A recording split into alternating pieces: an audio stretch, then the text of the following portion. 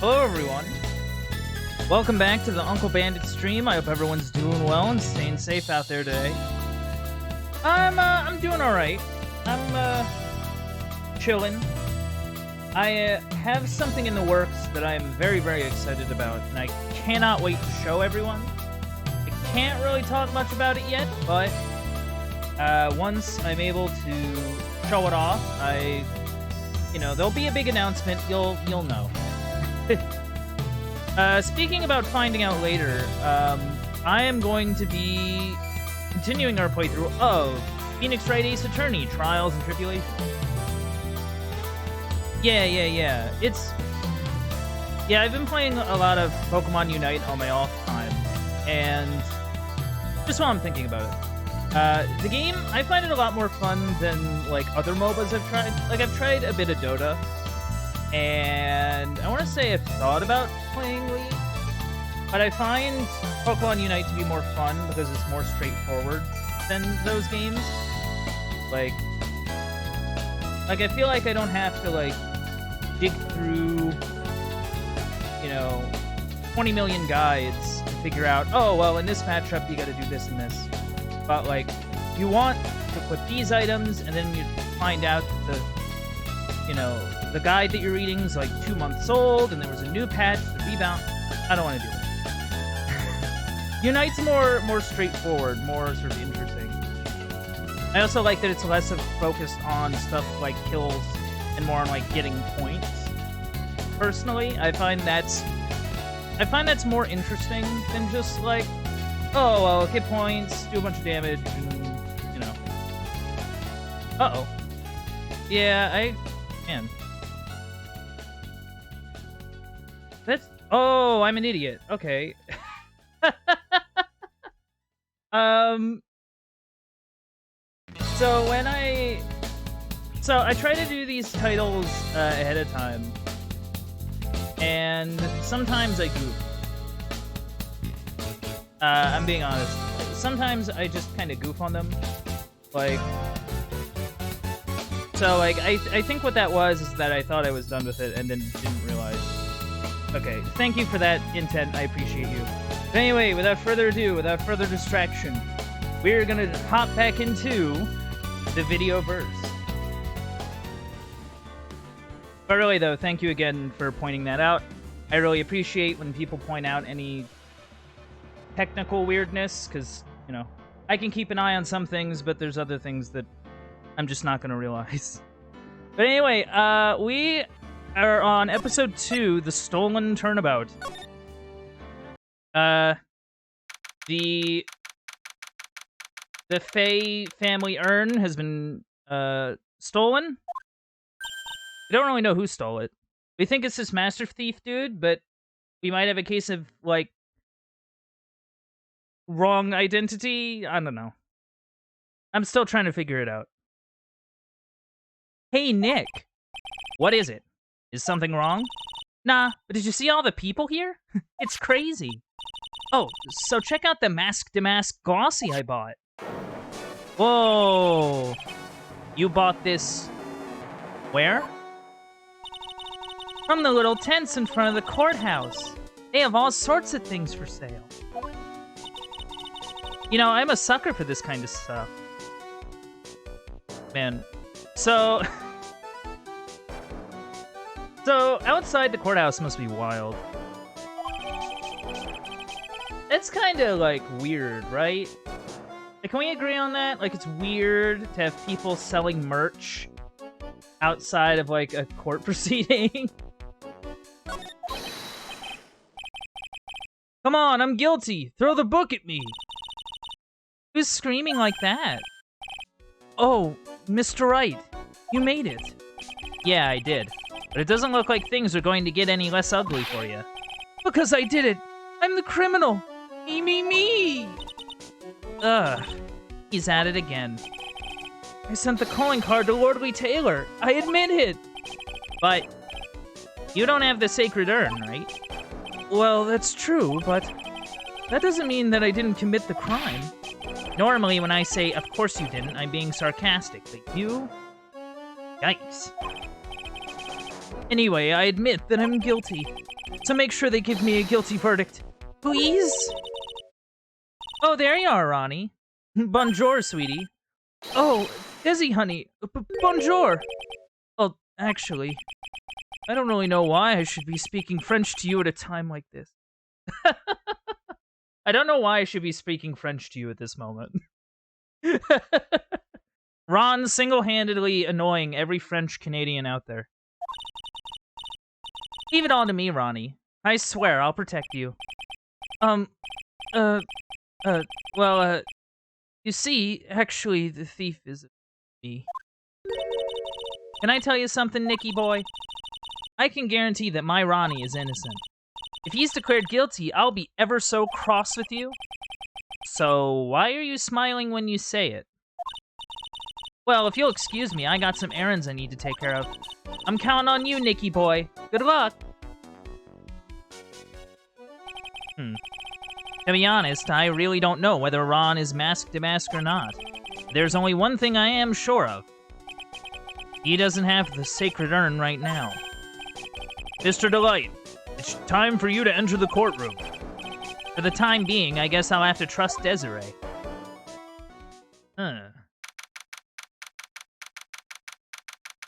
Are you ready for court?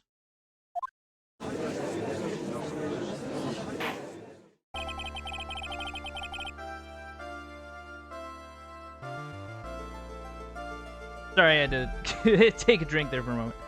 Court is now in session for the trial of Mr. Ron Delight. The defense is ready, Your Honor. Oh. Who are you? What a cool mask. What about the prosecution? Are you prepared to... What a stupid question. What did you say? Fine. Let me ask you then, Your Honor. Are you ready? Are you ready to pass judgment? Oh, no, I'm not. I will pass judgment after I hear arguments from both sides. Well, if you're not ready yourself, you shouldn't expect others to be. That's a rule to live by. Who are you? I am Godot, legendary prosecutor. I've never lost a case. He's the one that Detective Atme was talking about. Yes, your reputation precedes you. What kind of cases have you dealt with so far? Huh, none. What did you say? I've never prosecuted a case before. Never? But you said you've never lost before. Well, he's not wrong. You can't have lost a court case if you've never been in one. Huh? That's thinking. Exactly. I never lost. I never won before either. Quite arrogant for a beginner, aren't you? Even the mightiest of redwoods begin their lives as mere saplings. Yes, but a mask in a court of law? Huh. Don't you know anything? No matter the man, we all wear masks. Either on our faces or over our hearts. Oh my god, who is this guy? Like... Oh man, who is this dude? This guy's the real deal, alright, Nick. Why does it seem like all prosecutors are the real deal? So we finally meet, Mr. Phoenix Trite. Huh? Nick, is he a friend of yours? No, I don't have any friends that call me Trite. Just who is this masked man? I've returned from the depths of hell to do battle with you. Well then, Prosecutor Gobo? It's not Gobo, it's Godot, Your Honor. In any case, please give your opening statement. Opening statement? Those things are not fit for even dogs to consume. I have only one thing to say before we start. To you, Mr. Trite. What is it? Are you familiar with the saying, a chain is only as strong as its weakest link? I wonder how much you can withstand before you and your case break in two. Who is this guy? Who is this dork? Well then, let's hear from the first witness. Hey, it's Gumshoe! Got him. My name is, no one has asked your name, witness. Ugh. The important thing is what you know. That's all. Start talking. We're listening. Yes, sir. All right, witness. First, let's hear about what you know about the thief that stole the urn. Yes, sir.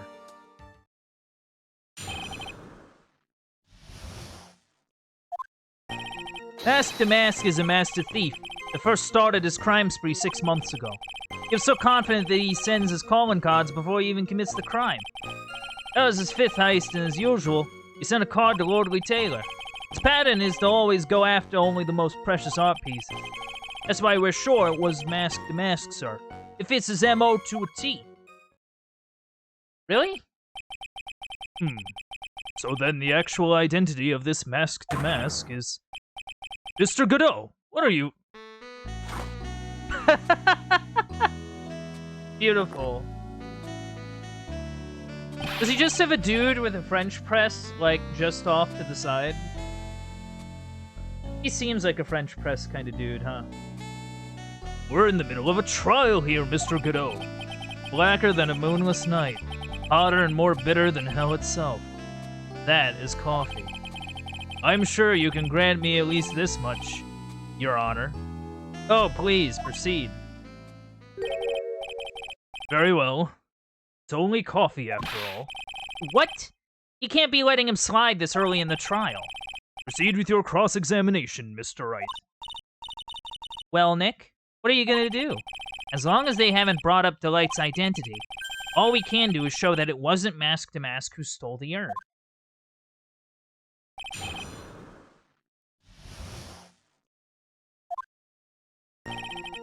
Alright. Okay, he started his crime spree 6 months ago.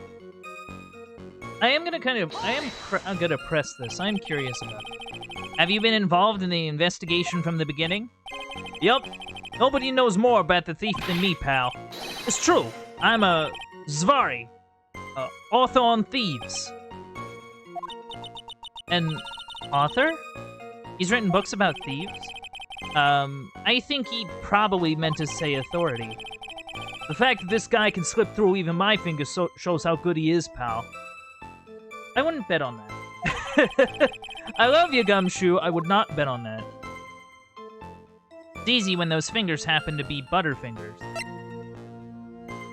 I don't know, man. I feel like we're not really getting it. The real authority on the thief is the other detective.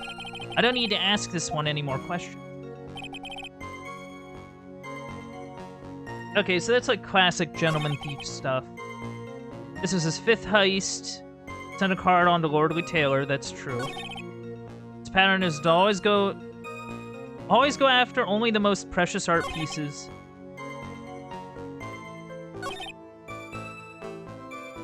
See, here's my thing, right?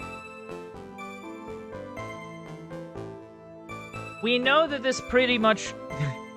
the urn is broken. It might not appear in this picture, but it is, like, super, like, broke up.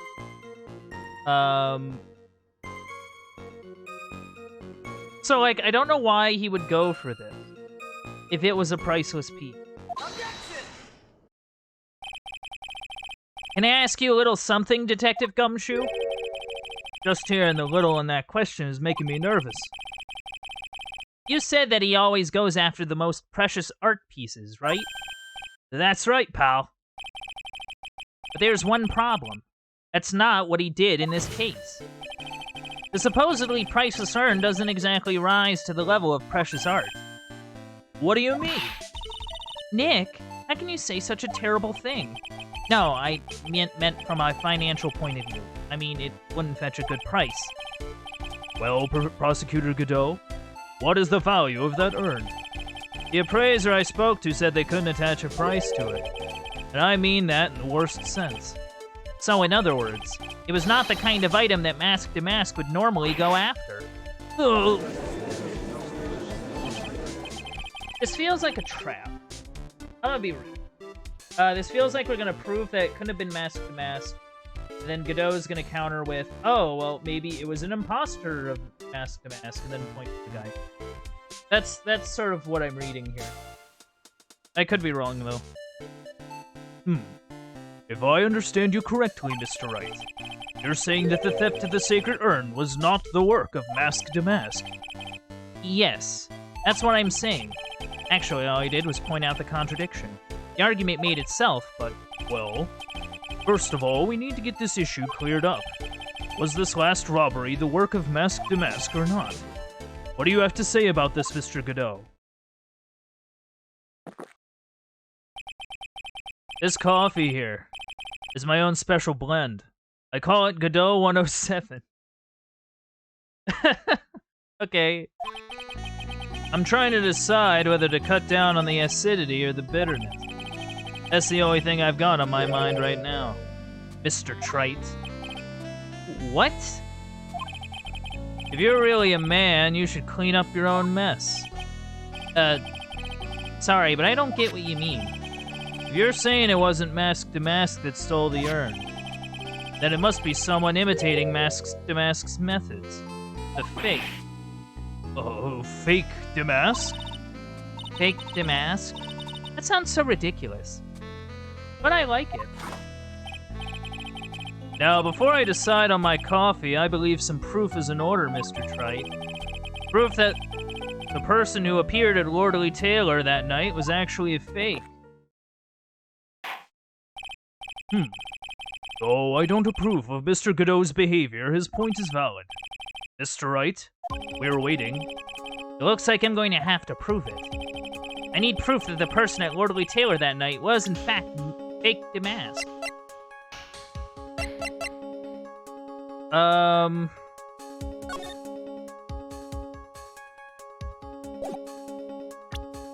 Wait, what? Oh, okay.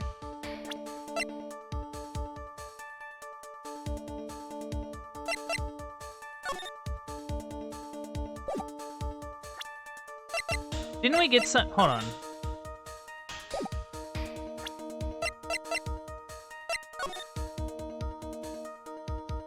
Well, where's his big dumb face?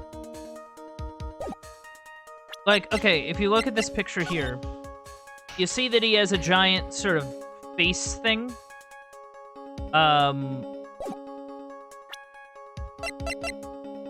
Like, where's his big dumb face thing? Where's his big dumb face prop? Yeah. Like, that'd be my thing. Take that! The proof is right here. This looks like a photo taken by a security camera. But if you look closely, you'll notice something peculiar about it. Huh. Well then, why don't you go ahead and show us what it is? Go on. Use this pointer and show us what's so peculiar. Yeah, where's this little necklace thing? It's right here, of course. You mean Mask to Mask? I have here a piece of reference I would like the court to take a look at. Isn't that the publicity photo I bought this morning? Yes, it is, but it's important. Oof. The problem I have with the security camera photo is the brooch on Mask to Mask's chest. A breach? Here? Bailiff, get my steed. We need to retreat at once. A brooch, Your Honor. It's a sort of clasp for holding one's cape on. A clasp, eh? Oh, I see now. Yes. But the Mask to Mask in the security camera photo... Ah, he has no brooch! Hey, that brooch is the same as the emblem on... Oh. That brooch is the same as the emblem on Mask to Mask's calling card, and serves as a symbol. Yeah, I knew that. But the thief that broke into Lordly Taylor wasn't wearing a brooch. In other words, this Mask to Mask is a fake. I've been fooled again! Oh, man. Oh, order. It's true. Undeniably true. Detective Gumshoe, how could you have overlooked this? I'm sorry, sir. I'm sorry, sir. I don't know how I... Hey now, if you're gonna have a pity party, invite me too. Mr. Godot, you deserve some blame in this too. How could you have overlooked such a large brooch? Huh. The brooch you're talking about? Do you mean this? Oh! He has it? Duh. That's Mask Damask's brooch. Where did you find it? Well, I always had a good nose for evidence. I got it at the crime scene. It was hidden in the shadow of a big female Buddha statue. Buddha statue? He must mean the Ami Faye statue. Why didn't you tell me about that, sir? I always put evidence away in my pocket. After all, it's the safest place for crucial evidence. This guy is one cool customer. It's a little early to be shaken up, isn't it, little lady? That friend of yours left pretty little hickeys on there, too. Hickeys? Oh, do we have to explain to the judge what a hickey is? Figuratively speaking, of course. I'm referring to Ron Delight's fingerprints. What? What? The defendant's fingerprints are on the brooch? Oh. That's bad. Order! Order in the court! Mr. Godot, let me see that brooch. I've grown attached to my metallic girlfriend here. Take good care of her. It appears to have been torn off some clothing.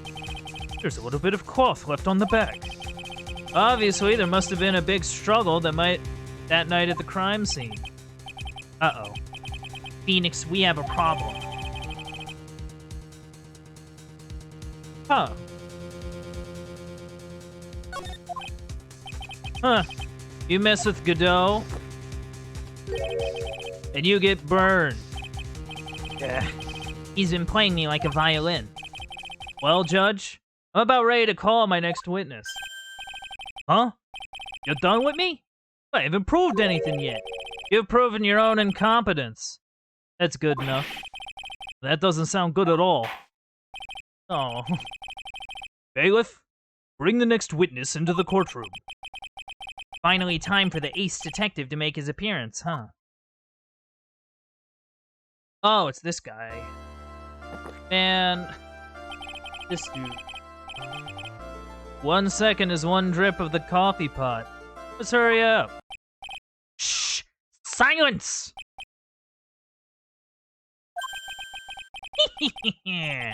Now I see. It's all becoming clear. What's clear? Zavari! The truth has once again been elegantly revealed to me. What we have here is a judge and a prosecutor. A coffee maniac at that. Am I correct? Well, yes, that's right. Huh. Not bad. Not bad at all. You're the first person that's ever been able to penetrate my secret veil. Well, Sir Prosecutor, let me introduce myself. My name is Look at Me, Ace Detective, and Rising Star, illuminating the heavens. Boy, these two make a perfect pair. They'd either be best friends or they'd tear each other's heads off. I've heard that on the night of the crime, you were all alone on security detail. You have heard correctly. My specially made monocle is worth more than 100 Detective Gumshoes. If Detective Gumshoe was worth anything, that is. Why was this guy all by himself, anyway? There must be some reason. I'm sure of it. Well then, tell us what this special monocle of yours witnessed. Alright, Mr. Detective Man, what's your story? It was approximately 1 o'clock in the morning, just after the date changed. That's when my nemesis, the infamous Mask Damask, dancingly descended upon me. Just as I begun to turn, the coward struck a fierce blow upon my noble head. Darkness swallowed me before I could land a single strike. When I awoke, he was gone.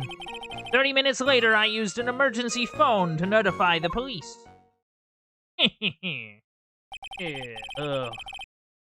So you didn't get a clear look at the criminal? My specially made monocle never misses a thing. However, that is limited to things that fall within my own visual range.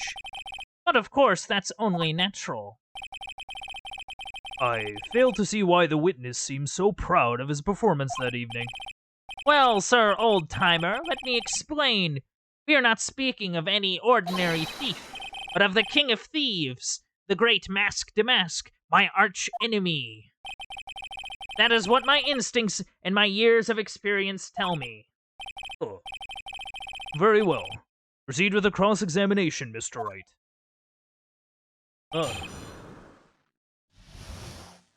I think his voice is doing a number on me. I try to go for, like, this nasally kind of thing. Like, yes! Like, sort of, like, kind of like Skeletor. But, like, I don't know. I feel like it works.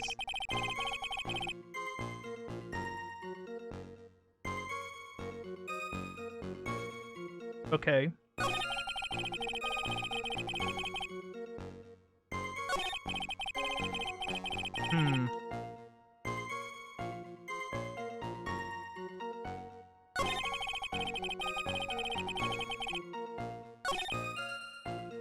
Can you describe... Did you get a chance to see literally anything? You didn't see the criminal's face when that happened? Well, that's the difficult part. How should I put it? I saw his mask. That's all I can recall.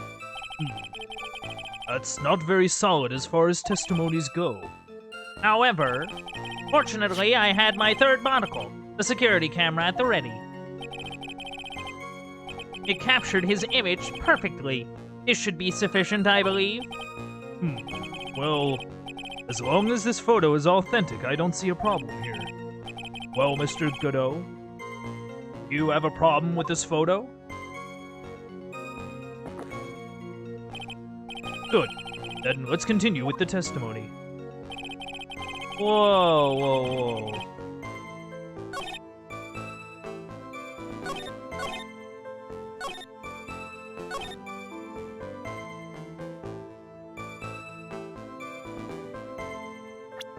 Well, let me look.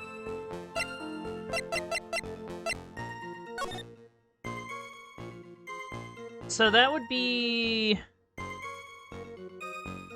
like... yeah, it'd be like almost 1 a.m. So almost 1 a.m. he comes out.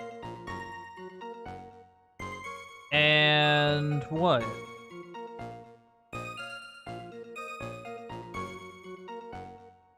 Huh.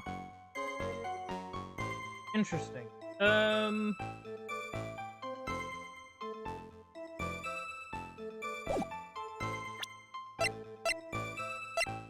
Let's see, we have a blackmail letter. We have Ron's wallet.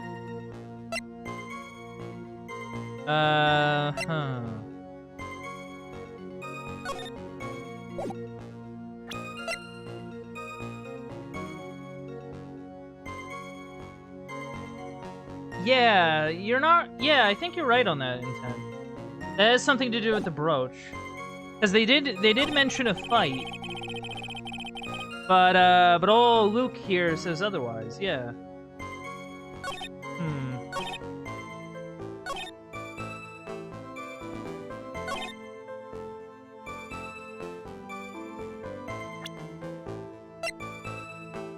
Well, then why does he have the brooch torn off? Yeah. Hey, look at that. Intent with the smartness. With the quickness. Mr. Atney. Could you take a look at this with that special monocle of yours? Aha! This belongs to the criminal mastermind, my arch-nemesis Mask de Mask. It is, in point of fact, Mask de Mask's brooch. It was found on the floor of the basement warehouse.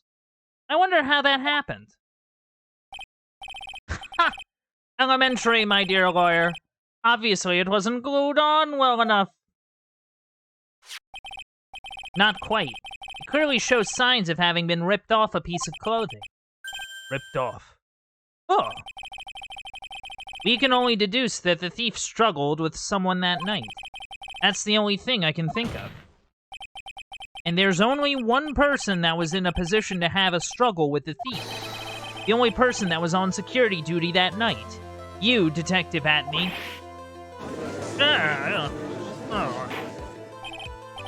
Detective Atney, you must have fought with the thief that night. So why did you lie in your testimony to the court? Witness, giving false testimony is a serious crime. Even though, like, every witness ever does it. Like, most of the witnesses in these games just lie on the stand. No. Wait, just a moment, sir, old-timer. Don't talk to me like I'm living in a nursery home. I just remembered, Your Honor. I was just confused because I've been dealing with so many cases lately. The true measure of a man is in the amount of work he does. That's what I always say. Oh, dang ads. Yeah, I feel that. Man.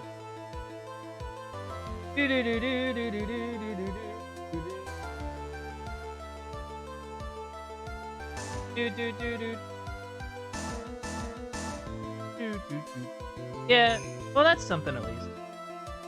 You can only handle one case at a time, isn't that right? You talk too much. Never shut up. I say you talk too much. Oh boy, you never shut up. Witness, so you are now saying that you and the thief fought? Hold on. That's quite enough, Your Honor. Excuse me? Save the big questions for the testimony. That's one of my rules.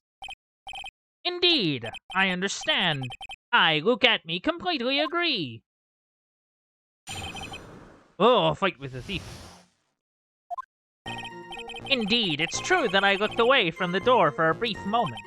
However, look at me cannot be so easily discombobulated. Unfortunately, the thief grabbed a weapon from the side and rendered me senseless. A true gentleman fights only with his fists, but they were not enough. His first blow struck true. Bam. And that's all she wrote. So in the end, you did catch a glimpse of Mask to Mask? Correct. It was during his third crime that he struck me from behind. It seems that my memory has become a tad jumbled, so to speak. You mean his fifth crime?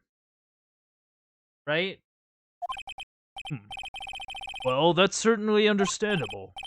I myself always get confused about which testimony goes with which case. That's not a good thing. That can't be good. Ugh. Indeed, it's true that I looked away from the door for a brief moment. You can't easily discombobulate me. Impossible.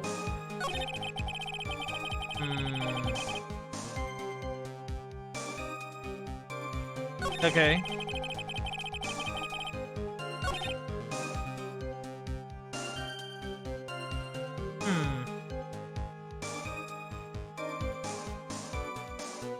I don't know.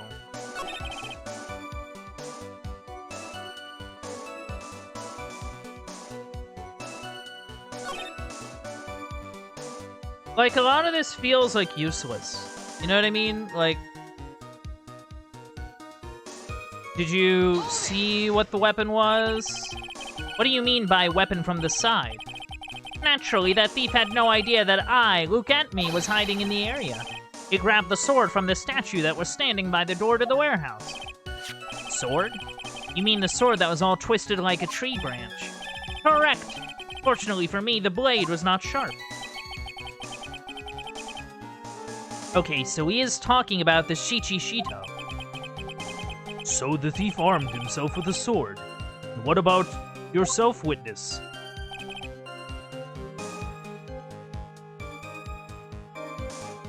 He is enough of a gimmick to not find a weapon.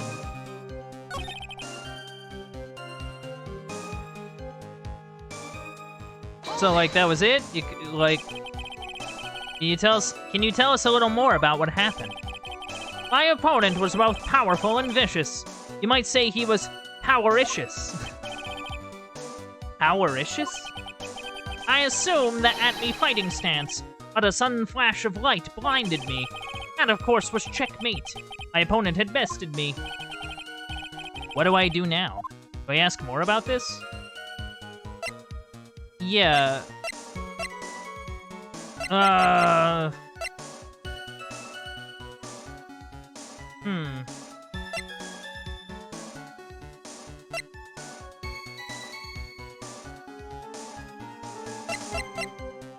So, I feel like these are both interesting.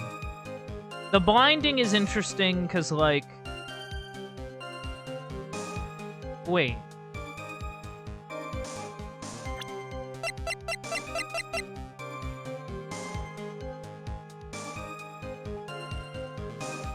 Wait a second. Okay, hold on. I have a thought. I have a theory. What is this at-me fighting style? I'm sorry, but that's a trade secret. I really can't say any more. But I suppose I can tell you if I absolutely must. The main thing is to put your back to the wall. That way no one can get behind you. That's it? That's the at-me fighting style? Well, Mr. Wright, what about that testimony? Okay, that's actually important. Of course it's important. We learned a detective's secret technique after all. Yes, indeed. I'll remember to use it if I ever take a walk alone late at night. Why the heck is he eyeballing me like that? It's creeping me out. Now then, witness, we'll go ahead and add that secret information to your official testimony.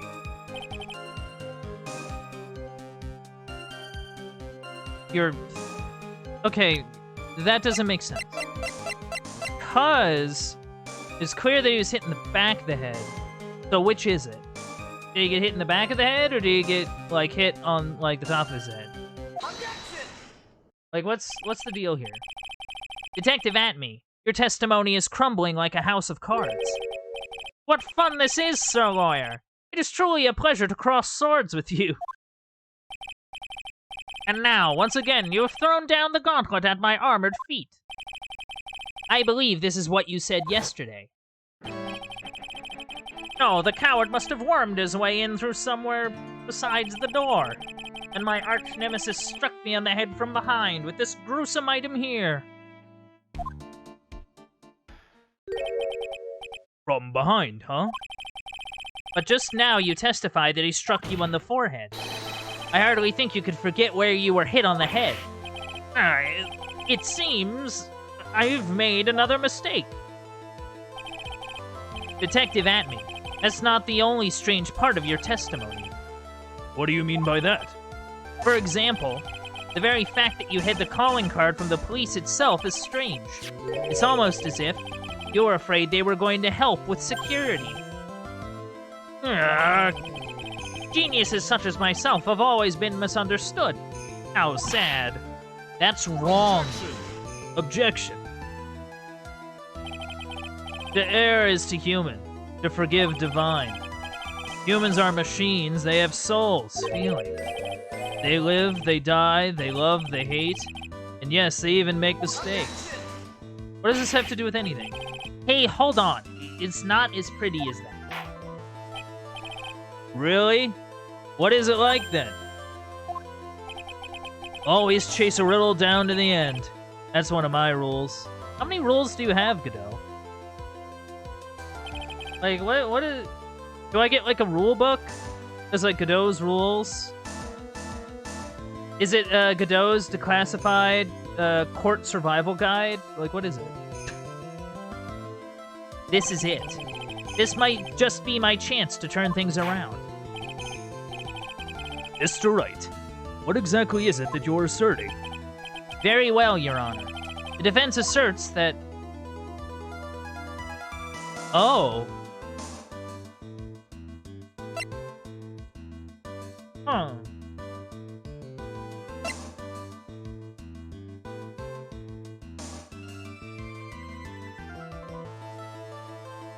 That'd be interesting.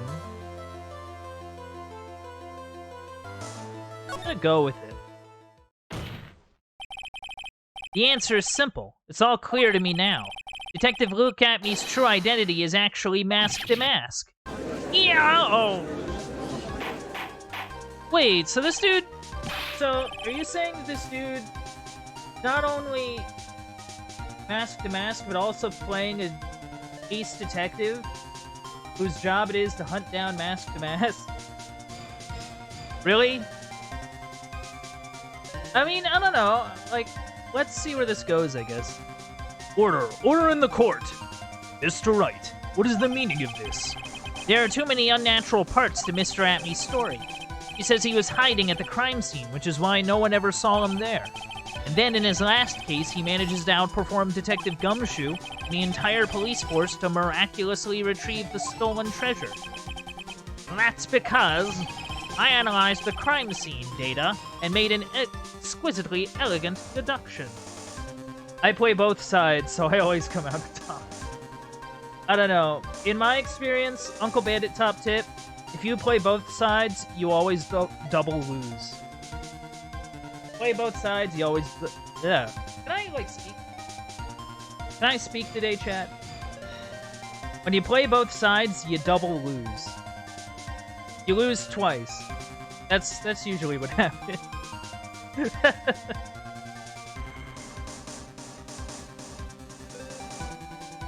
Yeah. Yes. I picked up clues that the police overlooked in order to arrive at a... Oh, please. The explanation is far simpler than that, Detective Atney. The truth is that you are, in fact, Mask to Mask. Yeah. But, Mr. Wright, this photo, it clearly shows Mask to Mask. This security camera belongs to Lordly Taylor Department Store. You shouldn't have been able to manipulate it. He didn't need to manipulate it. He gained access to the warehouse under the pretense of providing security. Then he simply dressed up as the thief and stole the urn. So, the ace detective is actually an ace thief. Is this true, witness?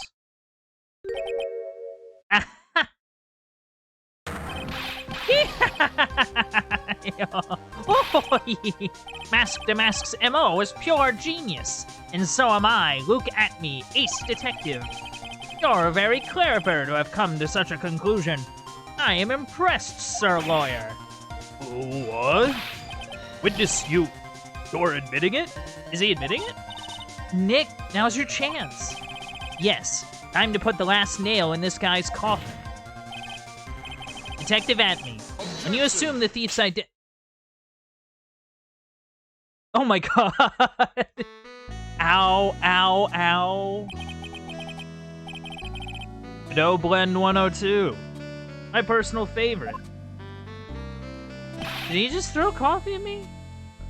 That must hurt. A lot. Fun fact, coffee is hot. And will burn you. Mr. Godot. The ace detective is actually an ace thief. I smell a best-selling novel. There's only one problem. It simply isn't true. But Mr. Godot, Mr. Wright has made some very strong points, and I will admit my opponent has woven a compelling narrative out of whole cloth. But it is, in fact, nothing more than a patchwork quilt. Mr. Trite. If this detective really is the thief, then show us the proof of your claim. But it better be as hot and as perfect as the coffee dripping down your face.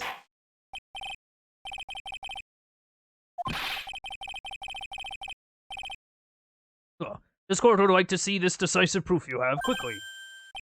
Huh? Yes. What are you, whatever. I thought I looked away. Are you alright, Nick? Atmey looks pretty rattled right now. I'd like to finish this right now if I can. Can I really do it?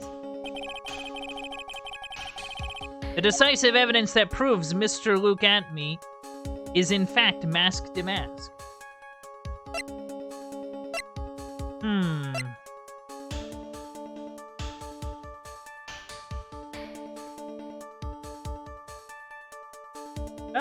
know.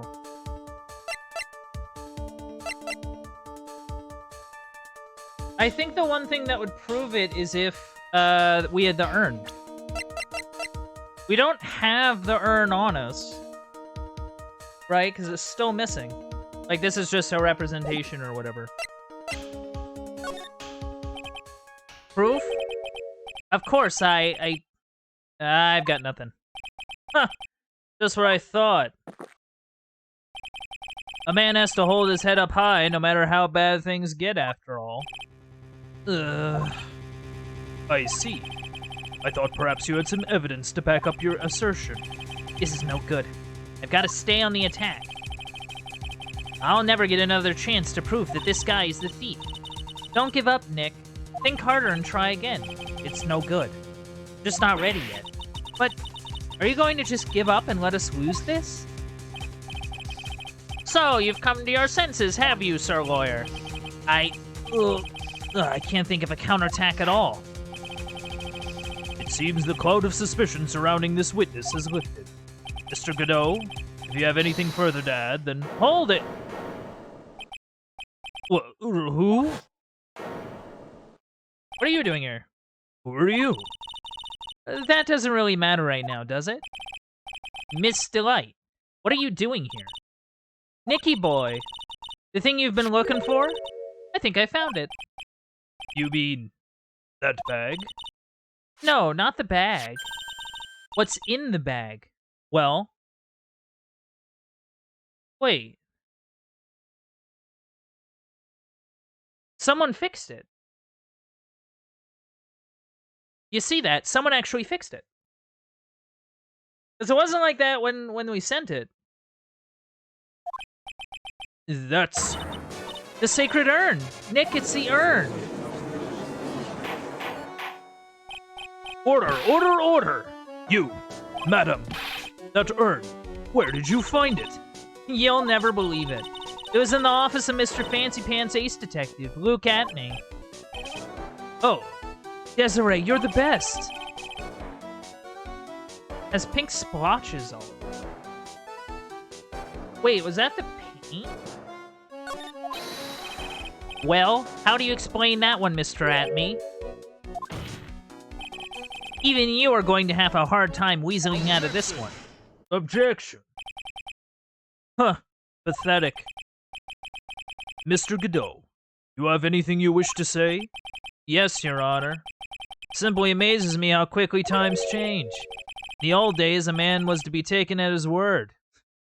It's truly sad. You're still denying that Mr. Atney was involved? Before casting aspersions at Detective Atney, consider the young lady here. Your name is Desiree? Desiree Delight, is that correct? Yes? What about it? How charming. The lengths that a woman is willing to go to save her husband is truly inspiring. Oh. Okay, I think I see what he's getting at. It's like, yeah, of course you'll say this. You're trying to protect your hubby. What are you insinuating? As the wife of the criminal, you could have discovered that stolen urn anywhere, including the office of the good detective here. So you found the urn. What does that prove? It certainly doesn't prove where the urn was before you found it. What? I just brought it here from the detective's office. Please, madam. This town is already filled to the brim with lies. Any more can only compound the tragedy we've been witness to. You're wrong. I would never do such a thing. Miss Delight, please, Nicky boy, you've got to help me talk some sense into these people. There must be some way. I've got to prove that urn was actually in the Atney Detective Agency. This... Can I testify to what I saw?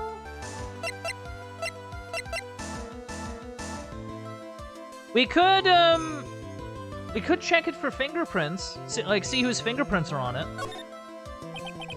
I can prove where the urn was by the fingerprints on it. Fingerprints, eh? Oh, come now. Now you're really making me laugh, Sir Lawyer. Fingerprints indeed. May I go on? Good. Now, it would be perfectly understandable if my fingerprints were on the urn. After all, it was I who was guarding the urn in the first place. In any case, I am always in the habit of wearing gloves, as you can see. Yeah, that's a good point. So unfortunately, my fingerprints wouldn't be evidence of anything. What about it, Mr. Wright? The witness's fingerprints would mean nothing anyway. Nick, what are you going to do now? I've come too far to turn back. Atney must have brought the urn back to his office yesterday. And there, I'm sure someone must have left their fingerprints on it. The defense proposes that the fingerprints of this person should be on the urn.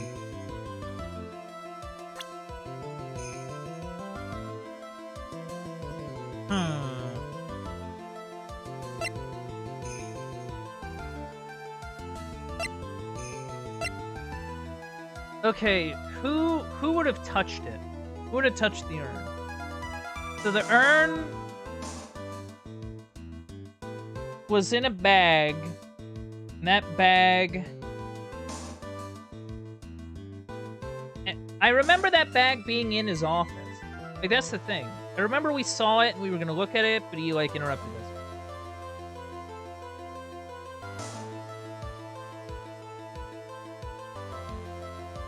Whose fingerprints would be on it?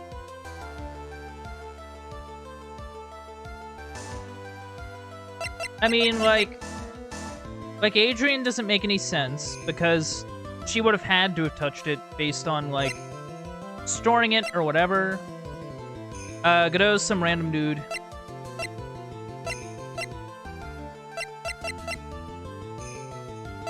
I swear, Godot is like someone dropped, like, a Shin Megami Tensei character into Phoenix Wright. Like, that's what it kind of feels like. Hey, that's just me. That's my defendant. Well, that doesn't prove anything.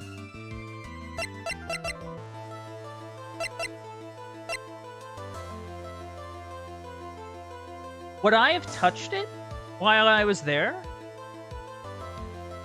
I actually don't remember if I did or not. Because, like, I remember examining the bag. I don't remember sticking my hands in it.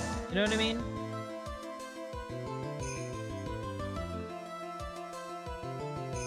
I mean, maybe? So what is all this fuss about fingerprints anyway? Mr. Atney, do you recall the events of yesterday? Hey, Nick. Come on, open it up. Hey, wait a minute. You can't just open his private property. Don't be such a fuddy-duddy. This is an important investigation. Well, what's in there? Hang on a sec, I'm taking it out now. Whatever it is, it feels kinda hard and smooth. Yeah, I did feel it up. Well, hello there. Hello. It's true that I didn't get a chance to look in the bag at that time, but I did touch what was inside. What? You touched it? And I remember it very well. It was smooth and hard. Well, that was just... Your Honor, I'd like the court to examine the fingerprints on that urn. If my fingerprints are on there, then it proves that the urn was in Detective Atney's office. Well, even if your fingerprints are on the urn, it still doesn't prove when they were put there, does it? Of course it does. What did you say? It's not what I say, but what Adrian Andrews, the person in charge of the exhibition, said. I polished it until it was just about glowing. I thought maybe I could make it look more valuable. Oh, I see. If she polished it that much, she must have removed any and all fingerprints on it. That is true. I didn't think of that. And the only chance I had to get my fingerprints on it after that was yesterday at the Atney Detective Agency. Huh. This blend. Godot Blend 107. I've decided it's a little too bitter after all. Oh, his mask is smoking and flickering. Jeez. Order, order, order! I accept the defense's request. Bailiff, take this urn and... Wait! Wait a moment, Your Honor. There's no need for that. No need, you say? Precisely. I already know Mr. Wright's fingerprints are on the urn. What are you saying? Yes, I finally broken him down. Uh-oh.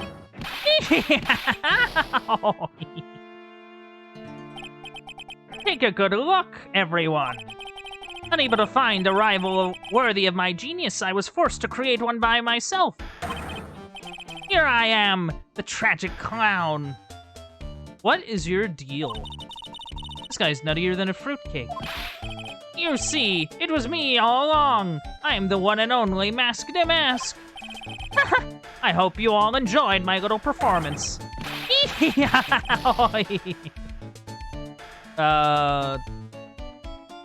Okay. Is that it? Well, Mr. Godot, what's Mr. Atby's condition? He's still in the lobby, laughing insanely, Your Honor. I wish I could enjoy the joke as much as he seems to be. Well, it looks like the matter has been settled. I came perilously close to besmirching the record of an innocent young man, besmirching him with the title of thief. Nick, you were right after all. Yeah, I guess Mr. Delight really wasn't the thief. The court finds the defendant, Mr. Ron Delight. Hold it. Oh, I knew it. You're wrong. Wrong, I tell you. I mean, Ron, shut up. Not exactly wrong so much, but actually, not right is what I was really trying to say. Oh no, he's not. This can't be happening. God, Ron! Be cool. The thief. The sneaky, odious thief who's been stealing all the treasures. It's me. I'm him. I'm the one you want. I'm the thief, I tell you. So do it. Pronounce me guilty, please.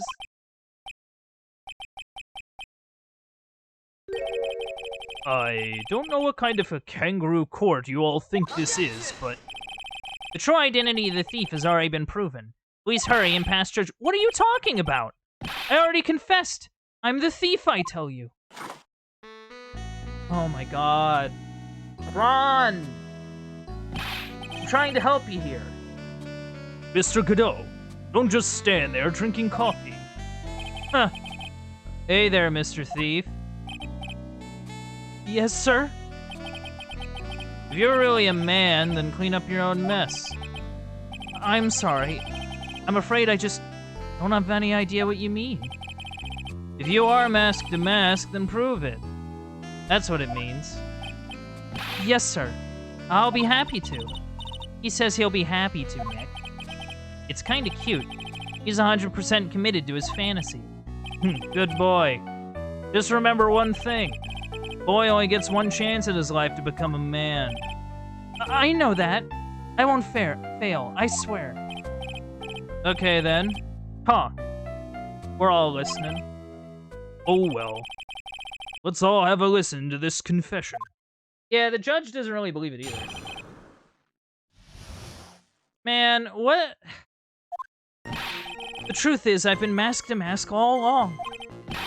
I mean, you can't prove that I'm not actually Mask to Mask, can you? I don't have an alibi for the night the urn was stolen, after all. I donned my costume that night and dancingly descended upon the scene of the crime. Look, you can see me right there in the photo. That's me. As for my brooch, I snagged it on the door handle and it got torn. I'll make sure you stay locked up in prison as the one and only true Mask to Mask. Thanks so much, Mr. Godot. I'll do my best. What is this dude's problem?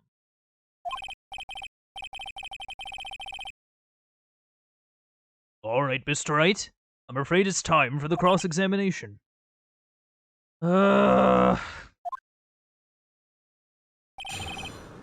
Sick of Ron's shit.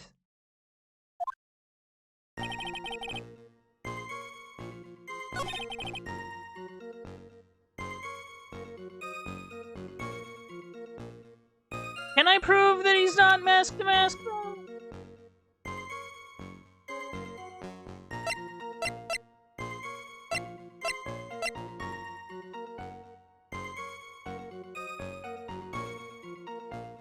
Yeah, I think I kinda can.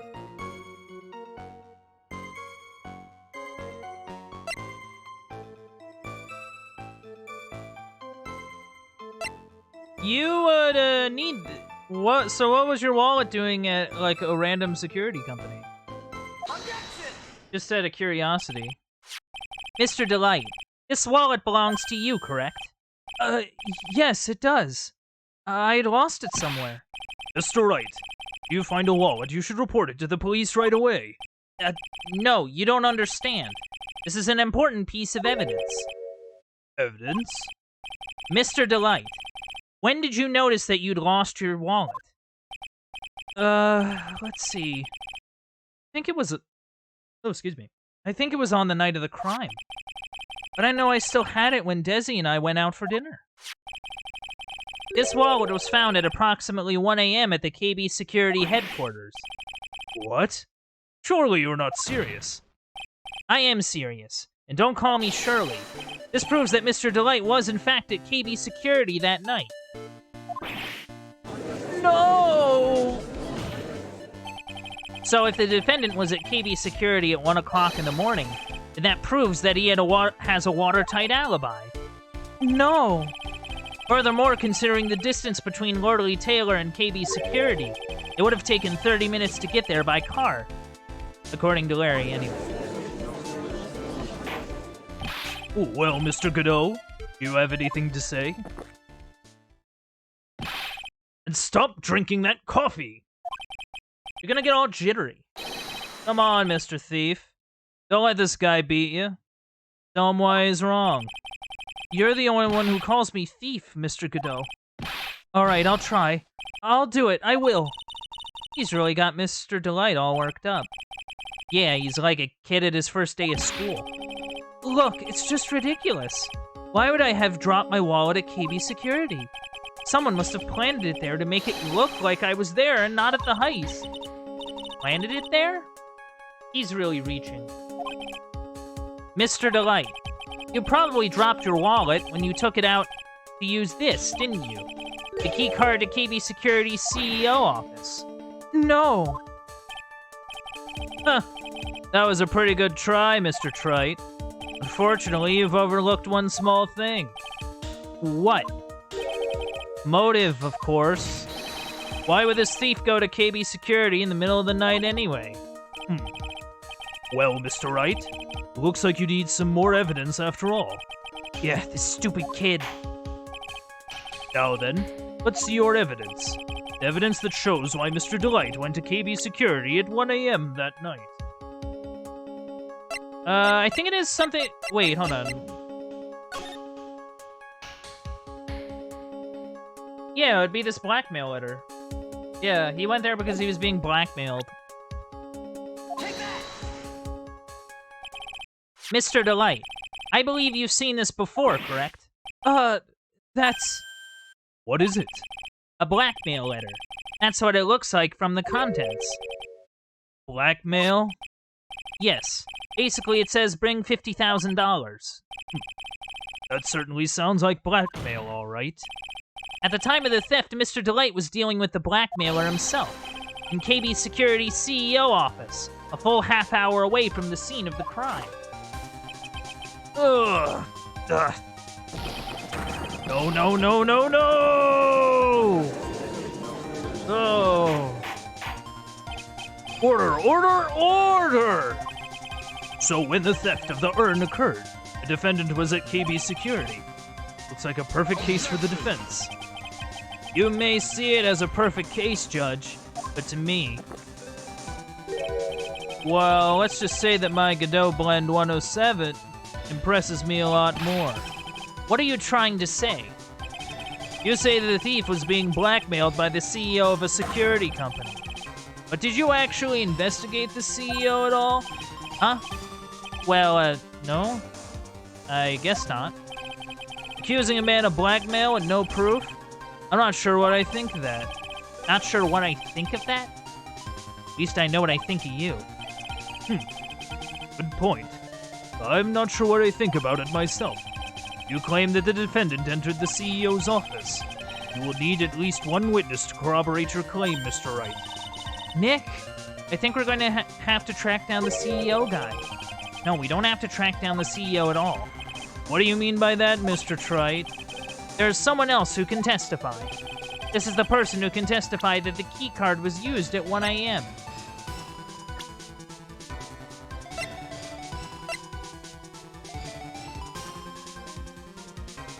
Is it Larry? Are we actually dragging Larry into this? Like, for real? Alright.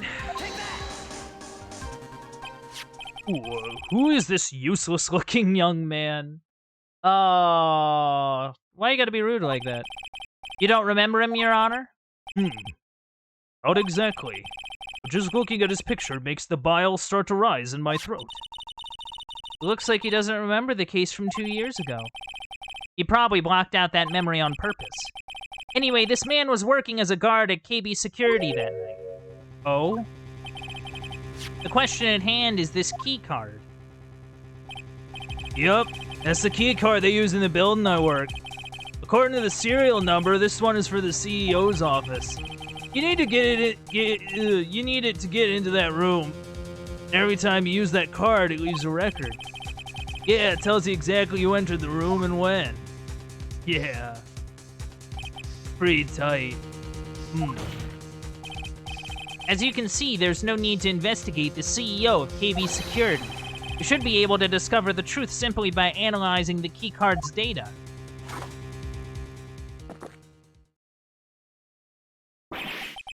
Bruh!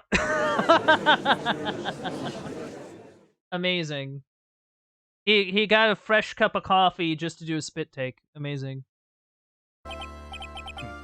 Well, Mr. Godot, The name of the CEO of KB Security is Kane Bullard. I was unable to contact him directly, but I got the keycard data. Here. so what does it show? Each keycard has its own serial number, and they leave detailed records of their use. According to this data, this card was used at 1 a.m. on the morning of the crime. Oh. What that means, it can't be Mr. Delight dressed as Mask to Mask in this photo. Huh. It looks like you're right. 2 minutes isn't even enough time to brew a good cup of joe. So then... Ron Delight was clearly in the office of KB Security's CEO at the time of the crime. The prosecutor's office is ready to admit that fact. Therefore, it's impossible for the defendant to be mask to mask. Good job. You did it, Nick. That's enough. I came perilously close to besmirching the record of an innocent young man, besmirching it with the title of thief. What's wrong, Your Honor? I'm ready to pass judgment. But before I do that, do you have any further objections? I'd really like to hear them now. I'm kind of sick of, being objected. Every time I try to pass a verdict, it's a pain in the butt. You should really start respecting me more. Like, for real. No, Your Honor. Huh. Very well. The court finds the defendant, Mr. Ron Delight, not guilty. Hey!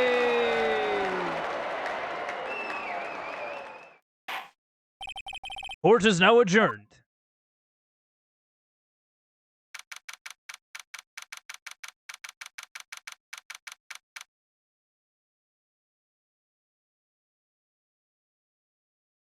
Alright, we're doing it. Man. Nick, you did it. You were right after all. Actually, I'm a little bit ashamed of myself. Nicky boy. Oh, Miss Delight. I knew you could do it. I believed in you all along, Nicky boy.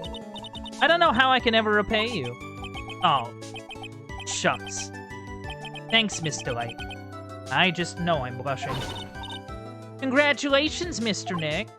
Oh, pearls. I get a bad feeling about this. Who is this woman? Oh, she's nobody. She's just, you're blushing. How dare you do this in front of Mystic Maya? You should be ashamed of yourself. Ouch! He slapped me. Oh, child. Pearly. This woman is Miss Desiree Delight. She's her client's wife. Mr. Nick. Yes? You're even worse than I thought. Going behind the back of your own client.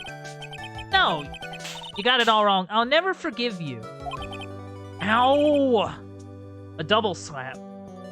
Pearls use double slap. Well, anyway, all's well that ends well, right? We got the sacred urn back and the thief has been caught. Does anybody else get this weird feeling that things are a little Like, we never figured out why the urn is fixed. We don't know why there's splotches everywhere.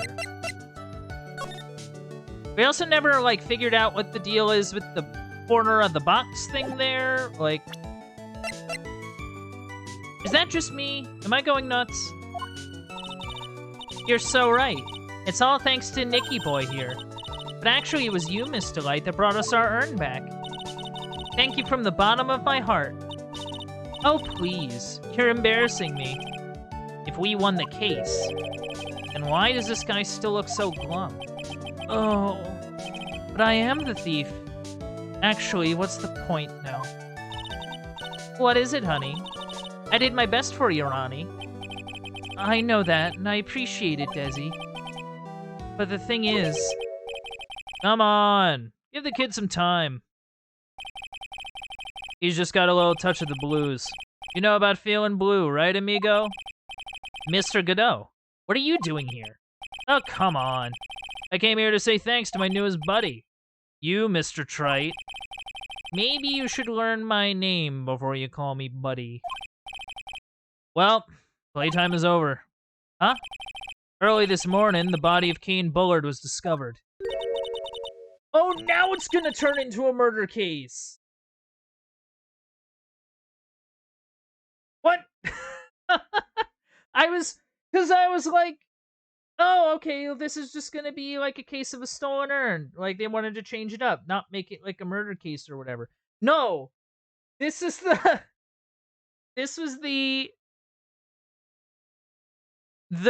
urn court case was the Trojan horse for another murder case. Kane Bullard, where have I heard that name before? Isn't that the name of the CEO of KB Security? Wait, body? The estimated time of death was 1 a.m. on October 12th. 1 a.m. on October 12th? You don't mean... That's right, amigo. At the same time that a cheap little urn was being stolen, the CEO of KB Security was being murdered. So then, what are you doing here? Oh, come on. You figured it out already, haven't you, amigo? Or have you already forgotten about that piece of info I helped you out with today? Helped me out? What? On October 12th at 1 o'clock in the morning, Ron DeLight was in the CEO's office, the scene of the murder. After getting that blackmail letter, he must have been imbrued with utter rage. What are you saying? Imbrued with rage? Come on, don't tell me you didn't know. Ron DeLight was once an employee of KB Security. He was a professional security guard. An employee at KB Security? Looks like the alibi that saved him from being convicted as a thief is going to be the noose that gets him hanged. Kind of an anti-alibi. No way. He can't be the thief because he was at the murder scene when the murder occurred. No, that's a lie. It can't be true. Oh, but I am a thief, I tell you. Ron DeLight, you're going back to prison again. This time the charge is much more serious. This time you'll be tried for murder. What? This is impossible. I'm looking forward to another exciting showdown, Mr. Trite. You and I aren't through with each other yet. Surely you won't back down from a challenge. You've never been a coward. Mr. Nick, is there something personal between you two? I've returned from the depths of hell to do battle with you. Or at least let me have some fun while I'm here. This guy. Who the heck is he? He may be quiet, but he's the most dangerous enemy I've ever faced. Well then, time to say goodbye to Mr. DeLight. Well, Nick, how could this be happening? Right in front of our very eyes, our client has been arrested for murder. And the one who established his presence at the scene was me. Yeah, Yeah, Ronnie! Ronnie! Arrested for murder on the very same day he's declared innocent of larceny. What the heck's gonna happen next? That's nuts. Fair play, like, give credit to the writers. They know how to keep it interesting. You know what I mean? Like, that's wild. So this chapter's 2 cases. But they're involved with the same people. Wowzers. Oh, there it is. But yeah, that's really nuts. So, like, I'm trying to kind of figure out how, like, this will work. Because I'm not entirely sure.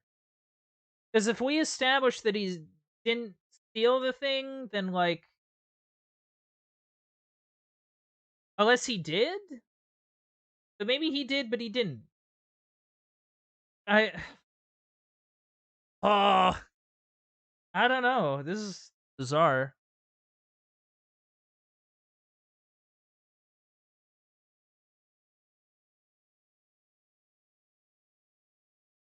What a weird, weird case.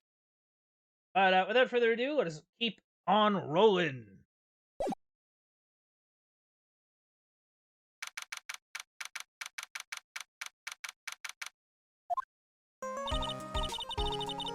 You know, I'm glad we found the urn and all, but poor Mr. Delight got arrested again.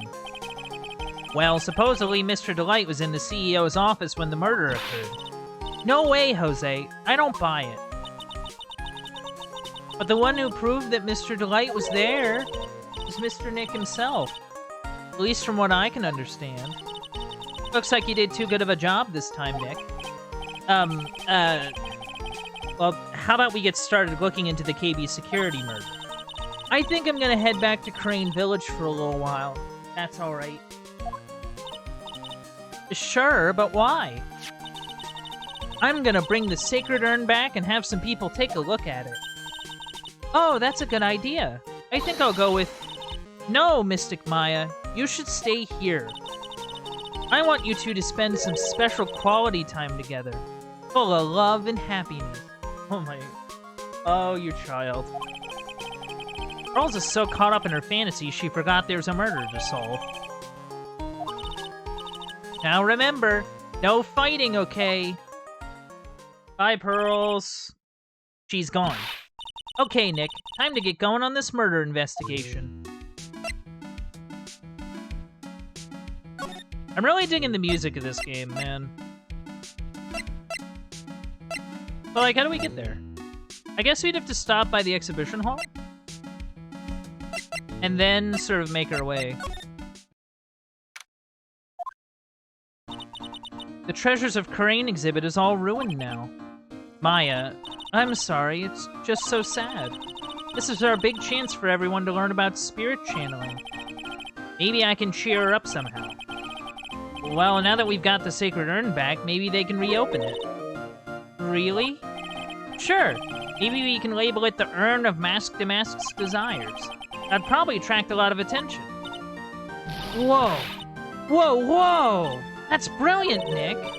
We could clean up and be filthy rich. Woohoo! Wow, that was surprisingly easy.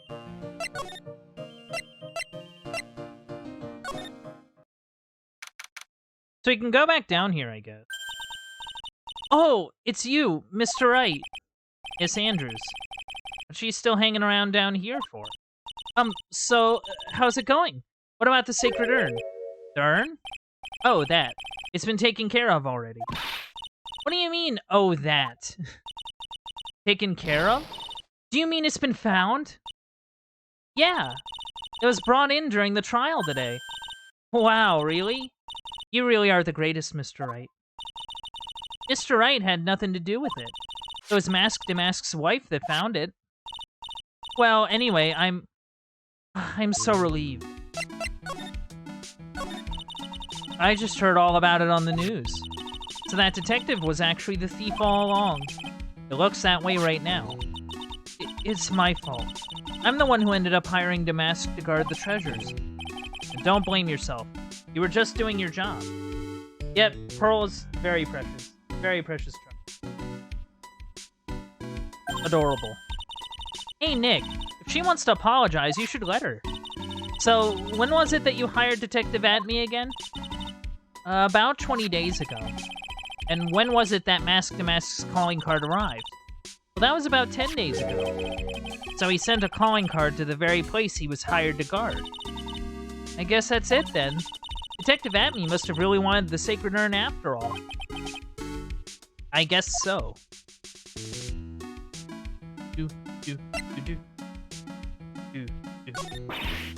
What? So Mask to Mask murdered someone as well? Well, that's how things look right now. Yes, but I thought he was here stealing the urn at the time. Well, we're talking about a criminal mastermind, so anything is possible. Nick, let's get down to business already. On the night of the theft, you did notice anything Did you notice anything suspicious about Detective Atme? No, I couldn't have. After all, he was hidden the entire time. I never even caught a glimpse of him. He claims that that's the way he always operates. That's just what he says so he can have an alibi while he commits the thefts himself. Yeah, he was caught in the crime scene photo dressed up as Mask to Mask pretty well. I wonder. I'm so glad you got your Sacred Urn back. Yes, but there's still something that bothers me about it. What is it? I'm not exactly sure. Somehow the urn that came back seems different. Really? You wouldn't know anything about that, would you, Miss Andrews? No, I don't know anything. Why would I? Oh.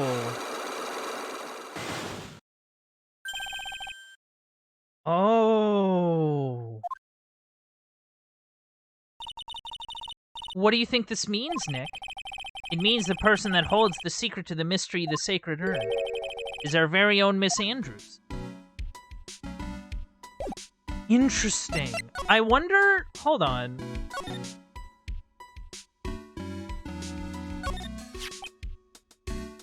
Yeah, this is weird. There's something suspicious about the paint marks. The bottom left part, it is shaped oddly, and it's shockingly pink. I don't see how the color of the paint is in any way important. It is kind of important because it's all over the stupid urn. That pathetic-looking wooden box. Ah, that's the box that had the Sacred Urn in it. Don't touch it. There may be clues to the thief's identity on it. I worked so hard to make that box. Huh? You made that poor excuse for a box, Maya? What's that supposed to mean? And I was so proud of it. Poor Maya. Maybe it'd have been better if Mask to Mask had taken the box, too.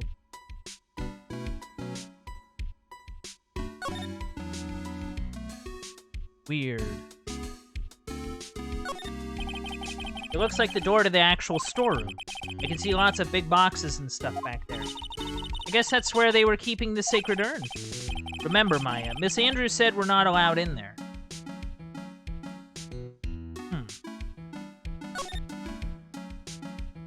That's interesting.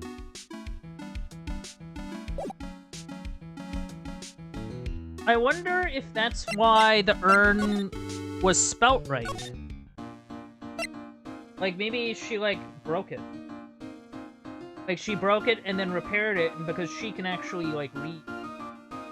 She was actually able to repair it the way it actually needs to be repaired. Maybe. Or maybe she undid it and then did it again just to make sure... Just because she could take one look at it and go, oh my god, this is not right.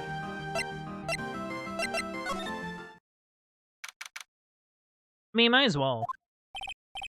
Whoa. This place is literally crawling with cops. What did you expect? Now that they know he was actually Mask to Mask, this must be incredibly embarrassing for them, don't you think? Yeah, I guess they're trying to make up for it by tearing the place apart. Hey, I just noticed. Gumshoe is nowhere to be seen. Well, he is a homicide detective. He's probably working on the murder case. Wasn't he in charge of the mask-to-mask investigation all the way up until yesterday? Well, a murder case is a lot more exciting, isn't it? He'd say something like, "There's nothing like a good murder case, pal." Points for the quality of the impression, but I'm not sure Gumshoe was bloodlust, Maya. The bloodlust of Gumshoe. There is actually nothing to examine here. Like, there's literally nothing here. Wow.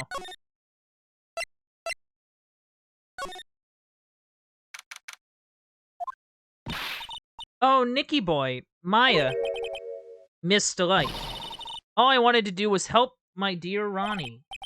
Yeah, but I guess it ended up hurting his case. Don't say that, Nick. She doesn't need your help beating herself up.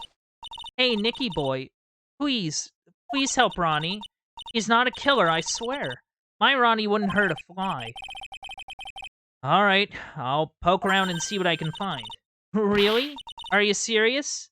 Oh, I'm so happy. I knew asking you for help was the right thing to do. I don't know what I can do to help anymore. I had no idea Miss Delight had such a vulnerable side.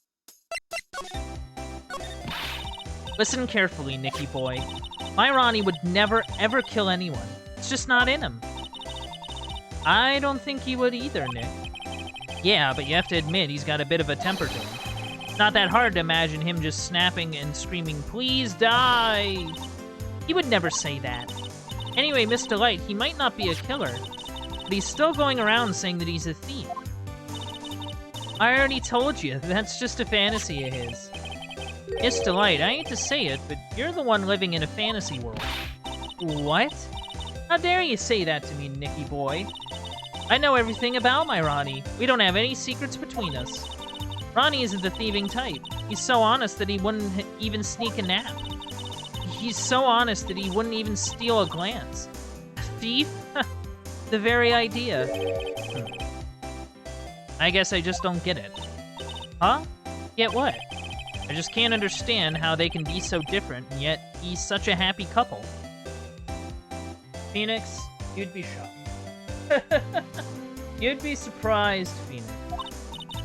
Yeah, they sure are different.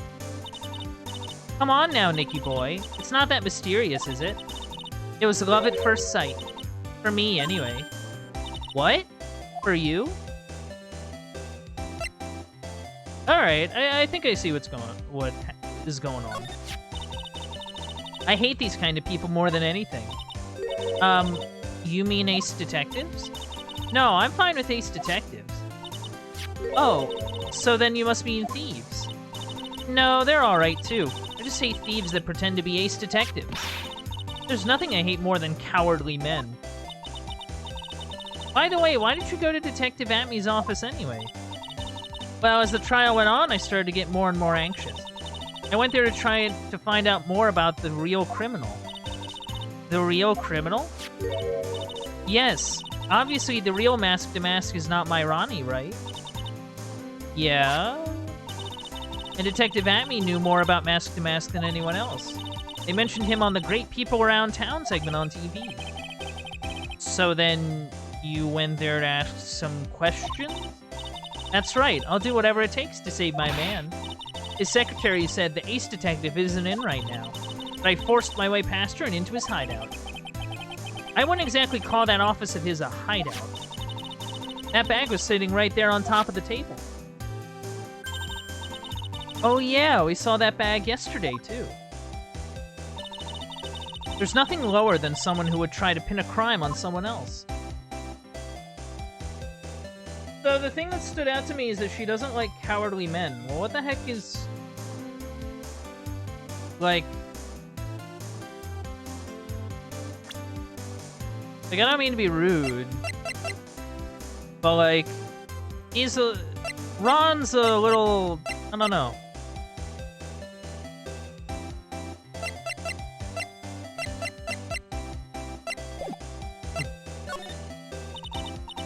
Miss Delight, do you know about KB Security? Don't be silly, of course I do. That's where my Ronnie works. So she thinks he still works there, huh? And yet, according to what we heard today... Come on, don't tell me you didn't know. Ron DeLight was once an employee of KB Security. Ooh, the plot thickens. He was past tense. Ron quit. He doesn't work there anymore. It looks like Miss DeLight doesn't know. KB Security is only about 20 minutes away. By motorcycle, that is. Larry told me it takes 30 minutes by car. Well, I have to admit I tend to fly pretty fast on my bike. Make it to KB Security that fast. Are you sure you aren't literally flying? Why don't I give you a ride sometime? Or better yet, how about now? No, I'll pass. Thanks. Why don't you just tell us where it is and we'll go ourselves? What a scaredy cat yard, Nick. Miss DeLight told us the location of KB Security. Okay, let's head over there right away, Nick. Something fishy's going on here. I don't know what it is. Something fishy. Because, like, she seems a little out of the loop. Maybe by design? Or maybe she's in the loop pretending to be out of the loop. I don't know, something about her. So was it really love at first sight when you first met Mr. DeLight? Well, maybe not at first sight, but Ronnie saved my life. Saved your life? I was at work one day when 2 robbers suddenly rushed in. Well, I'm not the kind to just curl into a little ball in a corner, so I fought back. Robbers? Yes, they took me hostage. I was so frightened. They were both carrying these huge knives, and I broke down into tears. Yeah, I would too if I were in that situation. Oh, I think I get it. Did Mr. DeLight come running to save you? Yes, exactly. I remember he looked so handsome in that guard uniform of his. He went right up to those 2 knife-wielding robbers and screamed in their faces. Please stop it! He screamed. I could see the robber's face turn pale. That high-pitched shriek of his does have a surprisingly strong effect on people. Then, crying and swinging his arms like crazy, he attacked the 2 robbers. All by himself. He came to save me, a total stranger, all by himself. He was so scared that he was crying and shaking, but he still risked his life for me. Wow. That's a great story. Yeah, you may not look it, but in a tough situation, there's no one better. That's why I fell in love with him like I did. That's so romantic. I'd fall in love too, I guess. Nick, I hope you'll do the same for me if I ever get taken hostage. I mean, we're already kind of past that point, Maya. Like, you remember when you were taken hostage? With Maya, that possibility always seems to loom in the not-so-distant future. But, like, you were kidnapped, though. Like, let's not forget, you were kidnapped. That was a thing that happened. Alright, what do we got? So this is the CEO's office. Okay.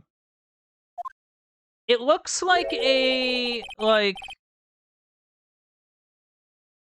something in a custom robo. So I guess this is where it all went down, huh? The walls in here look thick, just like you'd expect in the CEO's office. What does that got to do with anything? Hey, it's you guys. Oh, it's Detective Gumshoe. Today was a real train wreck for you guys, huh? Sure was, pal. The prosecutor made real fools out of us. Yeah, I feel for you. Wow, that's not like you at all. I thought you'd be more like, oh, that was great. You guys deserve what you deserve. You guys got what you deserve, pal. Ho, ho, ho, ho. Or something to that effect. Do I really sound like that to you, pal? If the gumshoe fits. If the gumshoe fits. Well, anyways. The point is, I can tell when someone puts their heart into their jobs. I can sympathize when things don't go your way. Sometimes I feel like wrong is the only way things go for us, detectives. Oh. Wow, I had no idea Detective Gumshoe was such a nice guy. Now, if this little love fest is over, maybe we can start investigating. So what's the story? Detective Gumshoe, tell us what you know about the murder. Okay. But the thing is, I'm really not supposed to. Hey, come on. What about how we put our hearts into our work? Things are really working against us right now, and we need help. Okay, I'll tell you. Just don't start crying on me, okay, pal? Okay, I won't cry on you, pal. The victim's name is Kane Buller. He was the CEO of KB Security and a pretty big fella in his own right. His corpse was discovered at 9 o'clock this morning. His estimated time of death was 1 in the morning on October 12th. The cause of death was blunt force trauma to the head. Probably an object in this room. It happened at exactly the same time that the mask was stealing the urn, huh? Huh. So why did it take almost an entire day to discover the body? There's a good explanation for that one. Bullard's body was stashed away inside the safe. Safe? Well, it is pretty big. It looks like... I don't want to say it looks like a fridge. It does kind of remind me of a fridge. Nobody has heard from him when they opened the safe this morning. Out he came. Oh, so the body fell out. That white string must be the shape from when he fell out. I think we still need some more information about Mr. Biller. Maybe you could start by getting this man's name right. So, what happened to Mask the Mask? He's at the detention center screaming like a madman. Investigate me again! He keeps yelling. No, I didn't mean him. He's not the real thief anyway, right? Oh, you mean that detective at me? Oh, that was great. That guy got what he deserved. And that's the detective I know and love. Think about it. Amy was always around when a calling card showed up. But he always mysteriously disappeared when the heist took place. I was hiding at the crime scene. Yeah, right. That's the lamest thing I've ever heard. That's how you knew he was the thief. That would explain how he was able to retrieve the stolen items he keeps bragging about. Yeah, he just did that to make himself look like a great detective, that's all. There's this one thing I can't figure out about his first heist. His first heist? Yeah, the Tear of Emanon case. There was a witness on that one. A witness? Yeah, I saved you the newspaper clipping. Since the thief is already under arrest, you guys can keep it. The gem and the thief. Hey, this guard here.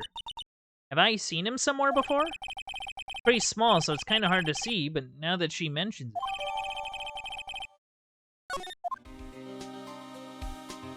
Wait, is that?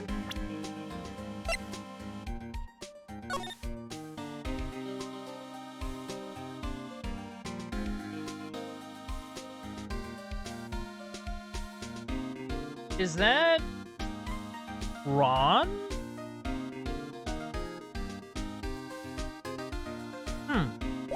Weird. Oh, that prosecutor. I really don't like that guy. We used our own evidence to do that to Mr. Delight. Yeah, I think he did it that way because he knew it'd hurt more. That's what my gut tells me anyway. So, who is that Java-addicted masked maniac anyway? Professor Godot? He's quite the enigma, huh? I know he's really into JavaScript, but, you know, that was sort of outmoded a while back. It was really sad. Oh, the thing is, pal, I never ever heard of the guy before. He just showed up one day at the prosecutor's office. Came out of nowhere. That's right, he said this was his first case as a prosecutor. And it's true. According to the records anyway, but no way he's an amateur. He's a nice man in court, a maverick that gives me the goosebumps. Goosebumps? You? Yeah, I knew something was off about him, so I asked around. Nobody would talk to me. They all just turned the other way. Poor Detective Gumshoe. I had no idea you were so unpopular. No, that's not what I meant. That Godot guy acts like he knows me and has a grudge against me. I get the feeling he's hiding some kind of dark secret. Oh, dark secret.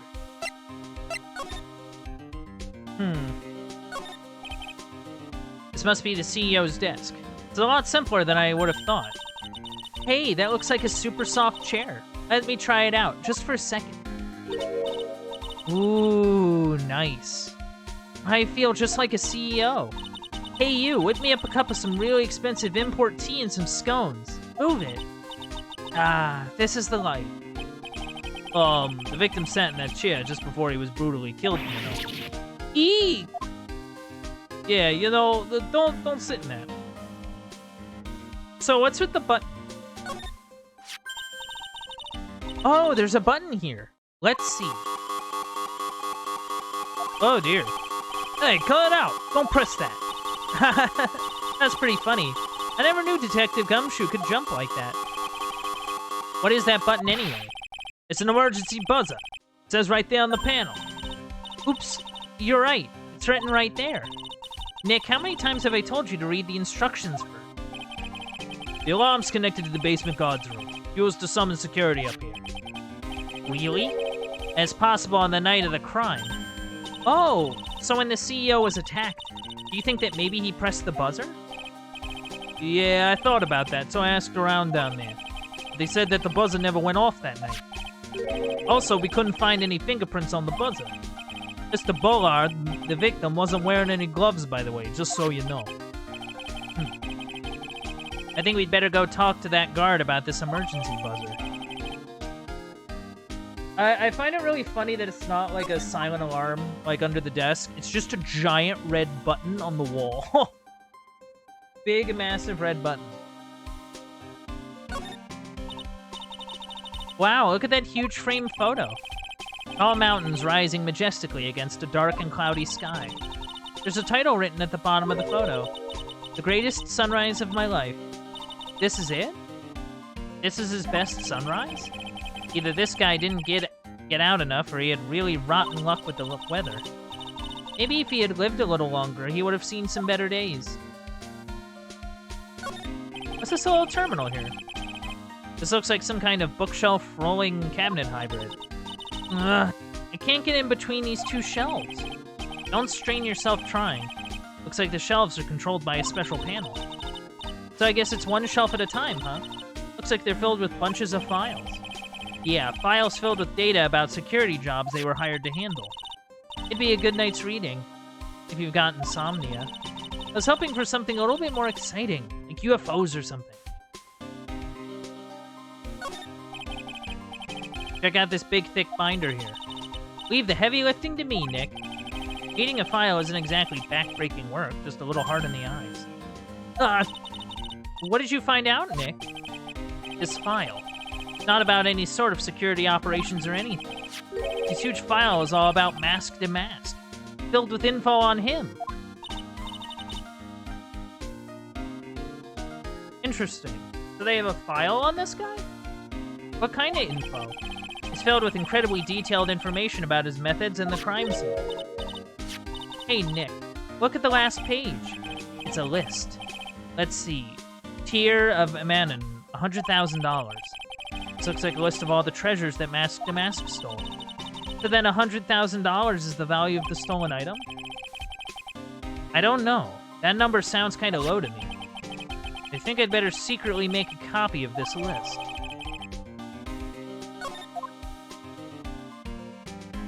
I wonder if this is a setup.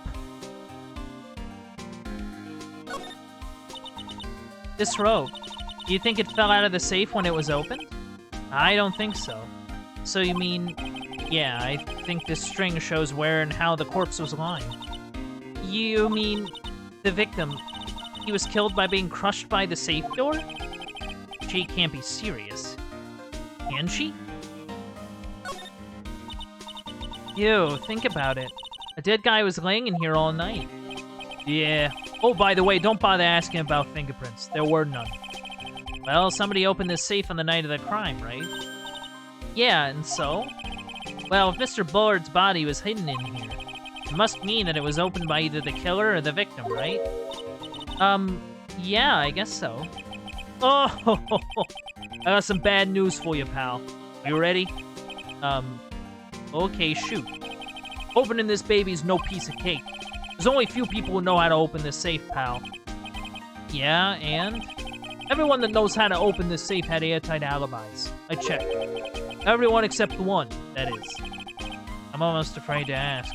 Former Security Chief Ron DeLight. Oh, so not only did he used to work here, he was a security chief. What? Ron DeLight? He was a security chief? Ron? So he knew how to open the safe, huh? Yeah.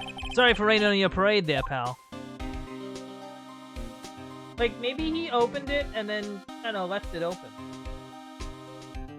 That's an idea. That's something.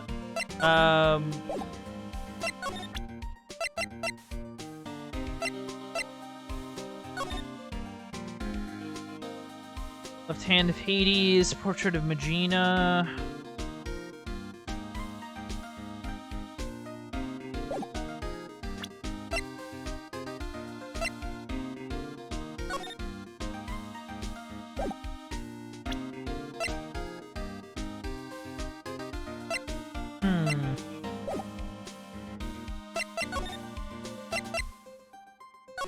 We're gonna head to the security room. Oh, look at that.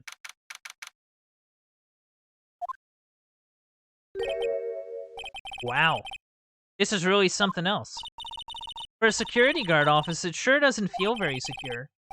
AB security guard. Uh-oh, I remembered Larry might be... Hey, Nick, what's up? Ugh, so he is here. Yo, how's it hanging, dude? You got my sweet little Maya with you, too. Hi, Larry. Here, I was working my fingers to the bone. And in walks an angel.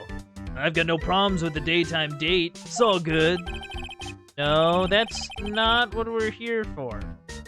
We're investigating the Bullard murder case. Huh? Oh, yeah, that's right. You're a lawyer, aren't you? He's so hopelessly clueless. Well, if it's about the murder case, boy, have I got some good info for you. Really? What is it?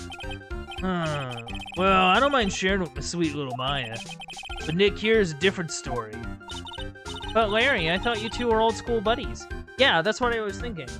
Like, I don't know why Larry is being like this. Like, we literally, like... Why is Phoenix being like this? I thought we were on good terms. That was then, and this is now. Oh, well, I guess it doesn't matter. You don't mind if I take a little look around, eh?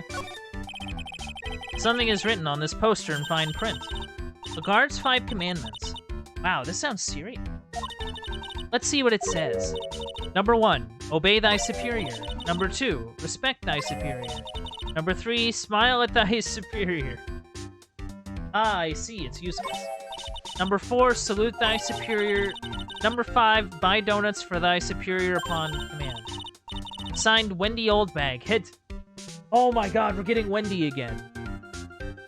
Who knew that Wendy would be here? She's one tough old bird, let me tell you. Cross her and you come face to face with a real genuine ray gun. Yeah, sounds scary, alright. Well, fortunately, she's on vacation. That's why I'm so relaxed right now. Oh, we don't get to see Wendy? Well, at least we know what she's up to. That's something. Oh, there's your trademark jacket. Iconic jacket. Hey, Larry, that's your jacket, isn't it? That's right. Did you know you hung it right on top of some kind of lever? Yeah, sure. I was told to never ever touch that lever. She scowled and huffed at me. Something terrible will happen if you do. Got it, Greenhorn? So why hang your jacket on such an important lever? Because it got me curious. The jacket's weight pulls the lever down. That's what they call an accident. Doesn't the suspense just kill you? Don't you want to know what'll happen, huh? It's true. It's killing me too. What about you, Nick? Yeah, but for a different reason. Yeah, that's weird. Oh. That's my partner's seat. Your partner? Well, that's what I call her. She's my superior, actually. Kind of a weird old lady. There's cheese spilled all over that machine, you know. Oh, don't worry about it. Just the other day I spilled some chocolate milk on mine. Still works fine, more or less. They really know how to build them, I guess. Are you for real? Like, don't... Like, look at all this high-tech stuff. You don't bring in, like, open containers into... Those screens there show what's going on all over the building. Everywhere. It's my job to keep a steady eye on them. All of them. I wouldn't sound so smug if I were you. Can you watch regular TV on these too? If anyone would sit here and watch TV instead of working, it's hilarious. Hey, Maya. I'm a pro, okay? Besides, you can't get regular TV on it. And how do you know that, Larry? Because that was my first bit of investigation, if you know what I mean. Yeah, in all fairness, yeah, I don't blame him for that. That's, yeah. I know what you're thinking. It was a professional investigation, alright? So come on. Leave me and my chalky milk alone. Huh.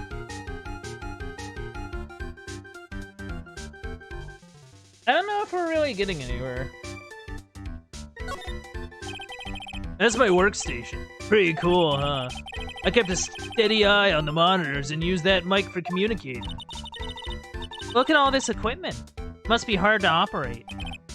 No biggie. I think there's an instruction manual somewhere in this room. Somewhere? Instruction manual? What are you going to do in an emergency? Well, I guess I'd start by calmly looking for the instruction manual.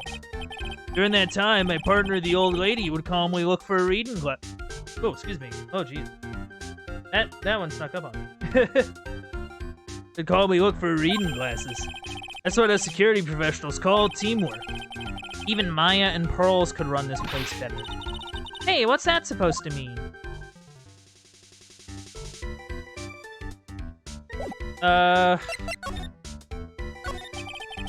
So what's this good info you were talking about, Larry? I'm a guard, a pro. I can't just give away information for free. You want a bribe? Thought professionals were more, I don't know, honest? Can you talk to him, Maya? Larry, tell us already. What's the good info? Hey, I like that. This kitten has got some claws. Oh, God. That phrase is just a red flag. Okay, you really want to know? Yes, so tell me. Okay, so the thing is, Ron Delight was an employee here. Naturally, since I'm a pro, I looked into his background. Follow me? Yes, you're a pro. I follow you. Go on. Well, 1 year ago, Ron Delight was fired. There was no warning at all. It just happened all of a sudden. I know this is a small company, but I think that was pretty awful. I guess he must have done something bad to have gotten fired like that. Like maybe skipping out of work to go pick up some hot chicks or something. No, that's just you.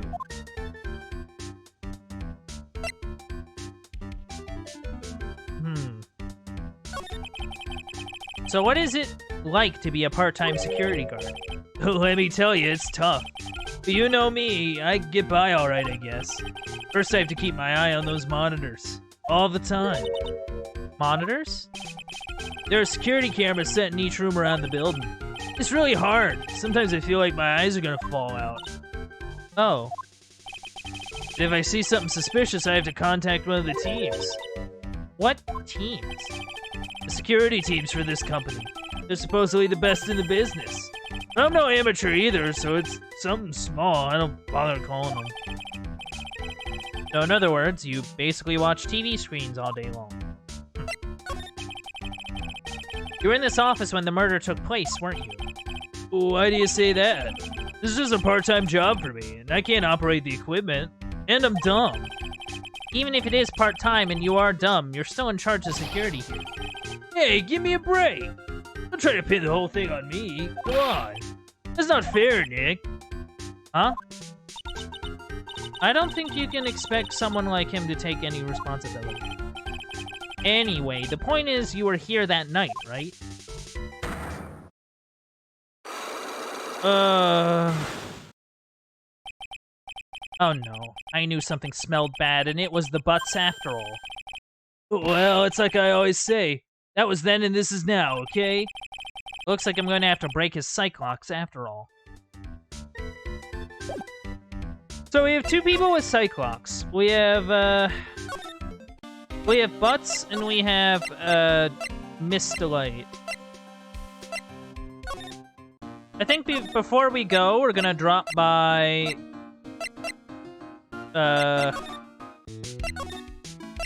the detention center. I'm gonna see if we can actually talk to anyone here. I already told you, it's not me. A sad, pitiful whine that tapers into silence. Sounds like they're interrogating Mr. Delight right now. Man, we don't have enough time as it is. Yeah, well, I guess the police are going crazy just like we are. Yesterday they thought he was just a thief, but now they got a murder case on their hands. I guess you're right. That guard over there looks a bit on edge, too. Come on, we'll just have to come back later. Okay, let's go check out some other places, Nick. So who do we try first up? Like, do we try going for Butts, or do we try going for Delight? That's sort of what I'm wondering at this point.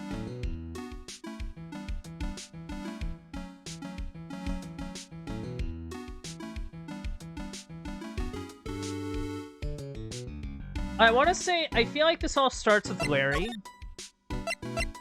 Like, cause my thinking is that, like, he was the one that found the wallet and the security card in the wallet. So he's sort of the catalyst as to, like, why we're, like, doing all this. So he might be the first one to, like, check into. At least that'd be my thought. Because that's where sort of the trail picks up for us. The night of the crime. On the night of the crime, were you working hard like you were supposed to? What? Of course I was. Why wouldn't I have been? But didn't you sneak out of work just yesterday to go see Miss Delight? But that was... this is this. Is there any chance that you snuck out of work last night, too? Never. I didn't sneak out. I'll tell you what, I even bet you $1. $1? Wow. Now that's confidence. Phoenix, man. What's with that drenched-in-the-rain puppy look on your face? You have evidence that I left my position, or are you pulling my chain? The evidence that Larry was not manning his station when the murder happened. Well, it would be the wallet. Because he's the one that found the wallet. I don't think he would have found it, like... This wallet. You know about this, right? I've never seen it before. Liar. You hand-delivered this wallet to Miss Delight just yesterday. Give me a break. You can't expect to remember every little thing that happens.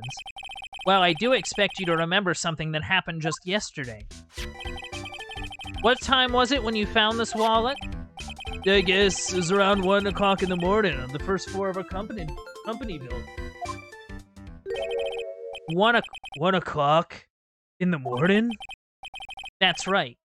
In other words, Larry, at the time of the murder, you were away from the security guard office. Oh, yeah, but there's something you didn't think about. What's that? My shift that day didn't start until 10 p.m. The murderer might have snuck in before then. What do you mean by that? Well, if the murderer had snuck in before 10 p.m., then it wasn't my fault. It was the fault of the guy whose shift was before mine.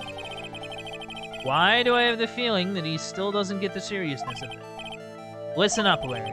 We know beyond a shadow of a doubt that the killer snuck into the CEO's office after 10 p.m. during your shift. What do the card?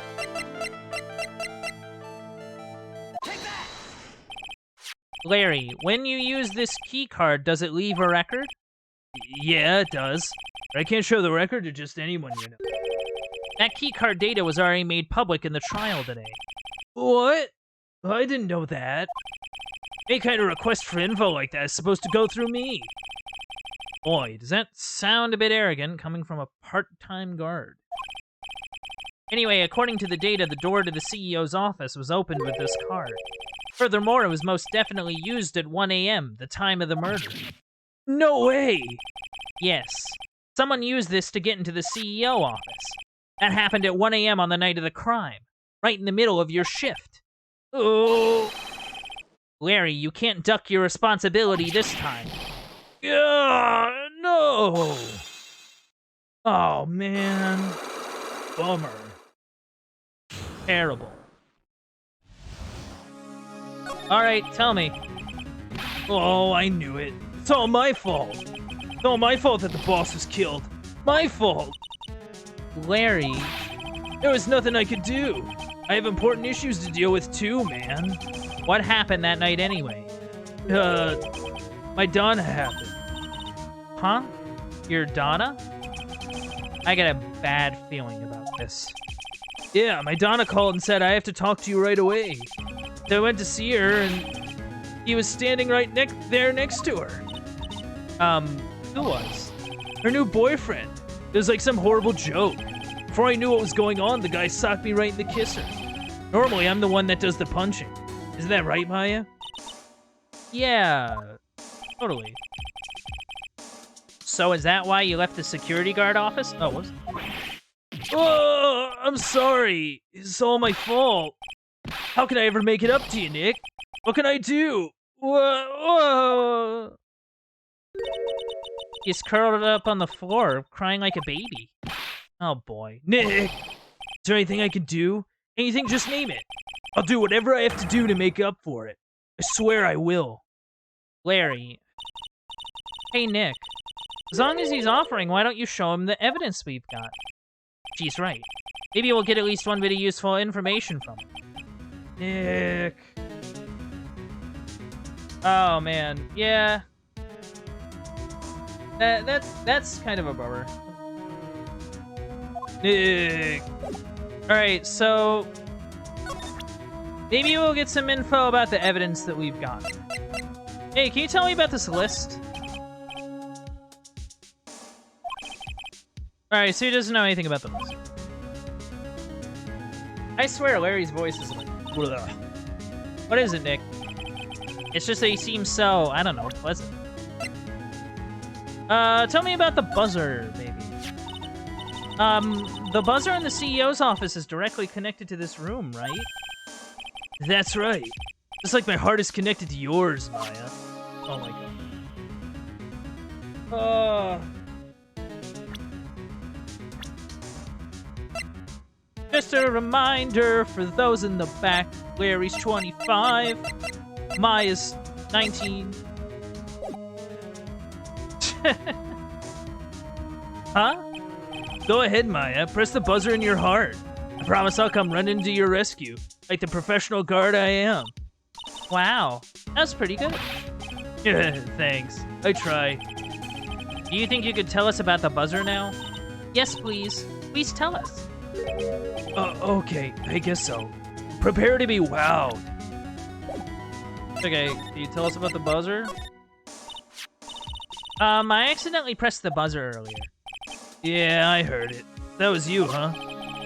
You're a security guard, aren't you? Why didn't you come to the CEO's office? Well, this is the third floor of the basement. CEO's office is on the first floor. I thought it would be a good idea to adopt a wait-and-see approach. Plus, there's a police detective here, right? I just didn't think it was necessary. It's as if he's trying to win an award for the laziest person on the planet. In all fairness, that's a pretty good award, though. Pretty nice. Let's get back to talking about the night of the murder, okay? Is it true that the buzzer didn't go off that night? There must be a record, right? You must have had a look at it, right? Well, of course I did. I couldn't possibly have made a mistake either. Do you think you could take just one more look for me? Pretty please?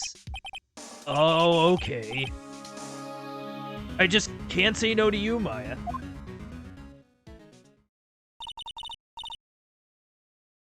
What do you think, Nick? He's probably right. I don't think even Larry can make a mistake like that. Whoa! What is it? What's wrong? I made a mistake! Oh my god. Larry! Larry, why you so dumb? Why you gotta be so foolish? Huh? But how? Can't be. It's impossible. Okay, enough already. What about the records? That night, it went off just once. In the morning, at around 1 a.m. Oh, that's bad. 1 a.m.? That's when the murder happened. Really? Are you serious? That's terrible. It can't be. Went off once at 1:02 a.m. on October 12th. Well, you're in trouble. Okay, not really pertinent. Not really pertinent. No. So, like... So, is this a card that was used by the culprit that night? Well, got off the serial number, then yeah. This card was used to open the CEO's office at 1 o'clock in the morning. Your client has this card, right? It's a no-brainer. He's the killer, man.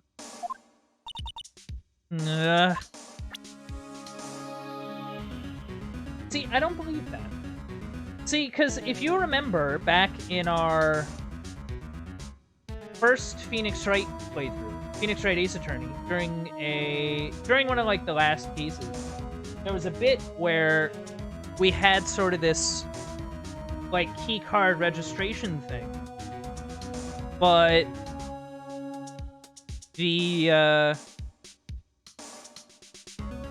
but it was unclear like who was there or like if the cards were taken and stuff like that. I remember that being a whole thing. I can't remember the specifics, but it was something about like maybe the card was like somebody else's, like somebody took their card or something.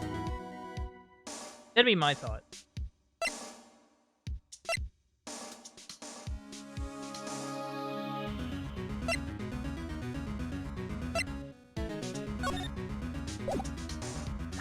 Okay, I think that's enough out of him. Hey, Gumshoe. Okay, Gumshoe doesn't know anything about it. It's hard to believe that there's a limit on how much my brain can hold. I got 2 ears and 2 eyes, but I only got 1 brain, you know? I can see your eyes and ears. But the jury is still out on the brain thing. Why is Phoenix so sassy in this? He's being sassy towards everyone. Being sassy towards Gumshoe, being sassy towards Butts. The sass never ends.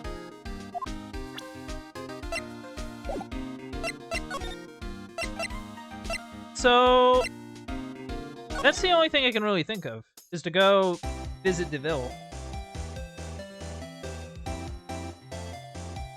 Or at least, Miss DeVille. Miss DeVille.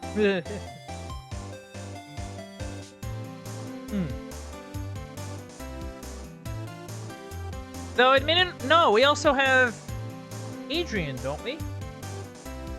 Hold on. Before we get to you, there's one thing I need to remember.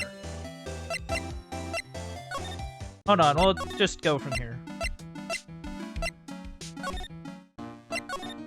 I could have swore Adrian also had things.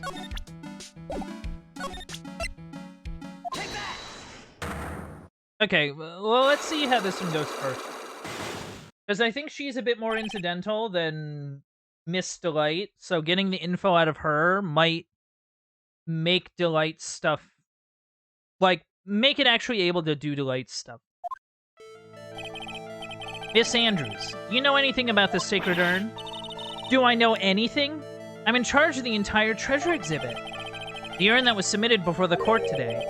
It's obviously not the same urn as before.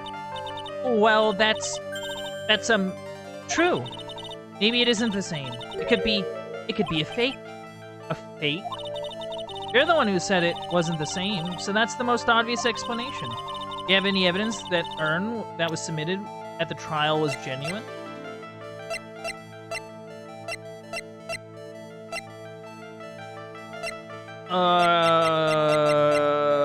That's a good question.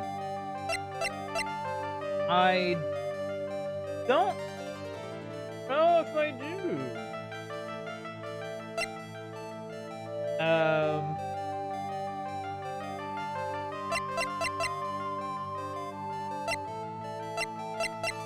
Wait. Oh my god, pearls. Pearls, pearls, pearls. Pearls took the urn. I need it.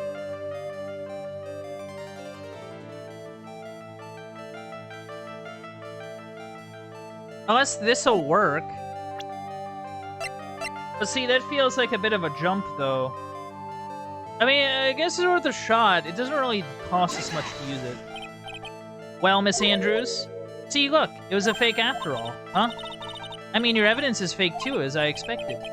Oops, I guess this isn't gonna help me much. Okay, well that didn't help. So I've convinced you, or do you have any evidence that... What?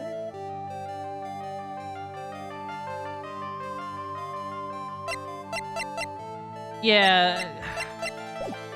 Dang it, Pearls, I need that urn. She took it with her and...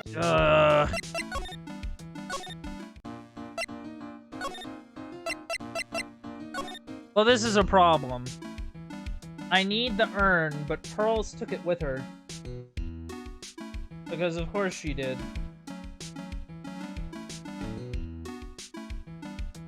Man...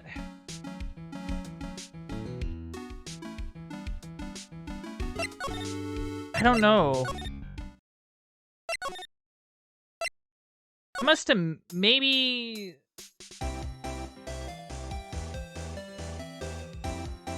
Might have to break the other one? Maybe, maybe. That might be the idea.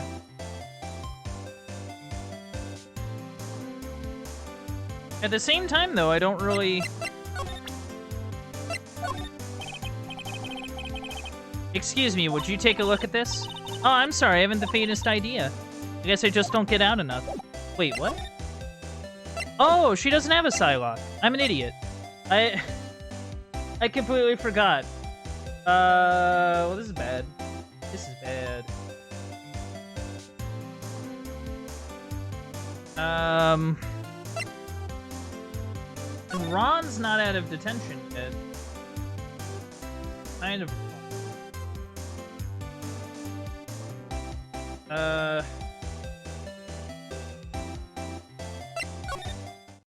It's like, I can't talk to the guy if he's not here.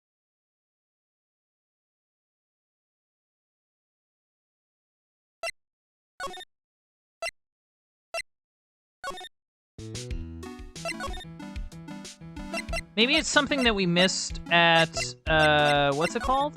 At the security center.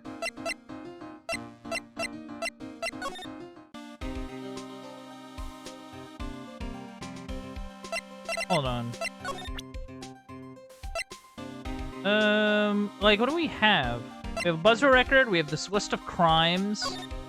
Or a list of, like, items that have been crimed. We have a buzzer, we have the clipping.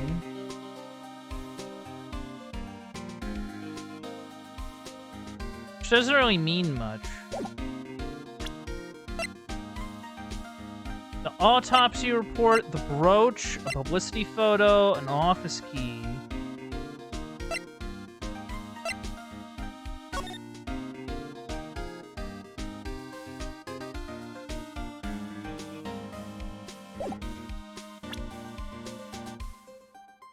Hey, Gumshoe, do you know anything about this? Like, did you find any evidence of this blackmail in here? Like, he had to have cased the room at some point, yeah? About this blackmail letter. Yeah, I've been thinking a lot about it too, pal. Why would Kane Bullard have been blackmailing Rob Delight anyway? Maybe it's because he runs a shitty security like, company. Well, Mr. Delight used to work at KB Security, right? But what was it that made him quit? Nick, that's it. Maybe that's the same reason he's being blackmailed. Well, I'm in the middle of investigating that right now. Oh, alright.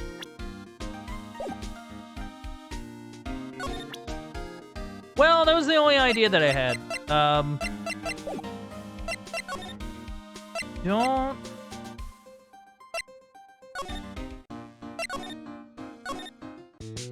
Oh my god. This is a problem.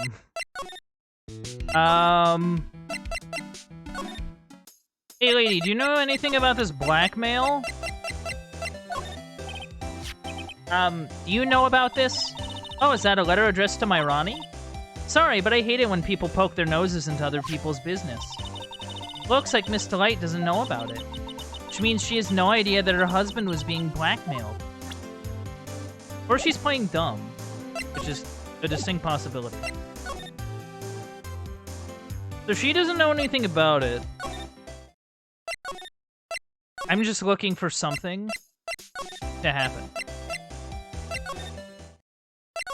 I'm just looking for something to happen.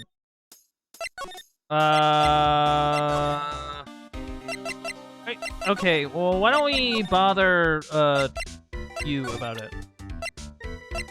Hey, do you know anything about blackmail down here? So what about this? Huh? Maya, you shouldn't have. A love letter for me.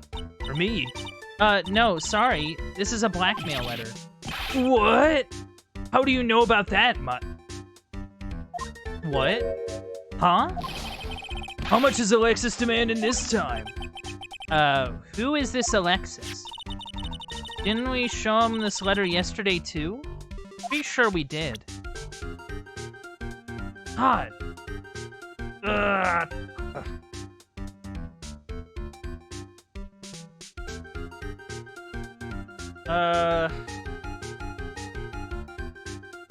Being very unused.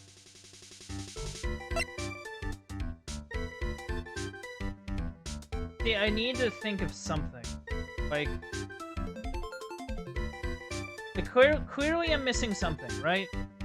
Like I'm missing something.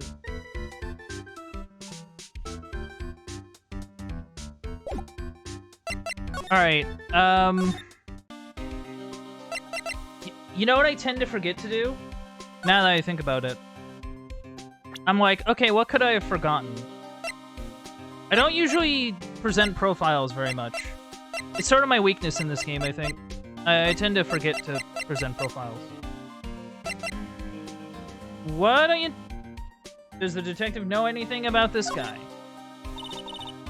Detective Gumshoe, tell us more about Mr. Shane Bluebard. That's Kane Buller, not Shane Bluebard, pal.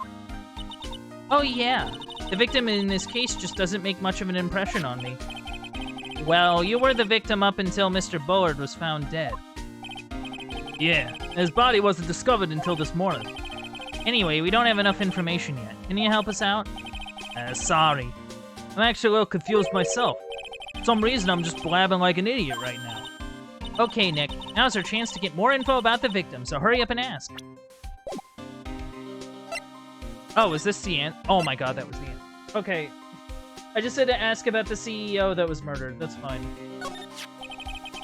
Can you tell us some more about Mr. Bullard?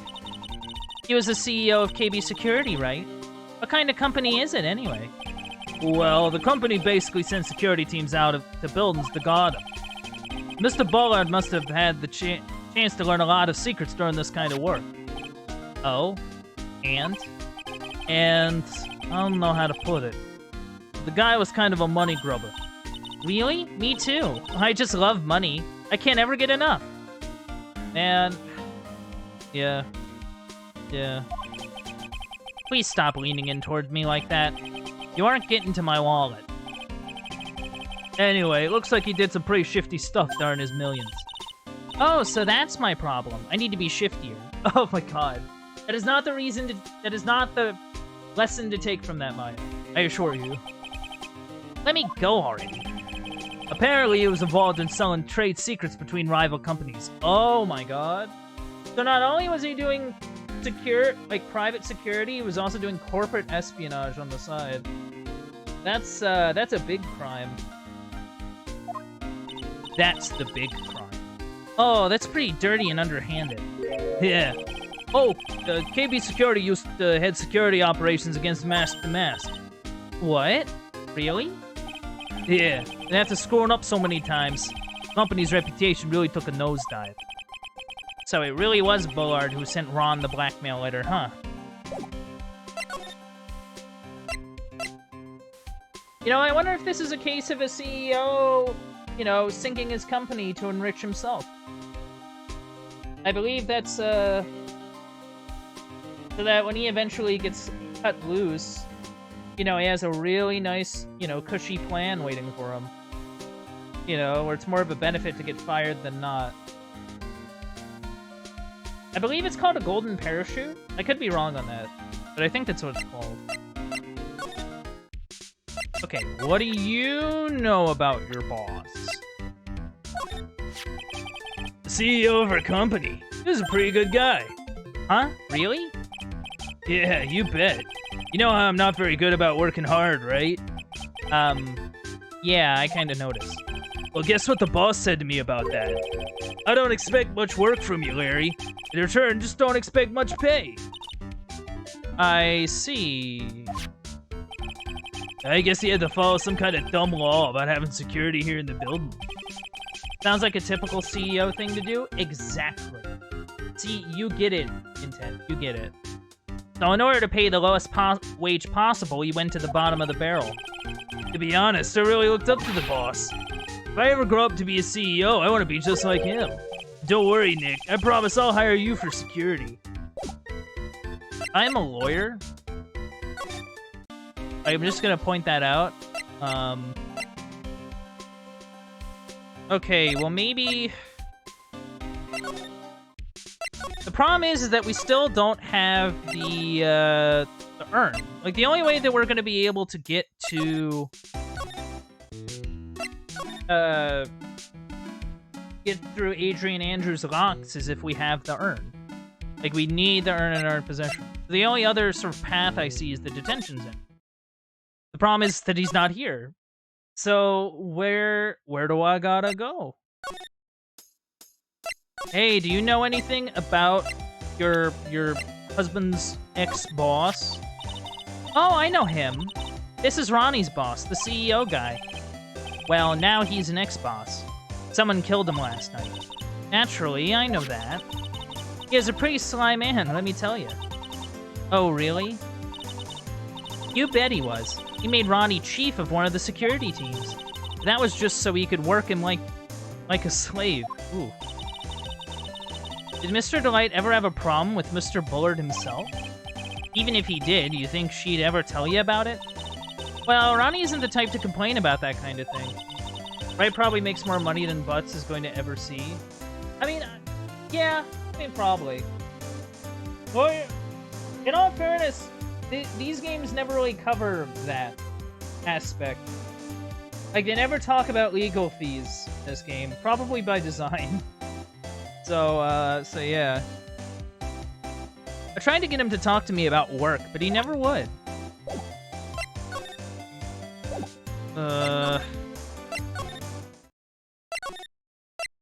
This is gonna bug me. This is gonna bug me so much. Like, okay.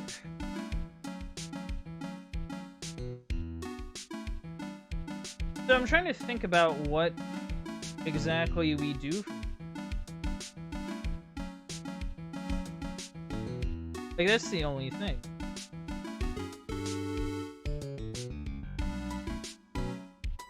Like, I'm not really sure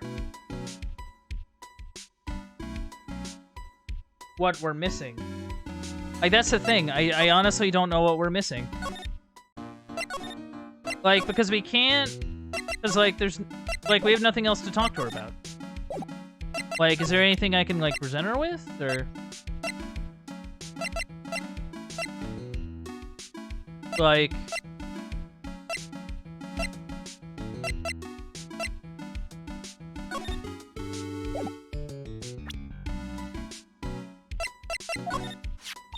I hired Detective Atme for security before we even received a calling card. I suppose that was a mistake. Atme, I mean Mask to Mask. He sent a calling card to the very exhibit he was hired to guard. I wonder if it was because he knew it would be easy to steal. Yes, but he should have also known that he could easily become a suspect. Any dialogue options for Maya? That is a good... Usually I don't really talk to Maya, because Maya is just usually like, oh, What should we do next, Maya? She's sort of like a mini hint system in that way. You must be relieved we got the Sacred Urn back, huh? You bet. But there's something a little different about it. Don't question mark at me. It's pretty obvious, isn't it? I mean, take a look at this. Clearly says I am on the urn in the poster. But the urn we got back says Ami like it always used to. Oh yeah, you're right. Plus the vase has pink splotches on it now. I'm sure they weren't there before. Maya doesn't know, but 1 year ago when the urn was broken, the repairer accidentally turned Mystic Ami's name into I am. And that repairer was one mechanically unskilled Little Pearls. But still, I don't remember ever seeing pink splotches on it. Is it possible that urn is a fake? I'm sure Pearls will find out about that once she gets back to Crane Village. Yeah, I suppose. Now that I think about it, I hasn't been back to Crane Village in a long time. So I guess people still go to Crane Village to do their training, right? Yep. If you want to become a spirit medium, you need to undergo severe training. So why haven't you been training lately, Maya? Well, lately I've been thinking of heading to a channeling dojo to do just that. A channeling dojo? Sounds pretty serious, whatever that is. If you're gonna train, you have to be serious. Otherwise, real tragedies can happen. Is what happened last year still bothering you? Oh, I think it is. At least a little bit. That murder in her village. It happened because the power of channeling was misused. When a medium uses the crane technique, she temporarily loses her own will. So when an especially strong spirit is summoned, jeez. The spirit medium can get taken over and even forced to commit terrible crimes. What's worse in those cases, the spirit medium has no memory of what happened. Yeah, that was a wild one. That murder. It wasn't your fault, Maya. You know that, don't you? I suppose not, but I guess I'm still a bit shaken up, that's all. Sounds like being the master of Crane is going to be a heavy responsibility. So, okay, we at least, okay. I just need that urn. But that was a good observation, Intent. Thank you. I usually tend to overlook the Maya stuff, so I'm glad you suggested it. Alright, now is he here? Yes! That's the solution! We've made it to progress. Thank you, Intent. Thank you. Thank you for having brains. Mr. Wright. Mr. Delight. Did they finish their interrogation? Yes, but please don't leave me alone anymore. Mr. Delight, you lied to us before, didn't you? Well, you see... On the same night the Sacred Urn was stolen from Lordly Taylor Department Store, a blackmail letter you got summoned you to KB Security to hand over some money. And then that's where the CEO, Kane Bullard, was murdered. But there's only one Ron Delight, am I right? So the only question is, where were you that night? This time, I want to hear the whole truth. Your life depends on it. Okay. Mr. Delight, do you still insist that you are Mask Damask? Isn't that what I've been saying since yesterday? That was a quick response. Tell me about it. To be honest, it's starting to get irritating. But listen, Mr. Delight, at the trial today, we learned the true identity of the thief, didn't we?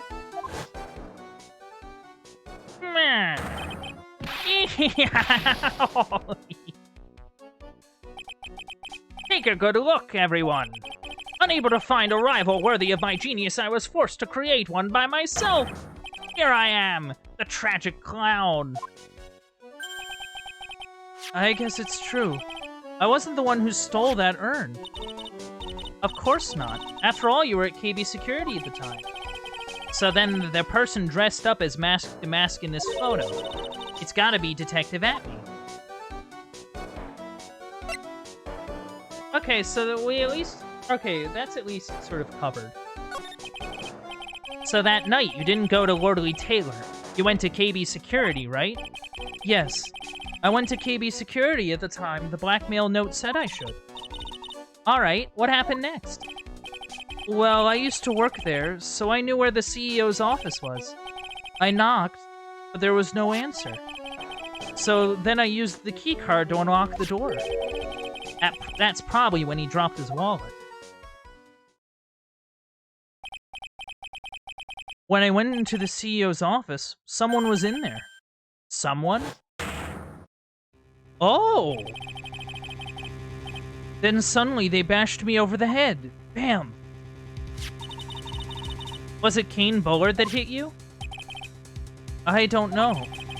The person ran away while I was still stunned. When I came to my senses, the sight I saw left me speechless. Oh. The dead body of the CEO was right there in front of me. I thought I'd die myself. Anyway, I thought I should do something with the body. So you stuffed it in the safe? So that's why you put it in the safe? Are you for real? Like... like, okay. Like, how... Why... Ugh... Not like this. Not like this.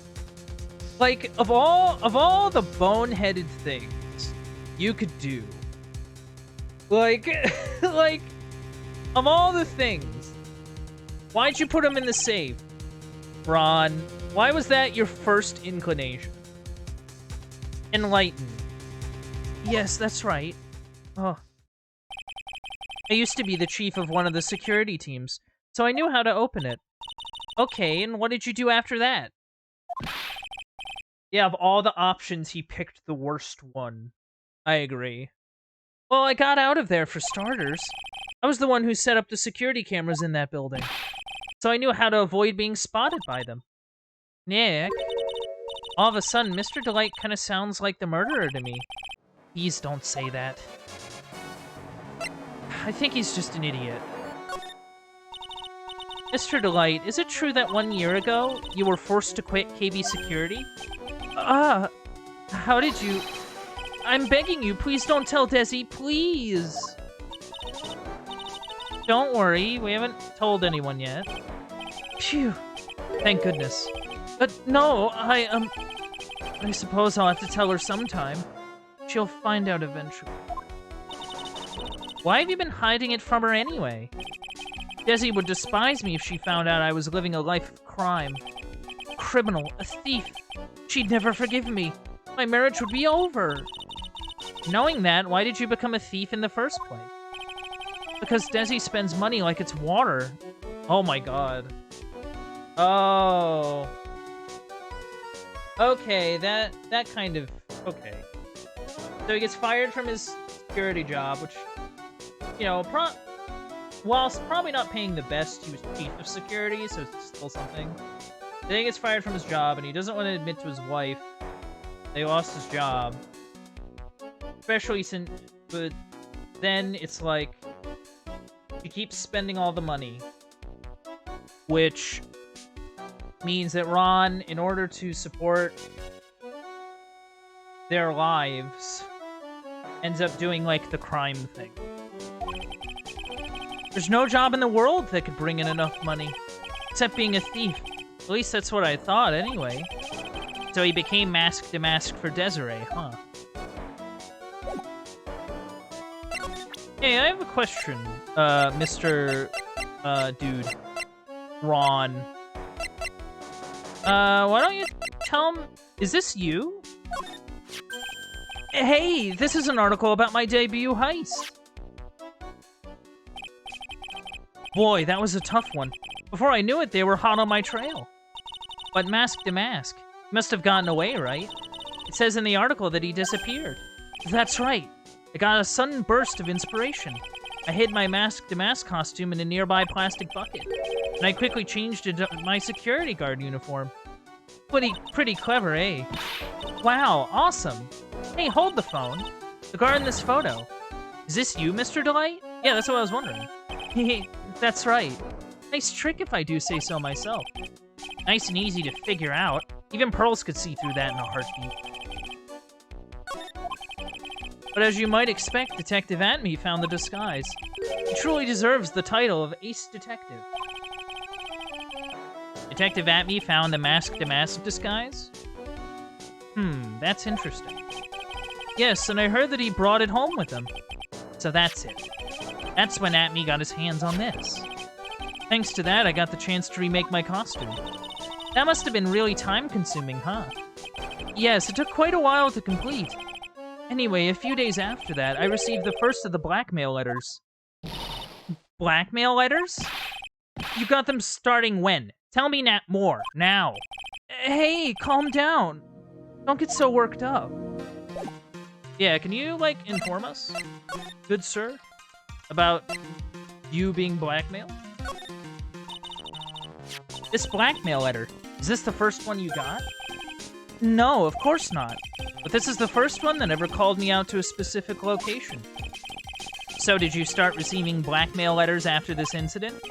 Yes, just a few days after the Tear of a Manon heist. That first letter. It said, I know you did it. So someone found out about your true identity? Just like that?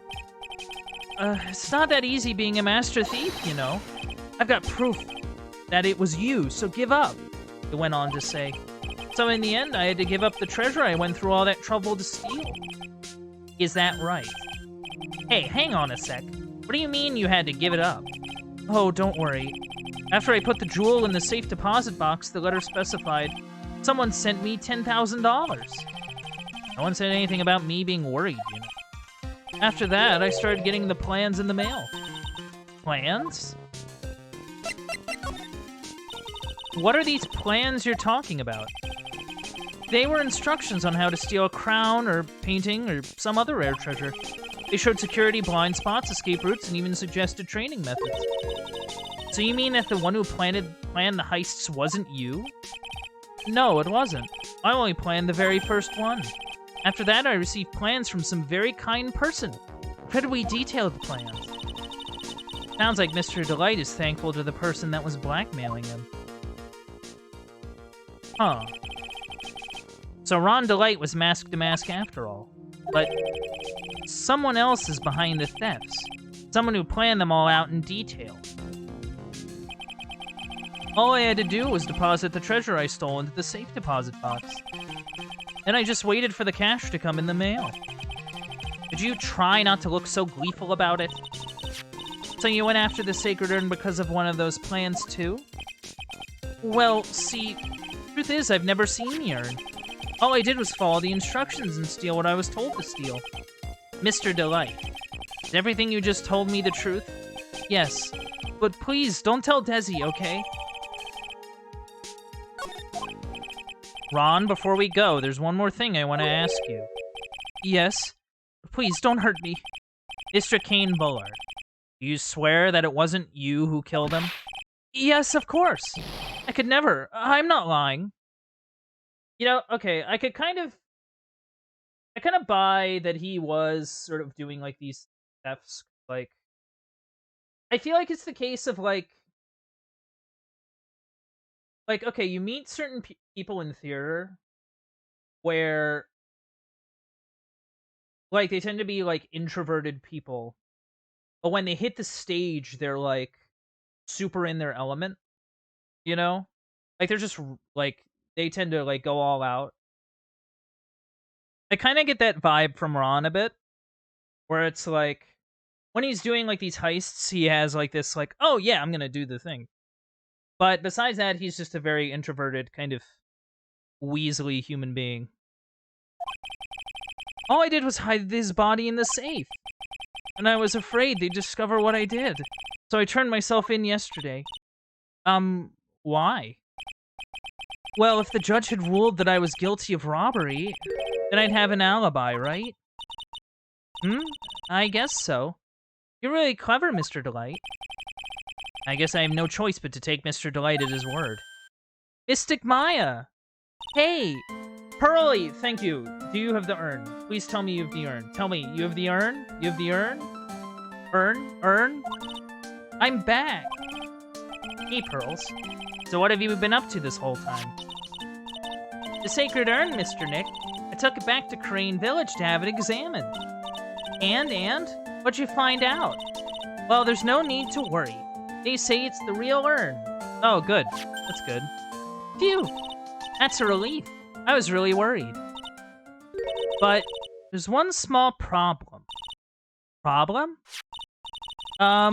These cute little pink splotches, they said that it's paint, and that they were put on the urn recently. Why are we talking about the pink splotches again? What's the big deal? What's the big deal? We've got to find out how they got there. That's the big deal. Yes, Mr. Nick. We gotta find out how they got here. Oh, okay, we'll go find out how they got there. Please don't forget about me. It is the genuine article. I am curious, though. What? Do you know anything about this? This list. We found it in the office of the CEO, Mr. Bullard. Hey, this is a list of all the things Mask DeMask stole. And that's the value of each item listed next to them. $100,000, $150,000. Are you sure that's the value of the stolen items? The numbers seem a little low to me. Even on the black market, the prices should be at least 3 times higher than that. I guess he knows about that stuff because he used to be a security guard. Interesting. Okay. Huh.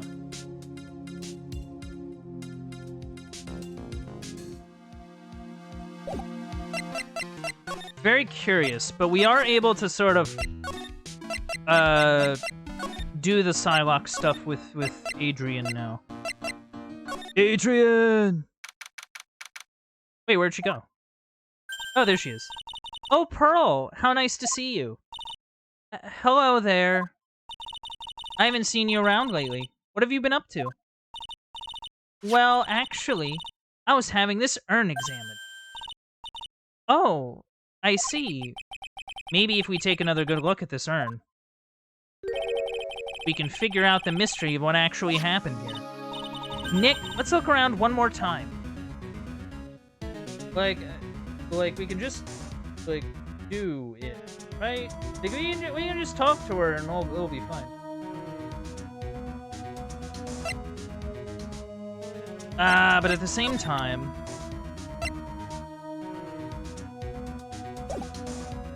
Okay, let's examine, maybe. Oh, okay, so these aren't checked off anymore.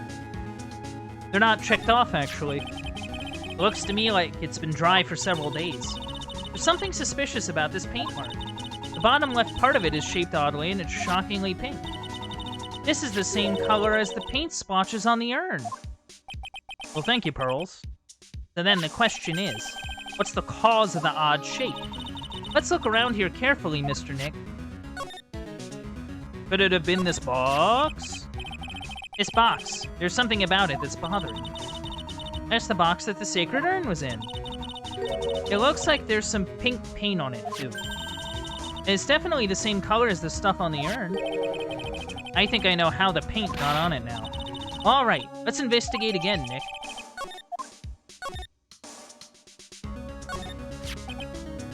Yeah, okay, we looked at that. Mr. Nick, could it be that this odd shape is... Yeah, I'm pretty sure this is it. Ah, that's the box the sacred urn was in. If you look here, there's a little bit of paint in the box as well. Wow, you're right. Look, it matches. Yeah. What is it, Mr. Nick? This is all turning out exactly as I thought it would. I think it's all starting to become clear. We're that much closer to solving the mystery of what happened to the urn. All right, Adrian, you can't hide. Oh, wait, no. In court today, Miss Delight brought the urn back. But it was a little different than what I remember. Yeah, I forgot to present the thing. That's on me. I just gotta zoom ahead. Just gotta zoom ahead. Gotta zoom ahead. Oh, whoops. Take that!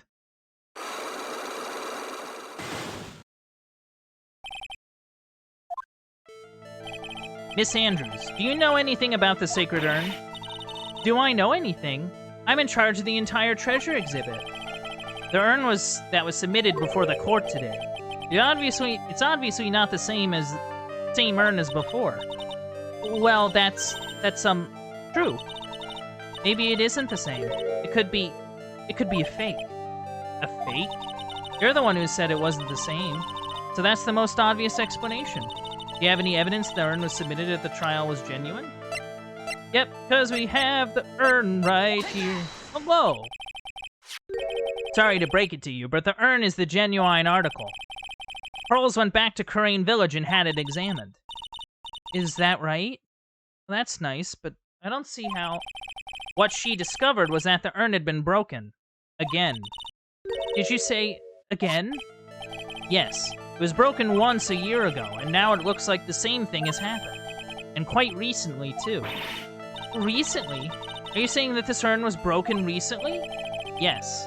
That's exactly what I'm saying. Why do you think it was broken recently? How do you know? I think... Okay, so it proved that... Yeah, I think it could be that. Because, like, it shows the difference between the two urns. This poster. It was made recently, right? Poster? Ah, the poster for the exhibit. At the time when this photo was taken, the urn said, I am on it. But now, for some mysterious reason, it says, Ami. When the urn was fixed, the letters were transposed. Oh. I am. What does that even mean? I don't know anything about that. It wasn't even there when the photo for this poster was taken. That was a mistake. Now tell the truth. Wait. Or, even if the urn was broken, I had nothing to do with it. Huh? Yes, that's it. Must have been one of the people at the photo shoot. They probably dropped it. I'm sure that's what happened. Looks like she's not going to give up on that psych lock so easily. Do you have any proof that the urn was broken here at Wardley Taylor? Would it be the box or the paint?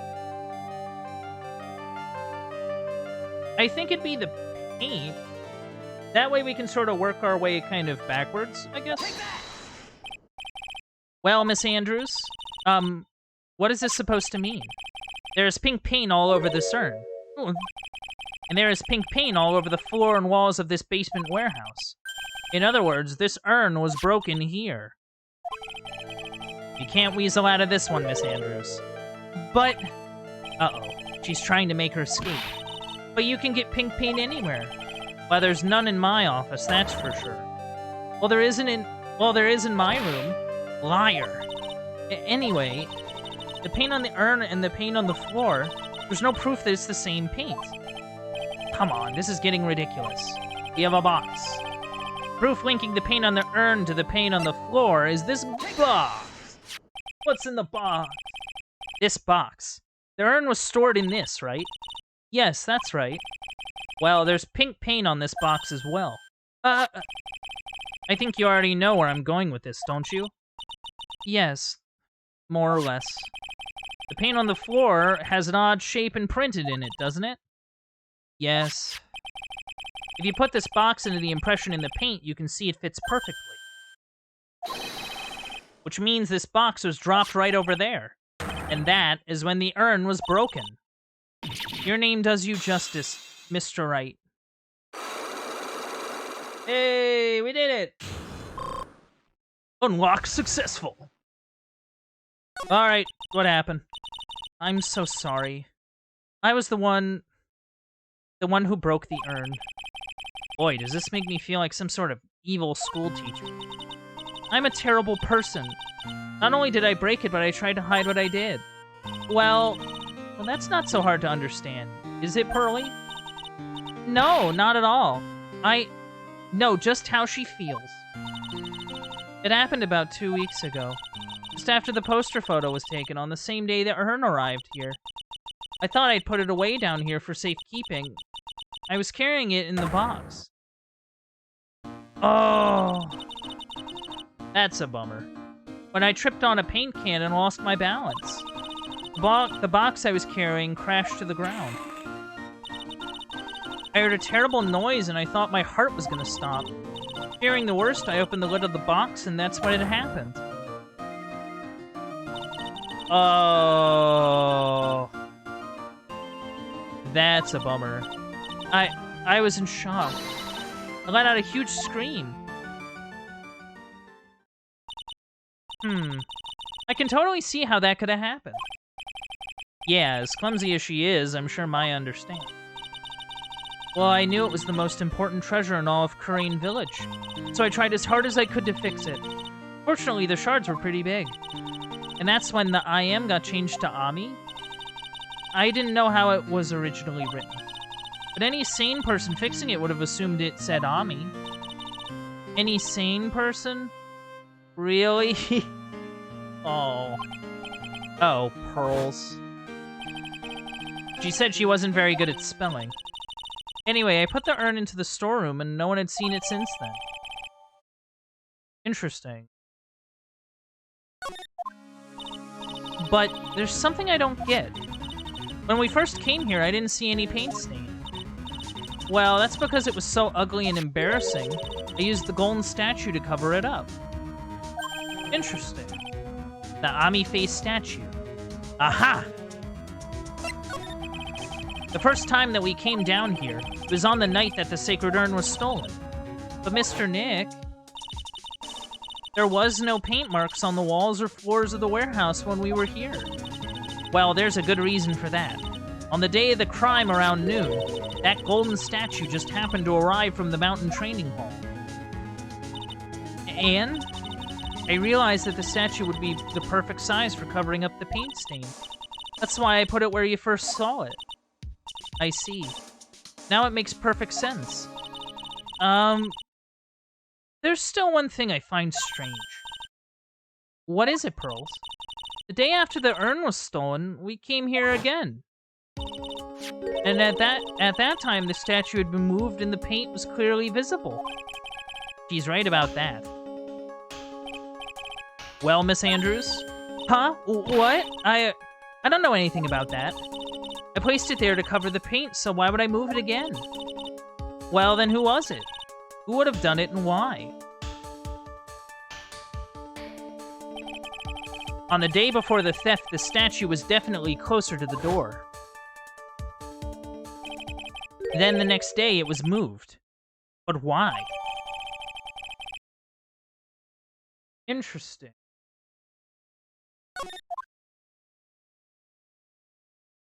Huh.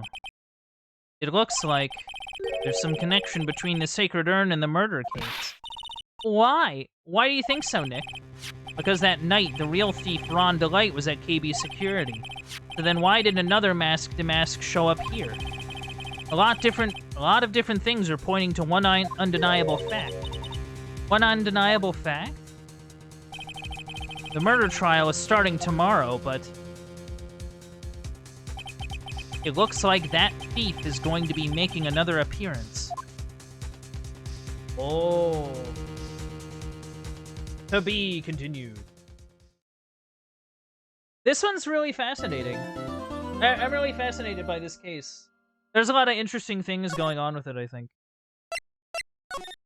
It's also bringing in, you know, all these past characters and are sort of giving them stuff to do. So, like, that's always cool. Like, they're giving them stuff to do, but they're not... Their inclusion isn't, like... I don't know. Like, it doesn't sort of override the case happening. Like, you know what I mean? Like their cameos as, like, witnesses and things like that aren't sort of overshadowing the case itself. I kind of appreciate. Like, it's always great to see the Andrews character again. I think she's a cool character overall.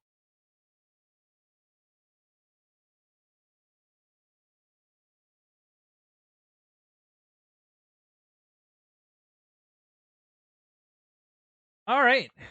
Man. We are making progress, chat. Did I save? Yeah, I saved. I didn't need to do that. On to the trial at hand.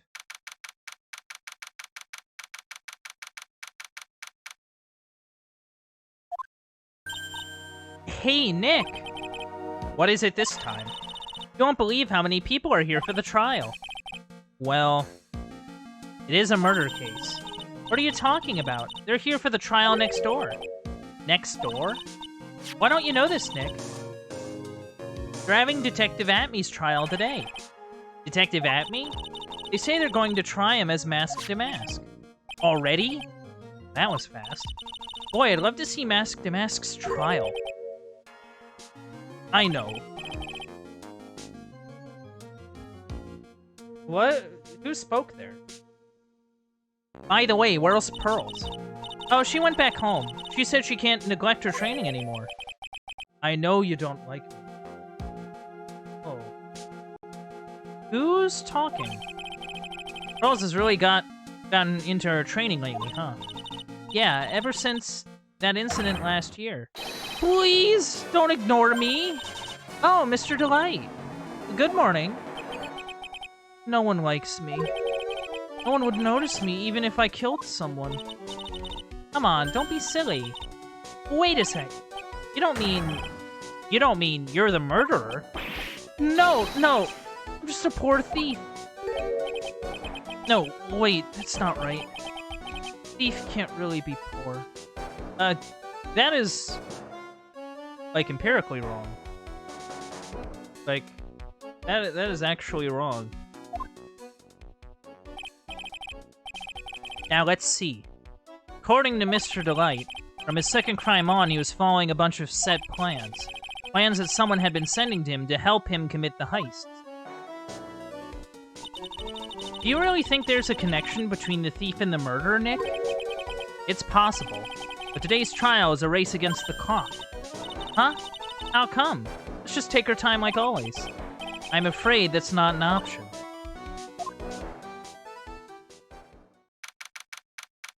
Oh, I guess we gotta... Okay, I kind of see. Interesting.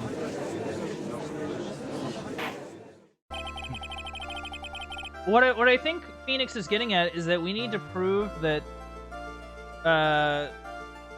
Ron did not kill the CEO before they make a ruling on the case with Atme. Or at least that's what I think it is. Because part of our reasoning is that, yeah, he totally is a thief, though. The defense is ready, Your Honor. You're ready? Preparation is the last refuge of the weak. Okay, settle down, everyone. Let's begin with your opening statement, Mr. Godot. Ugh. He's got the judge in the palm of his hand. Yet again. Ron Delight is simply too young to be sent to war. That's all. I'm afraid I have no idea what that means, Mr. Godot. Huh. Then you need to get out more, Your Honor. Life is war, but that is exactly why you must be more precise in your wording.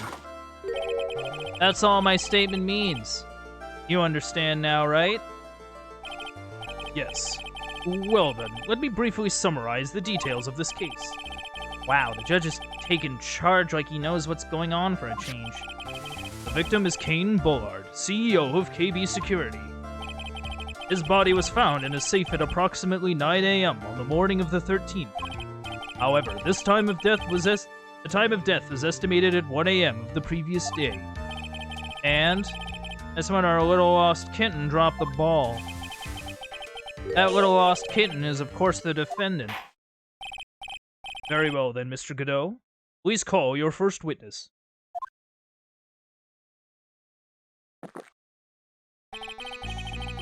I never drink more than 17 cups of coffee during any given trial. like, hold on. So, 16 is your upper limit? That's a lot of coffee, dude. Holy cow. How is he not, the most jittery person here? Also, on a side note, I really like his,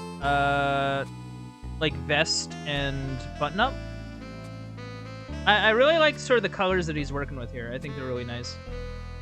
Hey, that's just me. But the first one is always the best. Mr. Godot, your witness?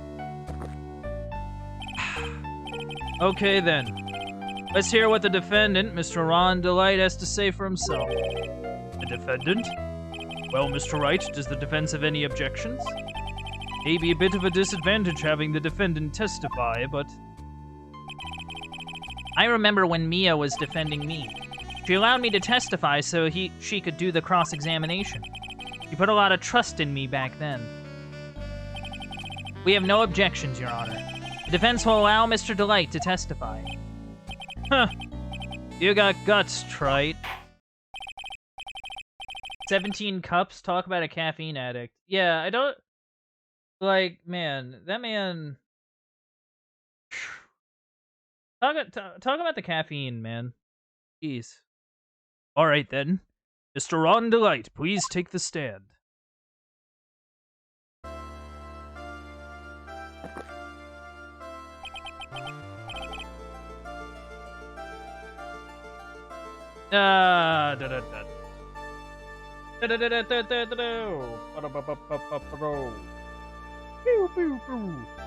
Chance to take a drink. Take a moment. Yeah. I don't have a caffeine problem. Totally don't. Nope.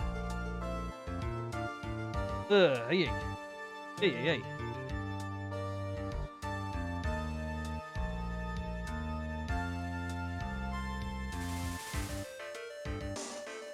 All right. Hey. You did it, didn't you? Yeah, you totally did. Yes. What? No. That's not true. For a moment there, I thought we'd set the record for the shortest Trial ever. Oh. Man. Oh, crap. I end up just dropping a bunch of stuff. It's never an Uncle Bandit stream without me dropping a bunch of stuff. And I keep pressing a button and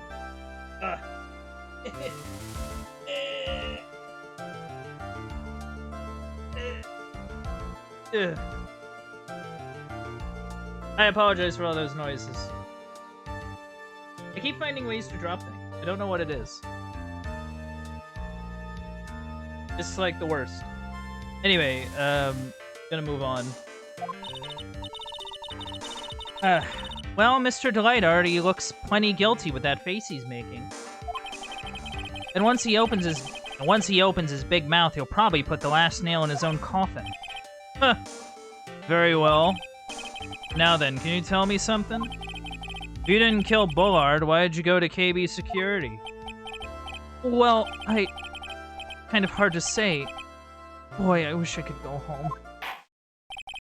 Now then, let's hear some testimony about what happened.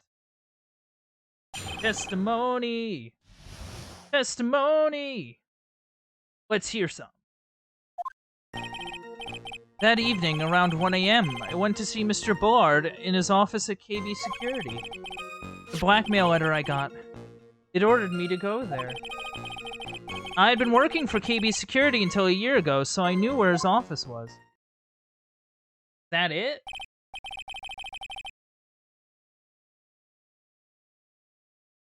"1 a.m. Exact time the murder took place. The weak get washed away by the tides of fate. The strong drink it up." God. Should he be, like, making quotes for, like, Arc System Works fighting games? Like, is that what he should be doing? The weak get washed away by the tides of fate. Round 1. Fight! I love it. Sounds like it'd actually be a thing. Incredible. Man. Huh. It's bitter today, too. Just like my destiny. You never know that from the way he's chugging it down. Mr. Wright, your cross-examination, if you please. Like, what's there to cross-examine? He gave me, like, 3 sentences.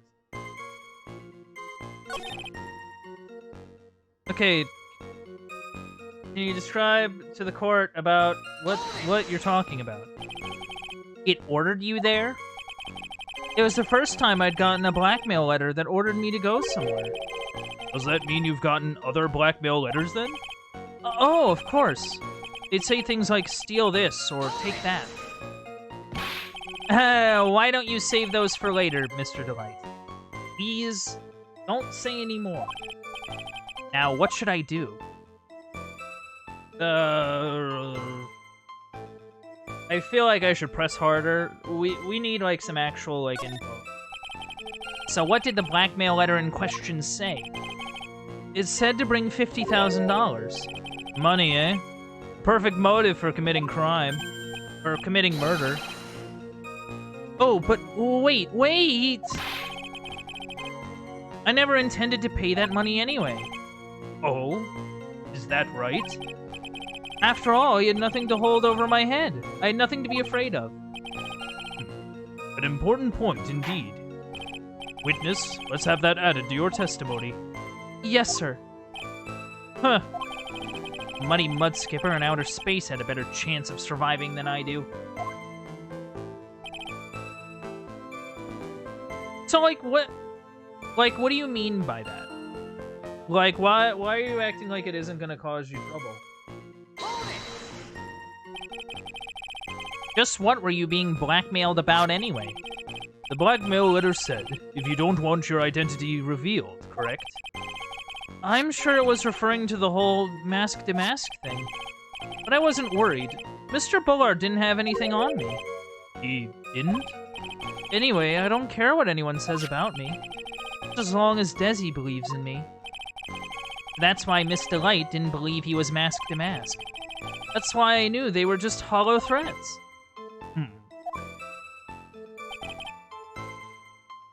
Interesting.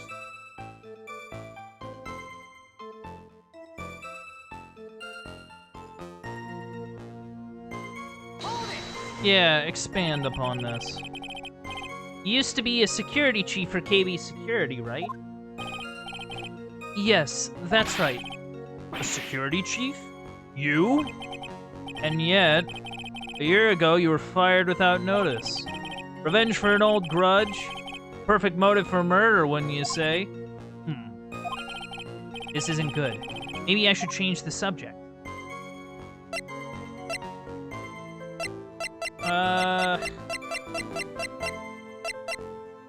You know, we never figured out why he was fired. Like, we kind of figured this out, but we never actually know why he was fired in the first place. Like, I don't think that ever came up. Mr. Delight, please tell us why you were fired from your job. Well, the world is filled with those who have said, I wish I had never asked that. Okay, then I take it back. Defendant, please answer the question. Well, I needed money. You needed money? Well, you see, Desi loves to spend it. It's kind of her hobby. Not exactly the best hobby in the world, huh, Nick? My salary wasn't nearly enough, so I stole data from the company. Oh. Oh, that's bad. That's bad. That's a bad thing that you did. Come again? KB Security is a lot of security info and all sorts of companies. Oh, alright. It was great seeing you in 10. Hope to see you around again, you know. I hope you had a good time. And I hope you have a good rest of your evening, dude. Yeah. Have a good one. KB Security is a lot of security info on all sorts of companies. And since I was a security team chief, you stole some data and sold it. Mr. Bullard found out and I was fired immediately. What? I wish I had never asked that. I was somehow able to keep it secret. Made it seem like I had quit on my own. What is it, Nick? You don't look so good. Someone who brings harm to their company is fired as punishment. You'd do well to remember that. He sure told you. So you admit that you stole data from your company, is that correct? Yes. I'm sorry. This is a very important fact. Please add it to your testimony. And this whole thing just took a big turn for the worse. Crashed and blew up. It's gonna take the jaws of life to rip this case from the clutches of disaster.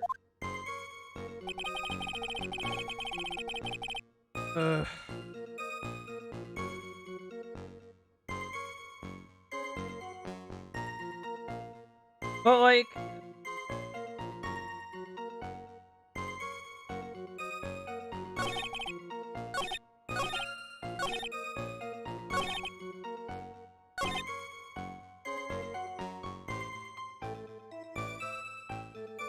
Like, so, hold on. Then why wouldn't the blackmail scare him, though?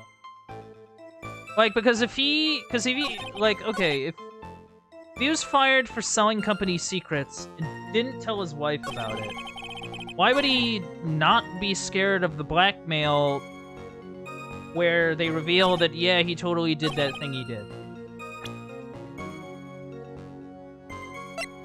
How do I...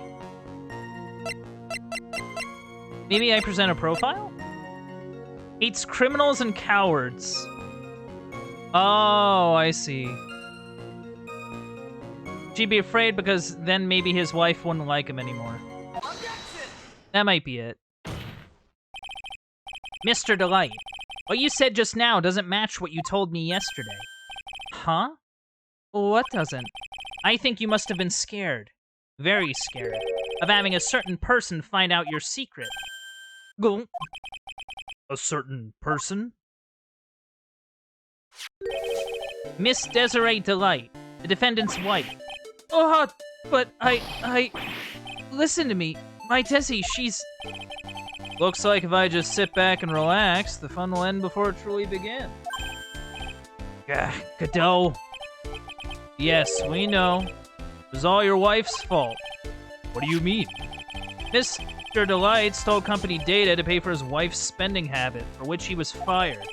Unable to face his own wife, someone used his dirty little secret to blackmail him. And that is how this murder came about. Oh. No. Everything is falling neatly into place for him.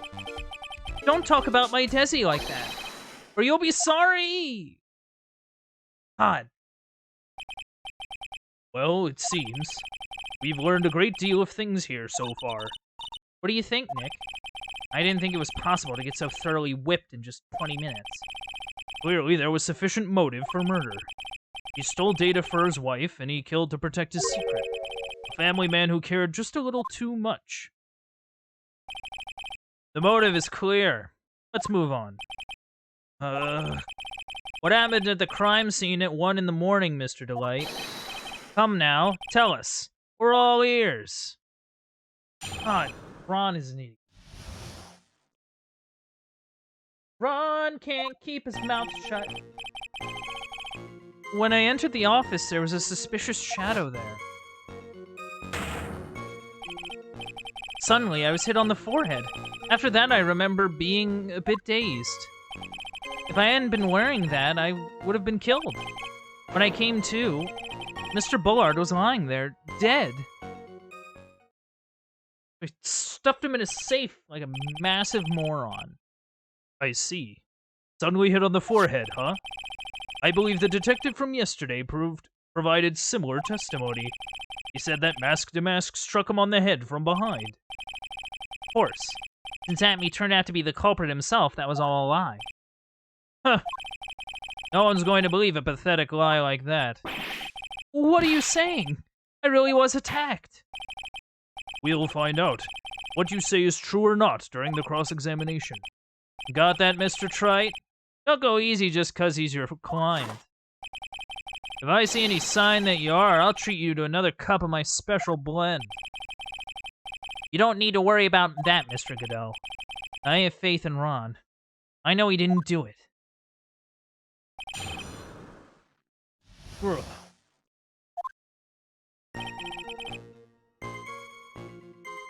Okay.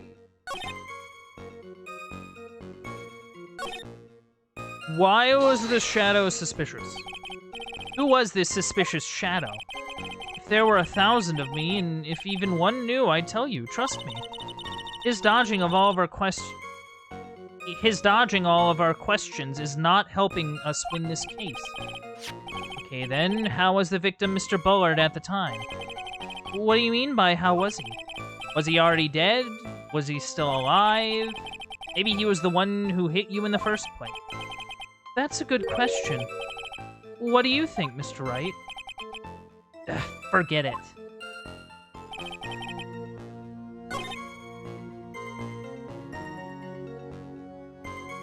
Wearing what, exactly? That? Could you please clarify what you were referring to? Why, my Mask to Mask costume, of course. Wait just a moment. Mask to mask? Huh? Oh, did I forget to mention it before? Just to be on the safe side, I dressed as Mask to Mask. And then I descended upon the office of the CEO of KB Security. What? Nick, did you know about this? He never told me this. I don't recall him ever mentioning it to me either. Even I didn't know that. Seems our little friend really loves to keep secrets. I'm sorry, I just never had a chance to mention it up until now. Wait, that's not right. You know how sometimes things just slip your mind? Huh. My sixth cup is staring up at me coldly. At any rate, we can't ignore this new piece of information. Witness, please correct your testimony. I'd have been killed if I hadn't been wearing my Mask to Mask costume. So, of all the things you could have brought, you couldn't have showed up in, like, something that's a bit less conspicuous? You know what I mean? Like, why were you dressed up as Mask to Mask? Why, because I'm Mask to Mask, of course. What are you talking about? Mask to Mask's trial is being held next door. Yes, I guess so. Anyway, at the time, I thought I was being blackmailed over the Mask to Mask issue. So I thought I should go as him, just to be safe. Oh, boy. Let me tell you, it's a real pain to move around with that cape. That's why it took a lot longer than I'd expected. Took a lot longer? What is he talking about? No, I'm gonna press harder. What do you mean by took a lot longer? Oh, opening the safe, of course. My cape got caught on the safe door, you see. This all happened when I was hiding Mr. Bullard's body. What was that? Back up a second. Yes? You were the one that hid the body in the safe? Well... yeah. Inconceivable! God, Ron! Shut your mouth! Why? Just why? What reason could you have? What were you thinking? Question.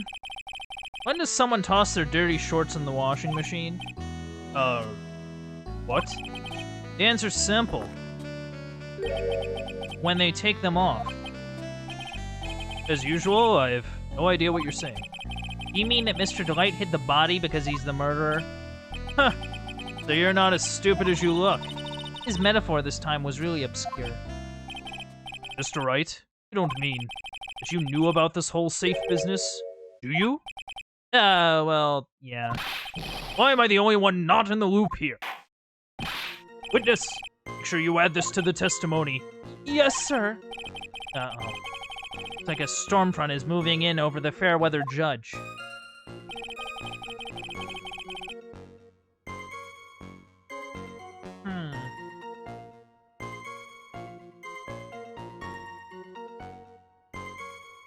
Interesting. It took about 10 minutes.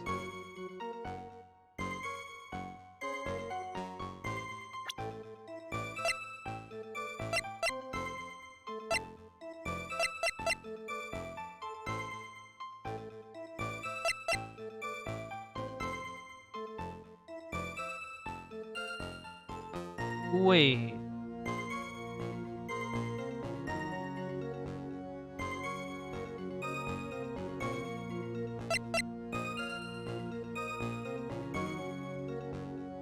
Wait. Did Ron? Was Ron the one that pushed the buzzer? That would make sense. Like, he shows up, he gets honked over the head. When he comes to, he sees a body. And he presses the buzzer. He's like, oh my god, there's a dead body here. He presses the buzzer. And when there's no response, he panics. I guess stuffs him in the safe, I guess. That makes sense. Your Honor, could you please take a look at this record? And what might this be? The record for the emergency buzzer that connects the CEO's office to security. If the button in the office is pressed, a security team is supposed to come running. And according to this record, the buzzer was pushed once at 1:02 a.m. What? If Mr. Ron Delight truly was the murderer, he would have ran as soon as that buzzer sounded. After all, a security guard would have been heading his way. Huh. Let's remember who we're dealing with here. He probably had no idea there were security personnel in the building. Up until 1 year ago, my client was working as a chief of security. There's no way he wouldn't have known about it. But, as it turned out, the guard never came. That was nothing more than a coincidence. The fact that the guard was a pathetic loser, who had just gotten punched in the face by his ex's new boyfriend, and wasn't anywhere in the vicinity was not something Mr. Delight could have known. Ugh. Again, remember who we're dealing with here. It's a sure bet that Mr. Delight didn't even notice the buzzer going off. This buzzer is extremely loud. There's no way he could have ignored something like that. If he had been conscious, that is. Conscience? Conscious? What do you mean by that? Ugh. Fine. Let's hear your theory. Recall the defendant's testimony. The moment he entered the victim's office, someone attacked him. Mr. Delight said he felt dazed. I'm willing to wager that he was knocked unconscious for at least a few minutes. Unconscious? So he fainted. That's why Mr. Delight didn't know that the buzzer had sounded. And that's why he thought he had time to hide the body. So what are you trying to say? Mr. Delight was knocked out and the buzzer went off soon afterwards. Now, unless my client was able to hit the buzzer while he was unconscious, it can only mean that there was another person in that room. That's right. Whoever it was they knocked out Ron Delight and then pressed the buzzer. Order in the court. Mr. Wright, this is... Objection. This is preposterous. This is preposterous. Preposterous. If it was this kid, Ron Delight is the one who killed Kane Bullard. Then who pressed the buzzer? It was the victim, of course. He pressed the buzzer when the defendant attacked him. He didn't die right away. He must have held on long enough to push the button. Yeah. So Kane Bullard sounded the buzzer himself? What is your opinion on this, Mr. Wright? I need to prove that the real criminal was there at the scene, but how? Can I prove that it wasn't Kane? Oh yeah, I can prove it. The defense's opinion is this, Your Honor. This piece of evidence proves that it wasn't the victim who sounded the buzzer. It would be the buzzer itself, because there's no fingerprints on it. If he would have rang it, there would have been fingerprints of the CEO on it. But since there are no fingerprints... That's how it would be, yeah. I believe this is the piece of incontrovertible evidence you were looking for. The emergency buzzer? Is there some kind of clue on it? Absolutely not. Hey, come on now. At least give us some thought. Give some thought to what you say before you open your mouth. The fact that there are absolutely no clues is itself the clue. Oh, I'm the one who's clueless. This button has no fingerprints on it. If Mr. Bullard had recently pressed it himself, naturally he would have left his fingerprints behind.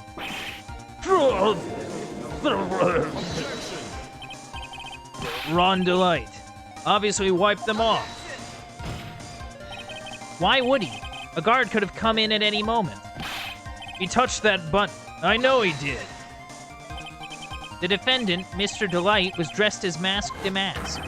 And Mask Damask always wears gloves. What reason could he possibly have had to wipe the button free of fingerprints? Order, order, order! Huh. It would seem I've been forced to eat crow. I wonder what blend number crow-flavored coffee is. I don't even know what that... Like, what would that even be?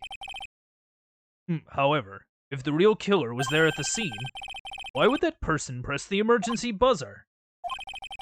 Shouldn't they have run away without putting themselves in extra danger? What's with this awkward silence all of a sudden? Huh. Looks like you're fresh out of parlor tricks. They're on to you, Nick.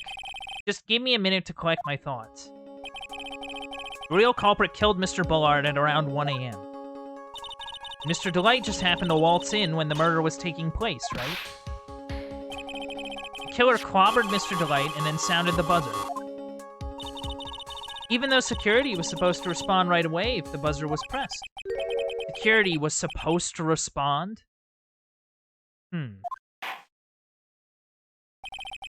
Time's up, Mr. Wright. Let's hear what you have to say. Very well, then. Oh, you got some guts. I like that in an opponent. Why did the real killer sound the emergency buzzer? Probably to call the security guard, I would imagine. The killer knew that if they pressed that button, a guard would come running.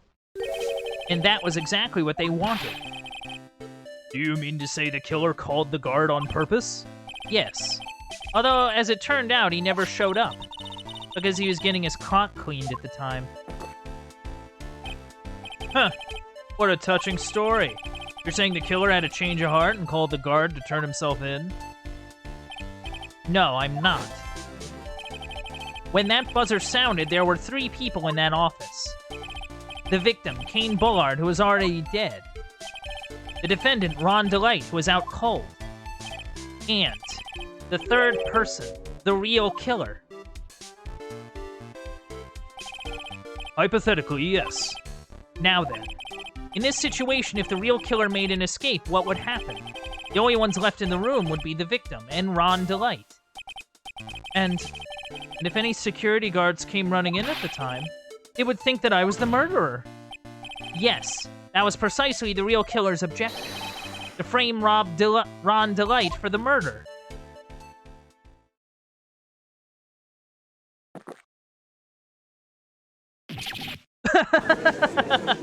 I don't know why. The spit takes are funny. Because it's like, you think he's gonna say something, like you think he's gonna like do something, and then he just does a spit take. It's really good. Order, order, order! Huh. It would seem I've been made to eat my words once again. Actually, you've been made to do a spit take with a cup of coffee. Mr. Wright, who was it? Who was it that tried to frame me? Wait a second. I'm the one and only Mask Damask, so... Nick, you mean the real killer is... We're gonna drag that person in here right now. But, who is it? I don't have any solid proof yet, but think about it. The killer knew Mr. Delight's identity. And they also knew that he had been called to KB security that night. So the killer used him to execute a well-crafted plan to murder Kane Bullard. Now then, let's hear your accusation, Mr. Wright. Who was it that framed Rob Delight for the murder of Kane Bullard? You know, considering that the shadow is very distinct and looks like Luke Atme, I think it's Luke Atme. Take that! Detective Luke Atme. He's the only one who could have done it. Ace Detective? Luke Atme? You mean Mask Damask did it?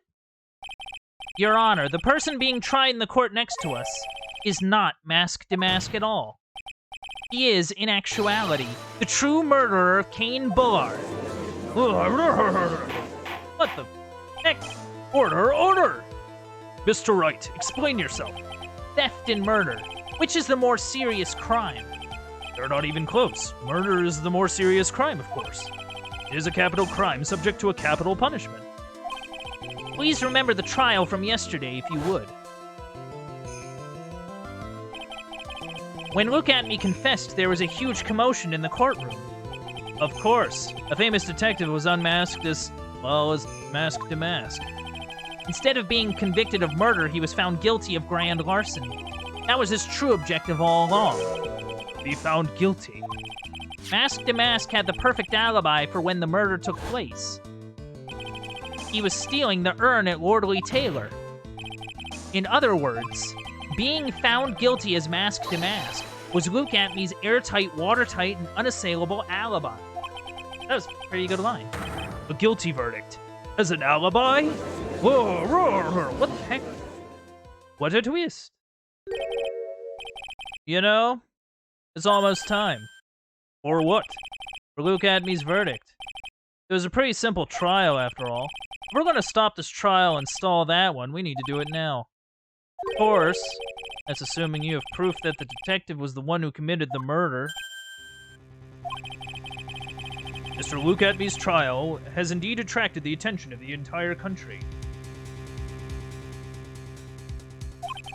If we were to intrude and fail to provide adequate proof of his true crime, Mr. Delight would be left with no grounds for appeal. Am I really sure about this? Huh. A bet's only good when your life's the ante. Mr. Wright, I believe in you. Mr. Delight? So, please, I'm begging you! Thanks, but my decision will determine the rest of your life. Can I really risk your life like this? Phoenix. Ooh, what was that? Don't stray, Phoenix. For your client, take the path of trust. That voice. It sounds like... Mia? Your Honor, the defense requests an immediate recess. Huh. So that's your answer, huh? Very well. I've decided as well. This court will now take a 20-minute recess. Mr. Wright, when we return, please summon Look at Me to the stand. Yes, Your Honor. Oh.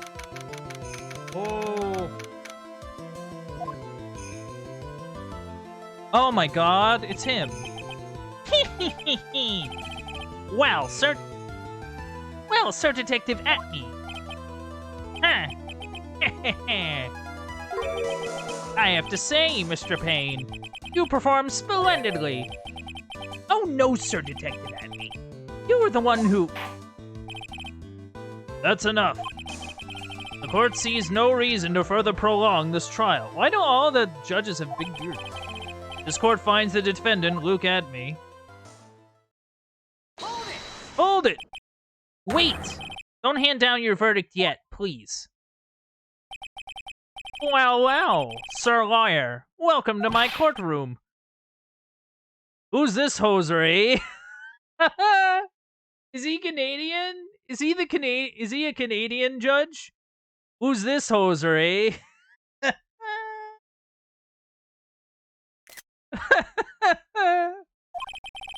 My name is Phoenix Wright, attorney at law, and I wish to file an accusation against this man, Look at Me. Accusation? You accuse Mask de Mask. That man is not Mask de Mask. He's just a ruthless murderer. What? Oh. To be continued. Fascinating. Gonna save my progress.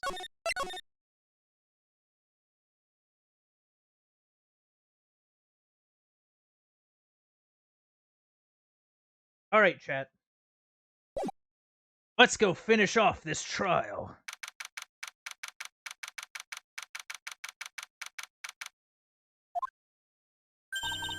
My sis?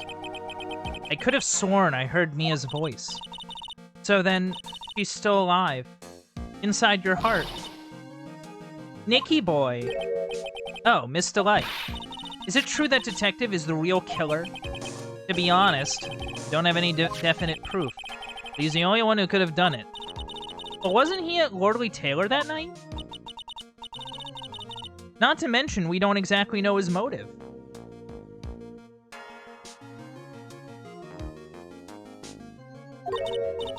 I mean, why would Detective Atme want to kill Kane Bullard? Oops, it's almost time. Better get back to the courtroom. I need to find some solid proof. It's gotta happen sooner rather than later.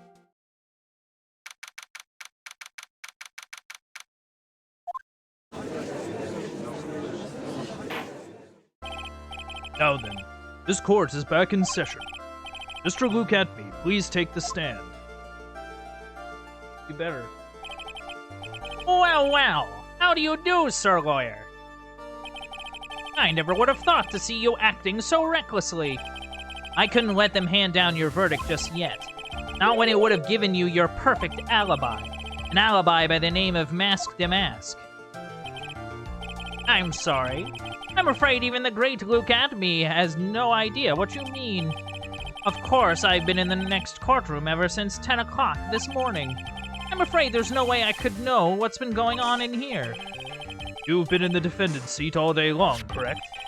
Being tried as Mask Damask. Indeed. It's truly child's play to fool the ignorant masses. Not only did the poor fools ask me to protect their valuables, they even gave me a generous reward upon returning their own property to them. Take this red diamond ring that sparkles upon my divine finger, for example. So you continue to insist that you are, in fact, Mask Damask?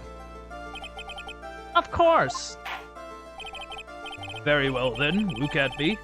Let us begin with this simple question. On October 12th at 1 a.m., Kane Bullard was murdered. Where were you at that time?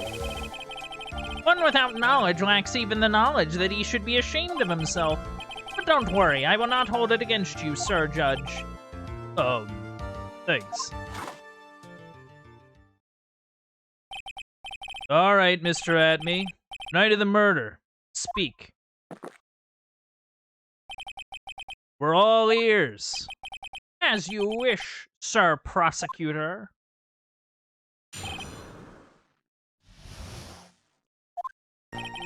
I was stealing the urn as Mask Damask, just as I announced I would.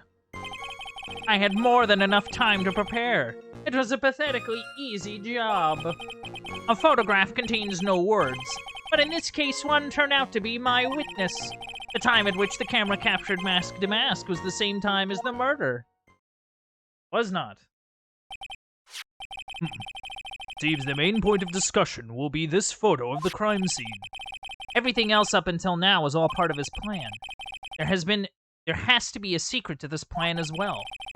Even the great Mask Damask cannot be in two places at once. Now then, if you'll excuse me, I have a verdict to receive. Hold it! Unfortunately, Mr. Atme, we still have to do your cross-examination. A fool is too foolish to know that he is a fool. I think he's trying to say that you're full of it, Nick. The only thing that's full of it is his alibi.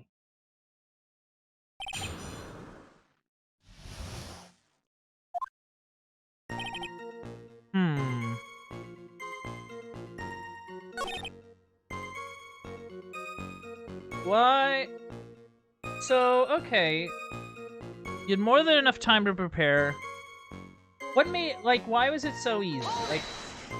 Walk us through. I believe Adrian Andrews hired you at one point. That's right. That was over 20 days ago, if I'm not mistaken. You sent the calling card to Lordly Taylor 10 days before the heist.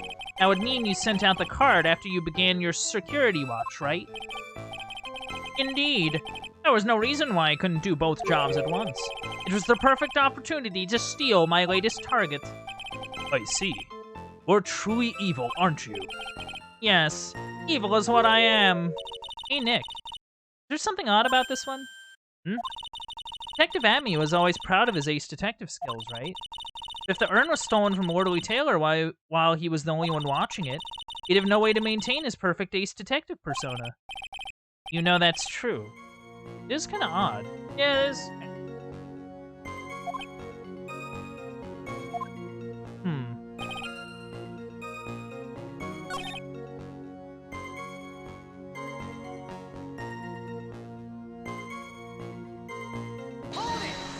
Could the photo have been altered in any way, I wonder?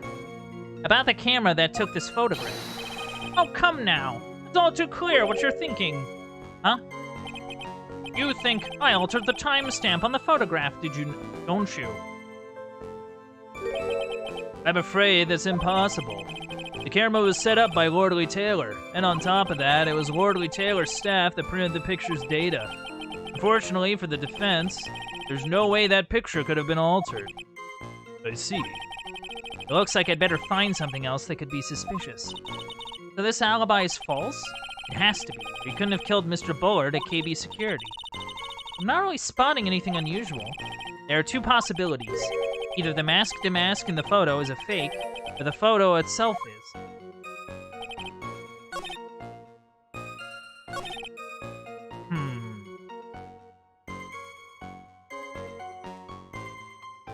See, there's something weird about it. Like, hold on. So by photograph, you mean this piece of evidence here, is that correct? Indeed it is. That is it. The very thing that proves I committed the crime. The very thing that proves you committed the crime? Surely even you understand by now. Lordly Taylor provided that camera. There's no way I could have tampered with it. That means I could not have killed Cain Bullard, unless I had an accomplice. Come on, think long and hard about that night. The basement warehouse and the picture that supposedly captures it. It's got to be here. Isn't there something funny about this picture? Let me look at it a bit.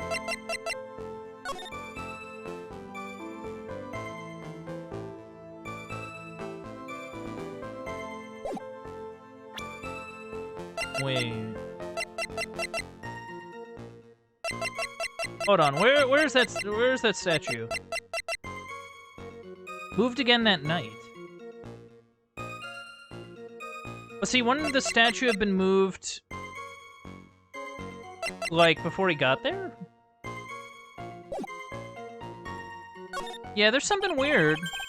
Are you implying that this picture is a fake? You bet I am. There's definitely something strange about this picture.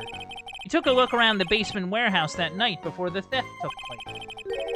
And there's something that in this photo that doesn't match my memory of that night. Very well. Let's hear what you have to say. What about this photograph do you find funny?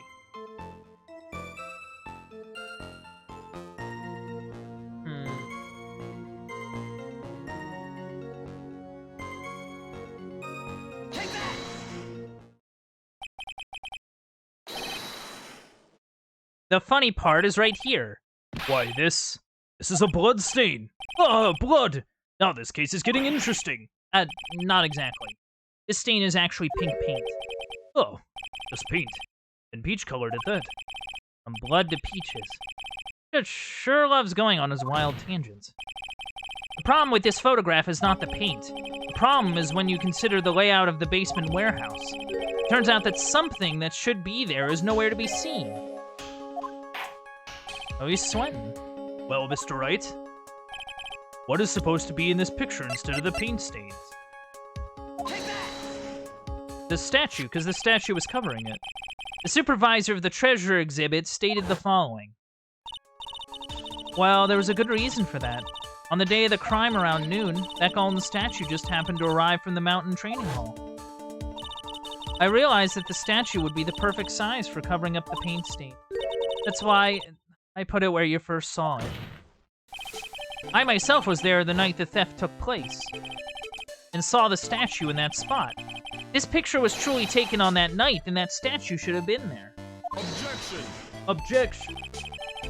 But when I went there, the day after the theft, the statue of the old bag was sitting in the corner. Perhaps it was somehow pushed there accidentally? Your Honor, this statue is slightly larger than yourself and quite heavy. It would take more than an accidental push to move it that distance. Huh. In that case, can you prove it? You give us the rhyme and reason as to why that statue was moved that night? Can you do it, Nick? Never mind who moved it. The real question is, why did they move it?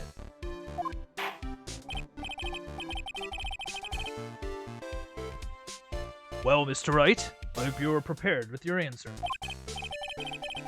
Now then, who was the one that moved the golden statue the night of the crime?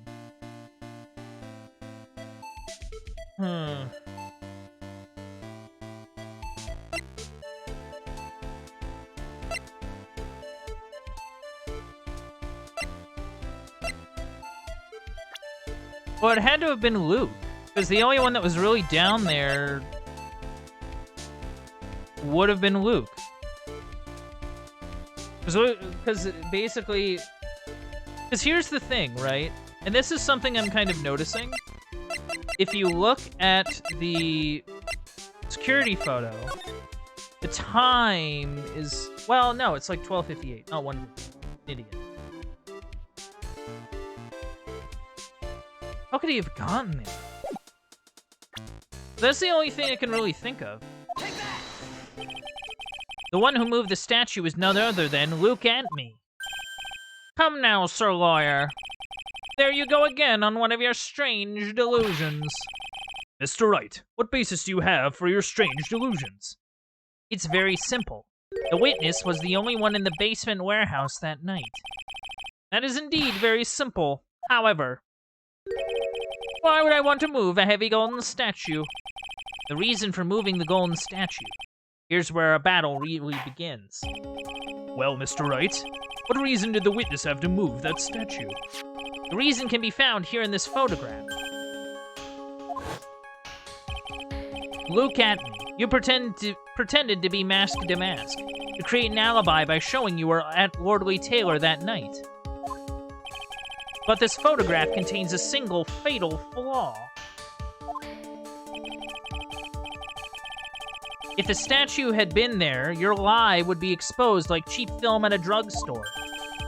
That is why you had to move the statue. A single fatal flaw? Interesting theory. Please enlighten us. Just where in this picture does this lie exist?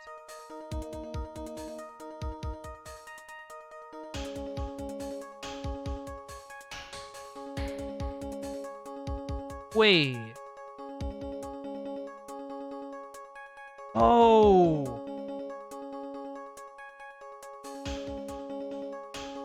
Oh, I get it. I think I get it. Because here's the thing about the photo, right? If the statue was there and then he has to move it. Oh, because it wasn't on the paint stain before. So he would have to move. So, like, okay, let me walk you through it. So, Adrian drops the statue in the paint and kicks over the paint bucket. Prepares the urn and then pushes the statue onto that space. Before the actual robbery, Mask to Mask, or what's his face, Luke, takes the photo around the same time, but not on the same day, because it records time but not date. So the idea is that he could do it around the same time, but not on the same day as when he was actually going to go and murder that CEO. That would have to be it. Naturally, the lie in this photo is the timestamp. What do you mean? I'll tell you exactly what I mean. On the night in question, Luke Atme went to KB Security and murdered Kane Bullard. Therefore, it's obvious. It would have been impossible for him to have been at Lordly Taylor at this time. But what does that have to do with the statue being moved? Remember, if you will, Your Honor, when was this statue placed besides the warehouse door? Well, the statue was taken down to the warehouse on the day of the crime. It was placed there in order to cover up the paint. Exactly. Luke Atme had already decided on the time when he was going to kill the victim. And so in order to create an alibi for that time, he took this picture days before the murder took place. What the... Of course, the statue hadn't yet been brought down to the basement warehouse yet. Ugh. So on the day of the crime, Mr. Atme must have been quite nervous. As nervous as a long-tailed cat in a rocking chair factory, so to speak. Why? Because something that wasn't supposed to be there... Oh, so that... Yeah, okay. That's why he had to move it out of shot, because the statue was not there yet. So in order to sell the illusion of that picture being taken on the same day, he had to move the statue out of the way, out of frame. Because if the statue was there, it would date when the picture was. That's actually, yeah. And that is why Look At Me had to move the statue on the night of the murder. He did it to make the room match with the way it had been in his photo.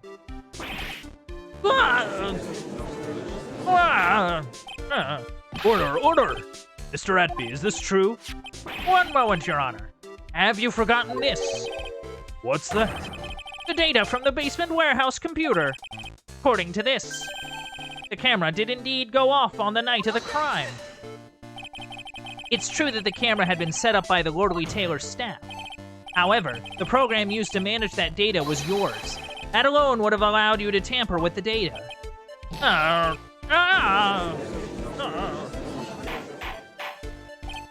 Order, order! Mr. Godot, what is the meaning of this? Is he gonna do another spit take?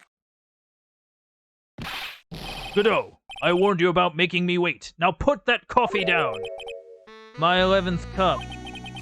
I promised to drink no more than 17 during a trial. Means I'm still good till the last drop. However, the defense has a very good point. A good point? So what? We are all but travelers on a road of infinite points. I think he's got his points mixed up with his other point. So you say this photograph was taken ahead of time? And that the statue was moved in order to make it match? That's a very interesting idea. However, there's one point that can't be denied. Which is that it's only a possibility. Men that are trapped by the chains of maybe can never reach their dreams. That's very true. No, wait, don't fall for that, Your Honor. Hey, Mr. Damask. Yes? There's no funny business in your actions as Mask Damask. There should be no problem with you telling us your strategy. So let's hear it. Yes, please provide this court with your testimony about your plan to steal the sacred urn.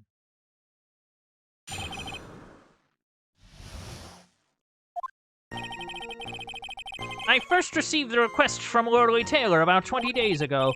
The urn was placed in a box, and Zavari was then sent to the warehouse. Hence, I was actually unable to see the urn for myself until the day of the crime. I knew it was an extremely valuable treasure, so I sent my card 10 days beforehand. I then handled security by myself to ensure that my crime would go smoothly. At last, I held the urn in my hand for the first time at 1 a.m. on October 12th. That's pretty much all stuff we've heard before, isn't it? Yeah, but we will find the truth hidden in the nuggets of new information he gave. With this, you sure there are no mistakes this time? Zavari! Very well then. Mr. Wright, you may begin your cross-examination.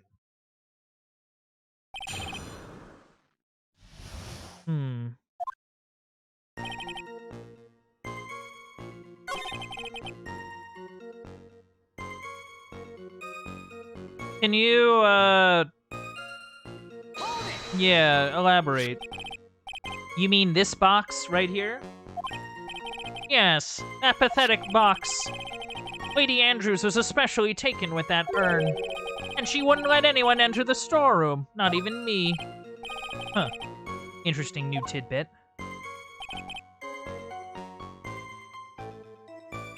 So Andrews wouldn't let anyone in to see it. Okay. So you're sure that you had never seen the urn before? Indeed. You may ask Lady Andrews to confirm for yourself. My security was focused entirely on the entrance to their warehouse.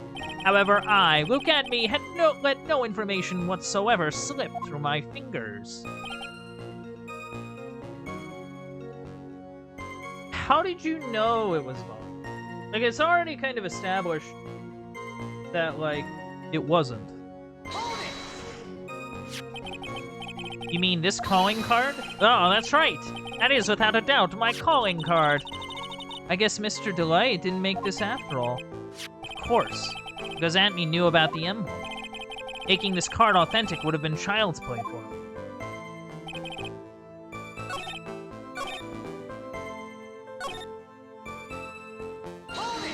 Can you describe for me what it looked like? And this is the photo that proves that, huh? I mean, you still have it in the box, though. Indeed. To be honest, even if a photo was taken, I didn't think it would matter terribly much. Hey, Nick. This photo is a fake. Detective Atme might have stolen the urn whenever this was taken. That's true. You know, he's been saying that he never saw the urn until that night. We can prove that he's lying there. We can wrap this up and put a bow on it. Take a good hard look at the court record.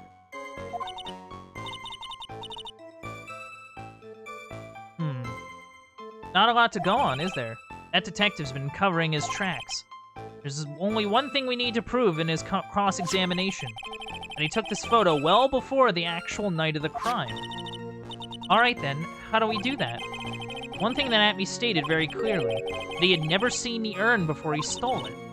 We need to prove that he's lying. Oh, it makes distinct mention to it in his card. I remember this. Yeah, I remember this. Because it actually states in his calling card that... Yeah, it mentions specifically a speckled urn. Mr. Atme, if you really are Mask to Mask, then you also wrote this calling card, correct? But of course!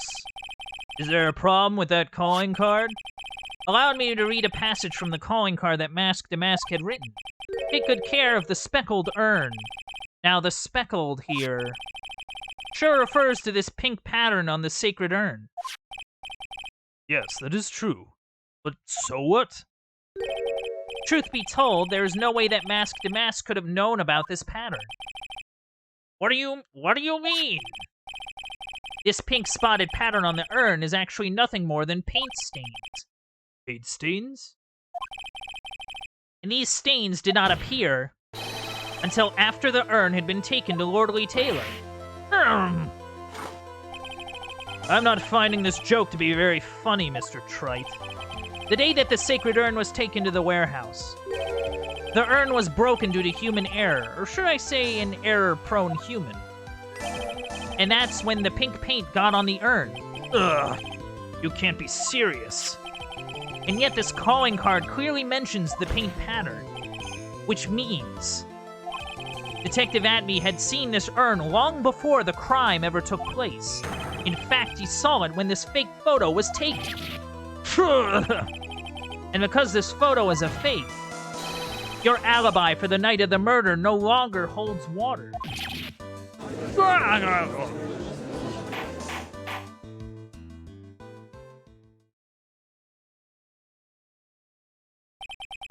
Witness, you have anything to say for yourself? Alright,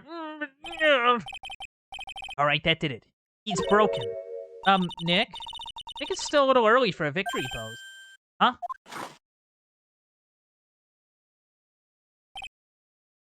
Huh. It's so sad. No one has any conviction these days. Conviction, you say? Yesterday, we all decided unanimously that this man was Mask to Mask, and now we're calling him a murderer. Huh. You don't think we're being a little tad fickle? That's a good point.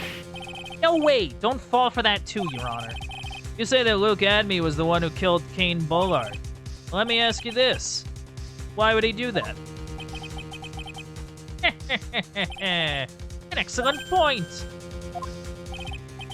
Motive, Mr. Wright, motive. Might you my very murderous motive manifests?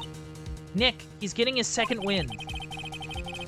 He prepared an alibi and pinned his crime on Ron Delight, as you say. He must have had a very strong motive for murder. The only one with any motive we've seen is Ron Delight. Isn't that right, Detective? Indeed. According to my own research, the boy's motive is clear. Without a motive, it's nearly impossible to prove guilt in a murder case. Now then, maybe you can enlighten us as to what the defendant's motives were. I'd be honored to, Sir Old-Timer. Doing everything they can to make Ron look suspicious.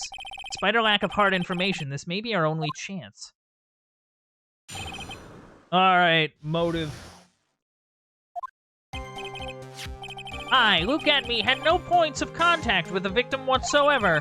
Kane Bullard decided to investigate Mask to Mask and simply mistook who he was. It was Mr. Bullard who wrote the blackmail letter and sent it to Ron Delight. And it was again Mr. Bullard who harbored a grudge against Mr. Delight for his betrayal. Mr. Bullard's mistake is quite excusable.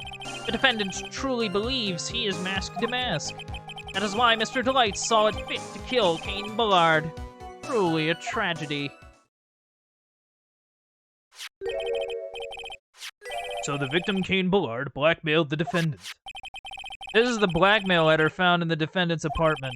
A handwriting test confirms that Mr. Bullard was indeed the one who wrote it. Oh, okay. What? So Bullard did actually write that. Very well, Mr. Wright. Begin your cross-examination.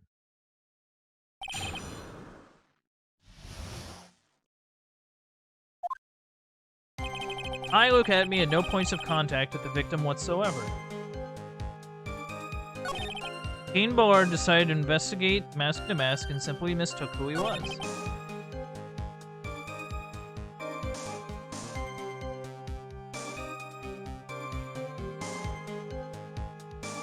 Let's check that letter. If you don't want your true identity revealed to the world, come to KB Security at 1 a.m. on October 12th and bring $50,000. If you don't, I'll take that red diamond you... Red diamond? That's weird. Why would he want... Well, he doesn't have a red diamond. The light doesn't have a red diamond. So, like...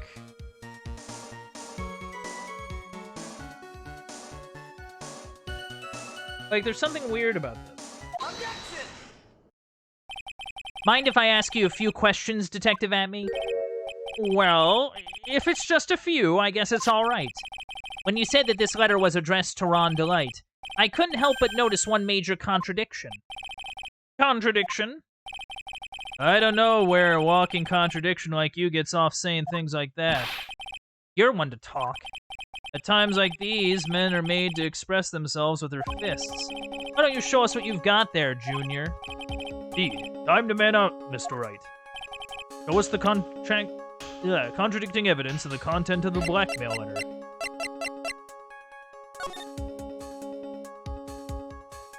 Yeah, like, my thing is that he doesn't have a red gem. He has a crown, a hand, and a portrait, and the only thing that would exist would be the jewel, Tear of Amanon. But the Tear of Amanon, according to the newspaper clipping, is blue. Take a good look at this newspaper clipping. It contains a picture of the Tear of Amanon, the stolen jewel. What about it? The problem is this jewel's color.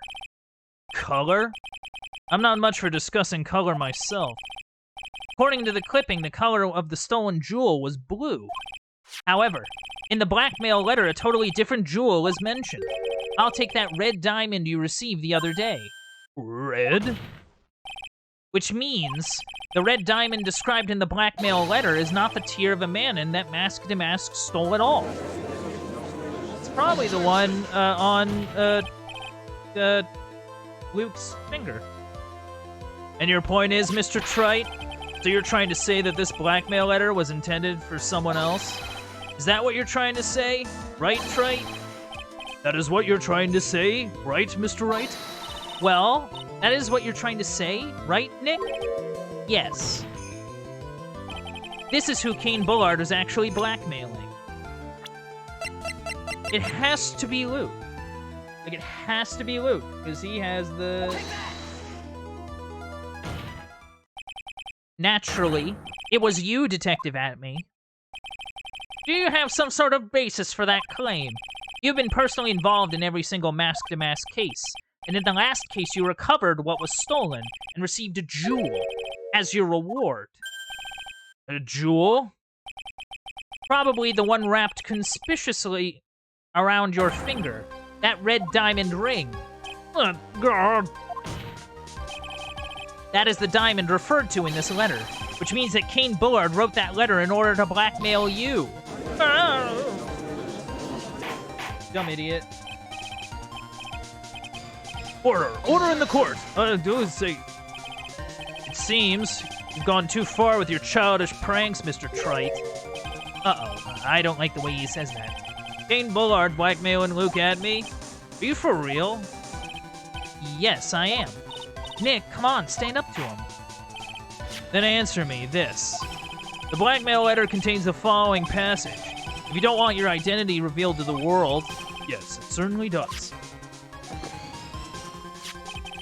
Kane Bullard threatened to make Luke Atmey's identity public knowledge. An identity he wanted to keep a secret. So just what was that identity? Atmey killed Kane Bullard because he was afraid of his secret becoming known. What was the identity he wanted to keep secret? This is what it all comes down to, Nick. The identity that Luke Atmey wanted so desperately to keep secret...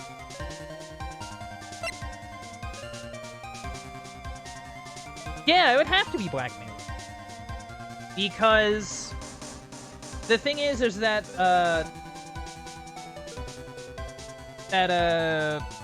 shoot, what's his name again? There's a lot of people I'm keeping track of. Ron DeLite. When Ron got the letter, it wasn't weird that he got a blackmail letter. It was weird because it had, like, specific instructions. He would get letters in order to figure out, like, what to do for, like, robbery. So I think that was the idea. I think. Yeah. Luke Atmey was a blackmailer. Objection. Hey now, isn't that a little different from what you've been saying? You said that Kane Bullard was the one blackmailing Luke Atmey. Are you saying that Atmey was blackmailing someone else on top of that? You have to admit that does sound a little odd. It's not odd. It's the only thing that makes any sense. Kane Bullard was blackmailing Luke Atmey. But Ron DeLite was also being blackmailed by a certain someone. So did you start receiving blackmail letters after this incident?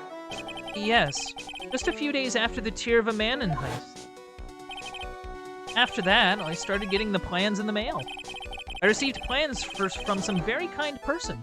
Incredibly detailed plans. Detailed plans? In which case that would mean that Ron DeLite was actually mask to mask. That is what we are claiming. Someone else came up with the plans and had Mr. DeLite steal his targets from him. And that someone was none other than Luke Atmey. Shh! Silence!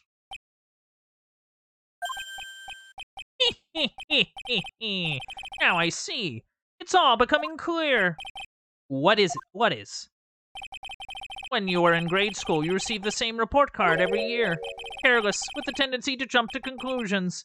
Am I wrong? How did you... You say that I, Luke Atmey, was blackmailing Ron DeLite. In which case, I would naturally know all about his relation to Mask to Mask. Well, yes. Ron DeLite started receiving plans from his second crime onward, correct? Which means I learned of his identity when he committed that first crime. Good point. Certainly couldn't have blackmailed him otherwise. In that case, let's see some hot, bitter evidence. During the first crime, how did Luke Atmey know that Ron DeLite was mask to mask? Well, because the clipping shows him, like, in the frame. Like, he was at the first crime. Or the first heist. Like, it's pretty straightforward. I think I see it. See what? When you were in grade school, you received the same report card every year. Gets into lots of mischief and tries to be the center of attention. What do you mean? This newspaper clipping. It has a picture of you and Ron DeLite in his guard uniform. It seems that Mask to Mask didn't just disappear into thin air. He just took off his outfit and hid in a bucket. That sounds far too stupid to be true. Correct. With tricks like that, he couldn't fool a baby, let alone an ace detective. And that's when you figured it out, Mr. Atmey. That's when you learn that under his mask, Mask Damask was really Ron Delight. What the? Isn't he supposed to be Mask Damask? Not only that, it looks like he wasn't even an ace detective. Can't believe it. He was just a slimy blackmailer. What a fraud, trying to pass himself off as an ace detective. Why, you? How dare you expose me like that? Why, I mean, I've never blackmailed anyone in my life. I'm a famous and proud ace detective and also Mask Damask. Why can't you understand that? I'm afraid you are neither a proud thief nor an ace detective. You're a blackmailer and a murderer. That is your true identity. Why, you? How dare you even dare imply the counter roly deaf swine not trying to yourselves with those big mouths? You're real fools, I say. None of you can compare my genius. You just tell us so good. Desecrate me. Commemorate me. There. This detective cannot handle blackmail, murder, threats. I'll get away. It's enough to make one laugh. Well, man, I wasn't expecting one of those. It would seem we finally arrived at the real answer. That was quite a performance by Mr. Atme. Bailiff, please prepare a cell for Mr. Atme. Oh my god. He won't go down without a fight, I'll give him that. The hammer that strikes too fast has no time to aim. What do you mean? I'm already prepared to deliver my ruling. Allow me to say one thing. I will be the one to judge. You don't get much more in your face than that. It appears that your claws weren't quite sharp enough, Mr. Trite. What do you... It's true that you've proven a lot of things. Things like Luke Atme was a filthy blackmailer, and that he wasn't at Lordly Taylor the night of the murder. That's right. That's why he's the one who killed Mr. Bolt, but... There's still one thing you've yet to prove. What's that? Just because he wasn't at the warehouse doesn't mean he was at the murder scene. Therefore, if you can't prove that this pitiful excuse for a man was at KB security, then I don't see how a verdict can be delivered. No way!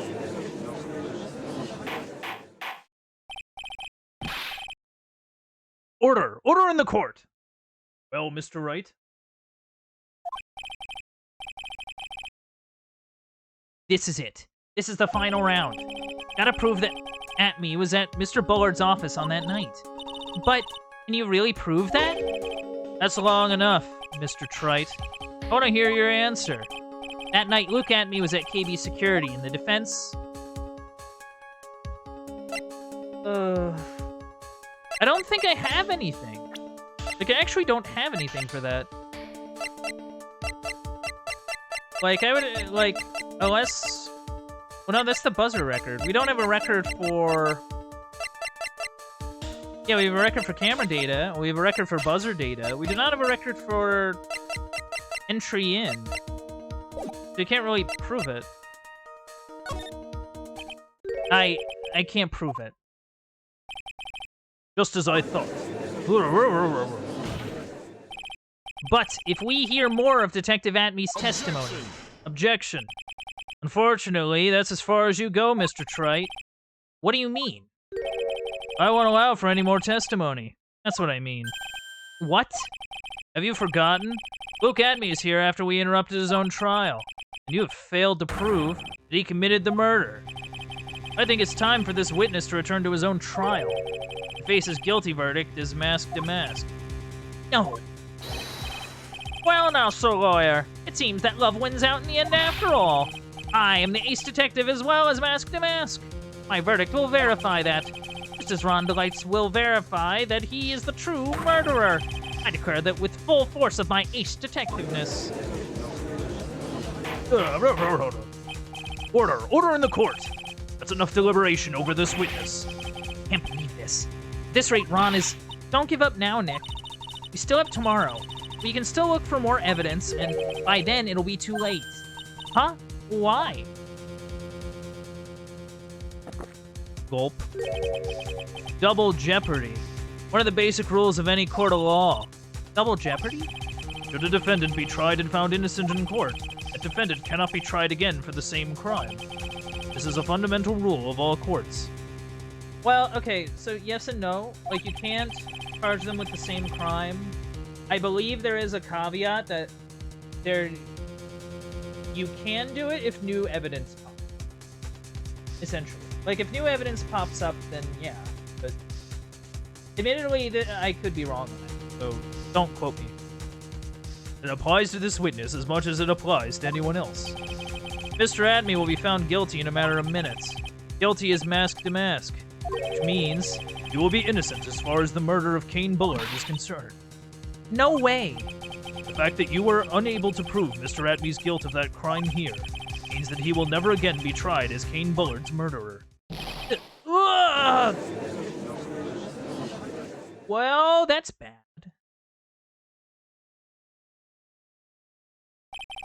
Now there's nothing I can possibly do to win. Even if Ron is proclaimed to be innocent, the real killer, Luke Atme, will go free. You have cross-examined every statement the witness has made here today, and as long as there is no more testimony, I'm afraid I have to declare that there will be no further questioning of this witness.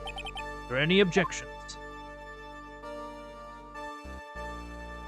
Oh.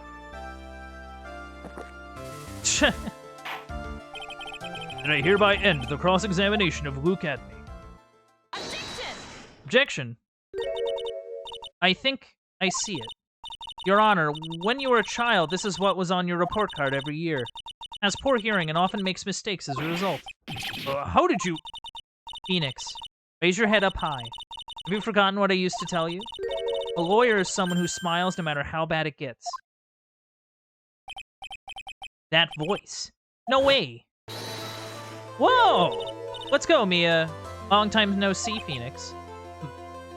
Mia? This is the true power of the crane channeling technique.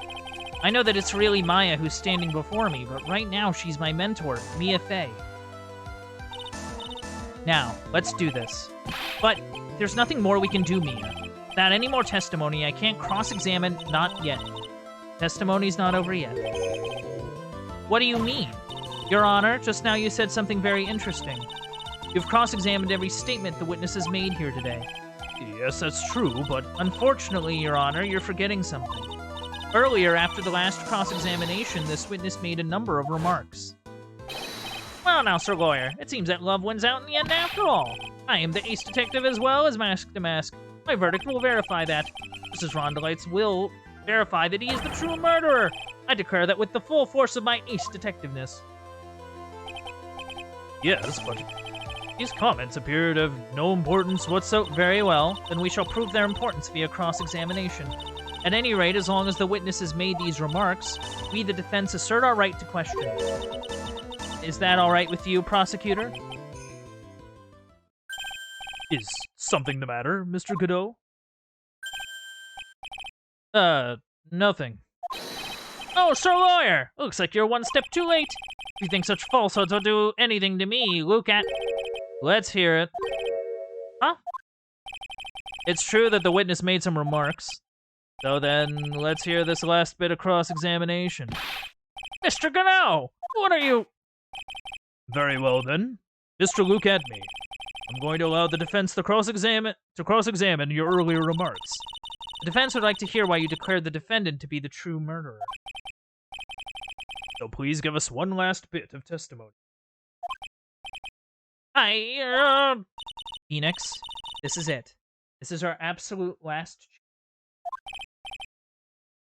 Yes, Chief.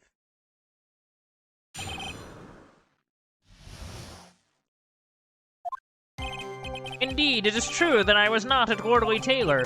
I had to leave to see about another vitally important job request. I had known about the date beforehand, so I had this photograph ready. My brilliant deduction was what informed me that the true culprit was Ron Delight. And thanks to the keycard and wallet, it was abundantly clear that he was there. I was also able to make a deduction from the buzzer, which only sounded once. The button did not have any fingerprints on it. Why? The victim would have left prints if he sounded it, which means the killer sounded it. Mr. Delight was wearing his mask-to-mask outfit, which is why he left no prints. And then the blackmail letter. The victim likely just mistook the color of the jewel. Zavari. Therefore, all the evidence points to that poor boy. This testimony actually seems to hold up pretty well. The witness's earlier remarks do not appear to have been hastily prepared. All of his points have been explained. None of them seem to contradict anything. But of course. But how did you know about the emergency buzzer? The police investigation documents went directly through me, and I always look over all the documents. It's elementary, Sir Lawyer. Ah. Are you gonna make even more trouble for us now, Sir Lawyer? I will not allow any of your usual shenanigans, Mr. Wright. Yes, Your Honor. You cannot postpone Luke Atmey's trial any longer. This is your last chance. Hang on a sec, just one chance? Huh. Seems that the party's about to begin. Well, Phoenix, there isn't any evidence that contradicts with that testimony. So it would seem. What do you mean, so it would seem? Listen, Phoenix, pointing out contradictions doesn't always mean you have to present evidence, does it? At any rate, this is our last chance. If you can point out a case-breaking contradiction, you lose. All there is to it. Oh, God. This is only the second case in the game. Cup number 17. The last cup. Seems like time has come to put an end to this trial. I have to find a fatal contradiction in this testimony, and I need to point it out without presenting evidence. Which means all I can do is find the contradictory remark and press it. Remember, you only get one chance. Very well then, Mr. Wright. Please begin your final cross-examination. I hope I don't...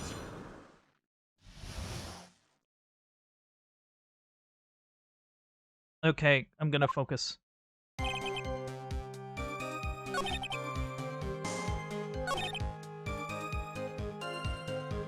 Okay.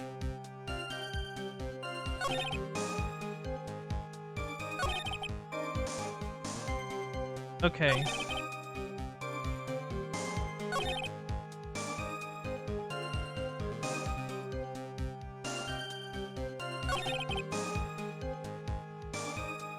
Mr. Delight was wearing his mask to mask out.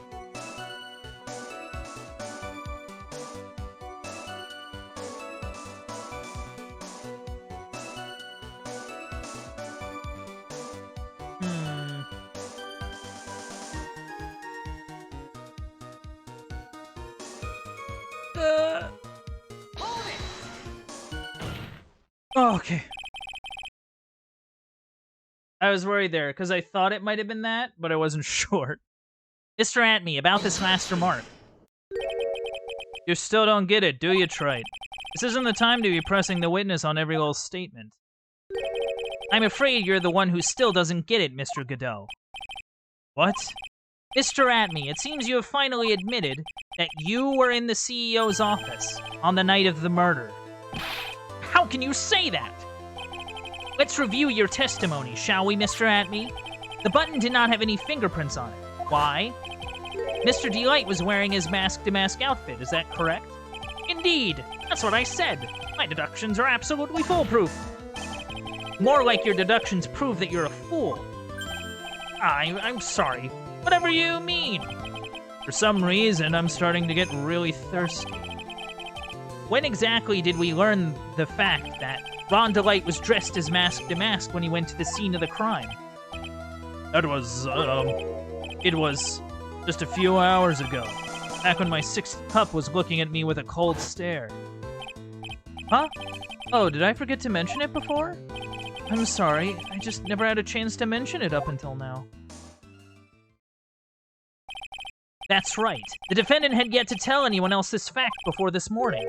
Therefore, the only person who should know this are those who have been watching this trial. Do you understand now, Detective Atmey? There is no way that you should have known about that. Yeah, I figured it was a test of, like, what he would know and what he wouldn't know. You were in the next courtroom being tried as mask-to-mask. So then enlighten us. How did you know about that piece of information? Well, objection. Come on. This detective must have known about it. Probably had plenty of chances to find out beforehand. And it's those chances that I want to discuss next. That night, Mr. Delight was wearing his mask-to-mask outfit. There's one and only one way for Detective Atmey to have found that out. Only one? One way, you say? Please recall, if you will, Mr. Delight's testimony. When I entered the office, there was a suspicious shadow there. For a second, my client witnessed the real killer. But Mr. Delight never saw his attacker, so there's no way to tell whether or not the real killer was Luke Atney. It's with that statement that I'll turn this case on its head. Just what are you implying? Mr. Delight saw the real killer, correct? Now, if you turn that statement around, it stands to reason that the real killer had also seen Ron Delight. Impossible.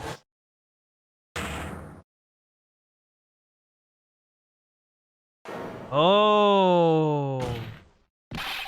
Detective Atney, you saw Mask to Mask at the murder scene last night.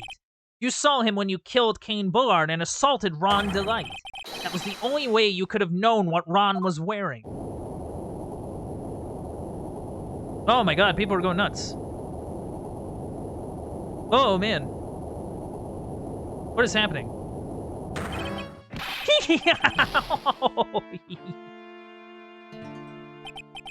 Take a good look, everyone. Unable to find a rival worthy of my genius, I was forced to create one by myself. Here I am, the tragic clown. That's the same line you gave yesterday. But I think there's a little more meaning behind it this time.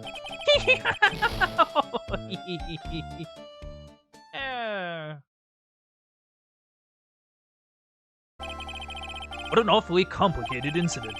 Kane Bullard was blackmailing Luke Atney, who was in turn blackmailing Ron Delight. Upon killing his blackmailer, Luke Atney tried to frame Ron Delight. He then claimed to be guilty as Mask to Mask in order to escape his true crime. And to that end, he came up with this plan. To use the double jeopardy rule when making his alibi. At any rate, it would seem we've finally found the truth. Excuse me. I came perilously close to besmirching the record of an innocent young man, besmirching him with the title of murderer. Don't ignore me! Oh, I didn't realize you were there. Why wouldn't he be? About the verdict. I know. You never committed any murder. That's right. I'm so glad you understand that, but I really am Mask to Mask. Huh? So thanks to that trial yesterday, I'm innocent now, right? What was it you said? The double jeopardy? Now that you mention it, I've been careless. Careless? What do you think, Mia? As the defendant says, the rule of double jeopardy is absolute. The defendant can never be tried twice for a crime in which he was once found innocent. Then, Mask to Mask is really innocent? It would seem so. For now. For now? Now then, this court finds the defendant not guilty. Yay! Whoa! Look at us go. Boy, this is really lucky. Wait, this isn't so good after all. You see, the thing is, I still am Mask to Mask after all.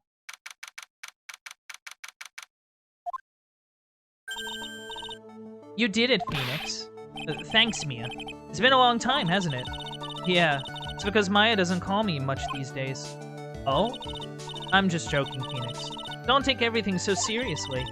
But on the other hand, Maya, she seems kind of torn these days. You mean about becoming the master of the Corain Channeling School? Becoming the master means saying goodbye to our mother. Misty Faye, right? Watch over her, will you, Phoenix? Of course. Well then, see you around. Mia. Mr. Wright. I don't know what to say. Congratulations, Mr. Delight. Thank you so much. No, wait. Nothing really matters anymore, though, now that all of this has happened. Come on, just be happy already. Maya, you've been cleared of the murder charges and got off as Mask to boot. But, in exchange, I lost everything. Huh? What do you mean? Stealing security information from KB Security, becoming Mask to Mask? Did it all for one reason. For her. You mean your wife, Desiree? She hates criminals more than anything. Come to think of it, she was once held hostage by some robbers, wasn't she? She always said how she hated sneaky criminals. I knew that. But once I got fired from KB Security and lost all the money I had, she wouldn't have any reason to stay with me. I thought she would leave me for sure. So that's why you became Mask to Mask? Yes, but it's all over now. Broken bowl can never be put back together. That's not true, right, Nick? Right. Really? Will you go back to the way things were? You'll be fine, and Nick can prove it. I can prove it? I can? And I wish you would check with me first. Mr. Delight, even if a bowl was broken, there's always a way to put it back together. I wonder, is it the... Yeah, it would be the urn, I think. Because that's talking about broken stuff, putting it back together. The sacred urn. Desi was the one who found this. Desiree, your wife. She always believed in you, Ron. That's why you'll be fine. You don't have to worry about anything. Ah, there you are. Miss Delight. You did it, Ronnie. You're innocent. I'm so happy. Thank you. I appreciate that, but, suppose you don't want anything to do with me, do you? Ronnie, why didn't you talk to me about what was going on? I had no idea you'd quit KB Security. Never imagined that you were really Mask to Mask either. Miss Delight, what are you gonna do now that you know? You're not going to really leave him, are you? Come on, it's obvious, isn't it? How can I ever let a wonderful man like him get away? After all, my bike's really fast. So fast that there's no way he could ever get away. Didn't you say that you hated criminals? Huh? Oh, I only hate people who act all cowardly and sneaky. Like that detective. I see. My Ronnie went and declared his crimes before he committed them, like a man. I just love a man who's so chivalrous. Chivalrous? I knew I was right about you. Every day I spend with you is filled with thrills and excitement. Desi. Aww. Desiree, you really do love Ron, don't you? That's adorable. That's actually adorable. Nicky boy? Yes? I'm really glad I asked you to defend my Ronnie. Thank you so much. I'll never forget what you've done for us. Oh, well, take care of yourself. You too, Nicky boy. I can feel my face going red. Mr. Nick! Mystic Maya! Congratulations! Talk about bad timing. Mr. Nick, how could you? With another man's wife. In front of Mystic Maya. No, you got it all wrong. I'll never forgive you. Never, ever. Ow!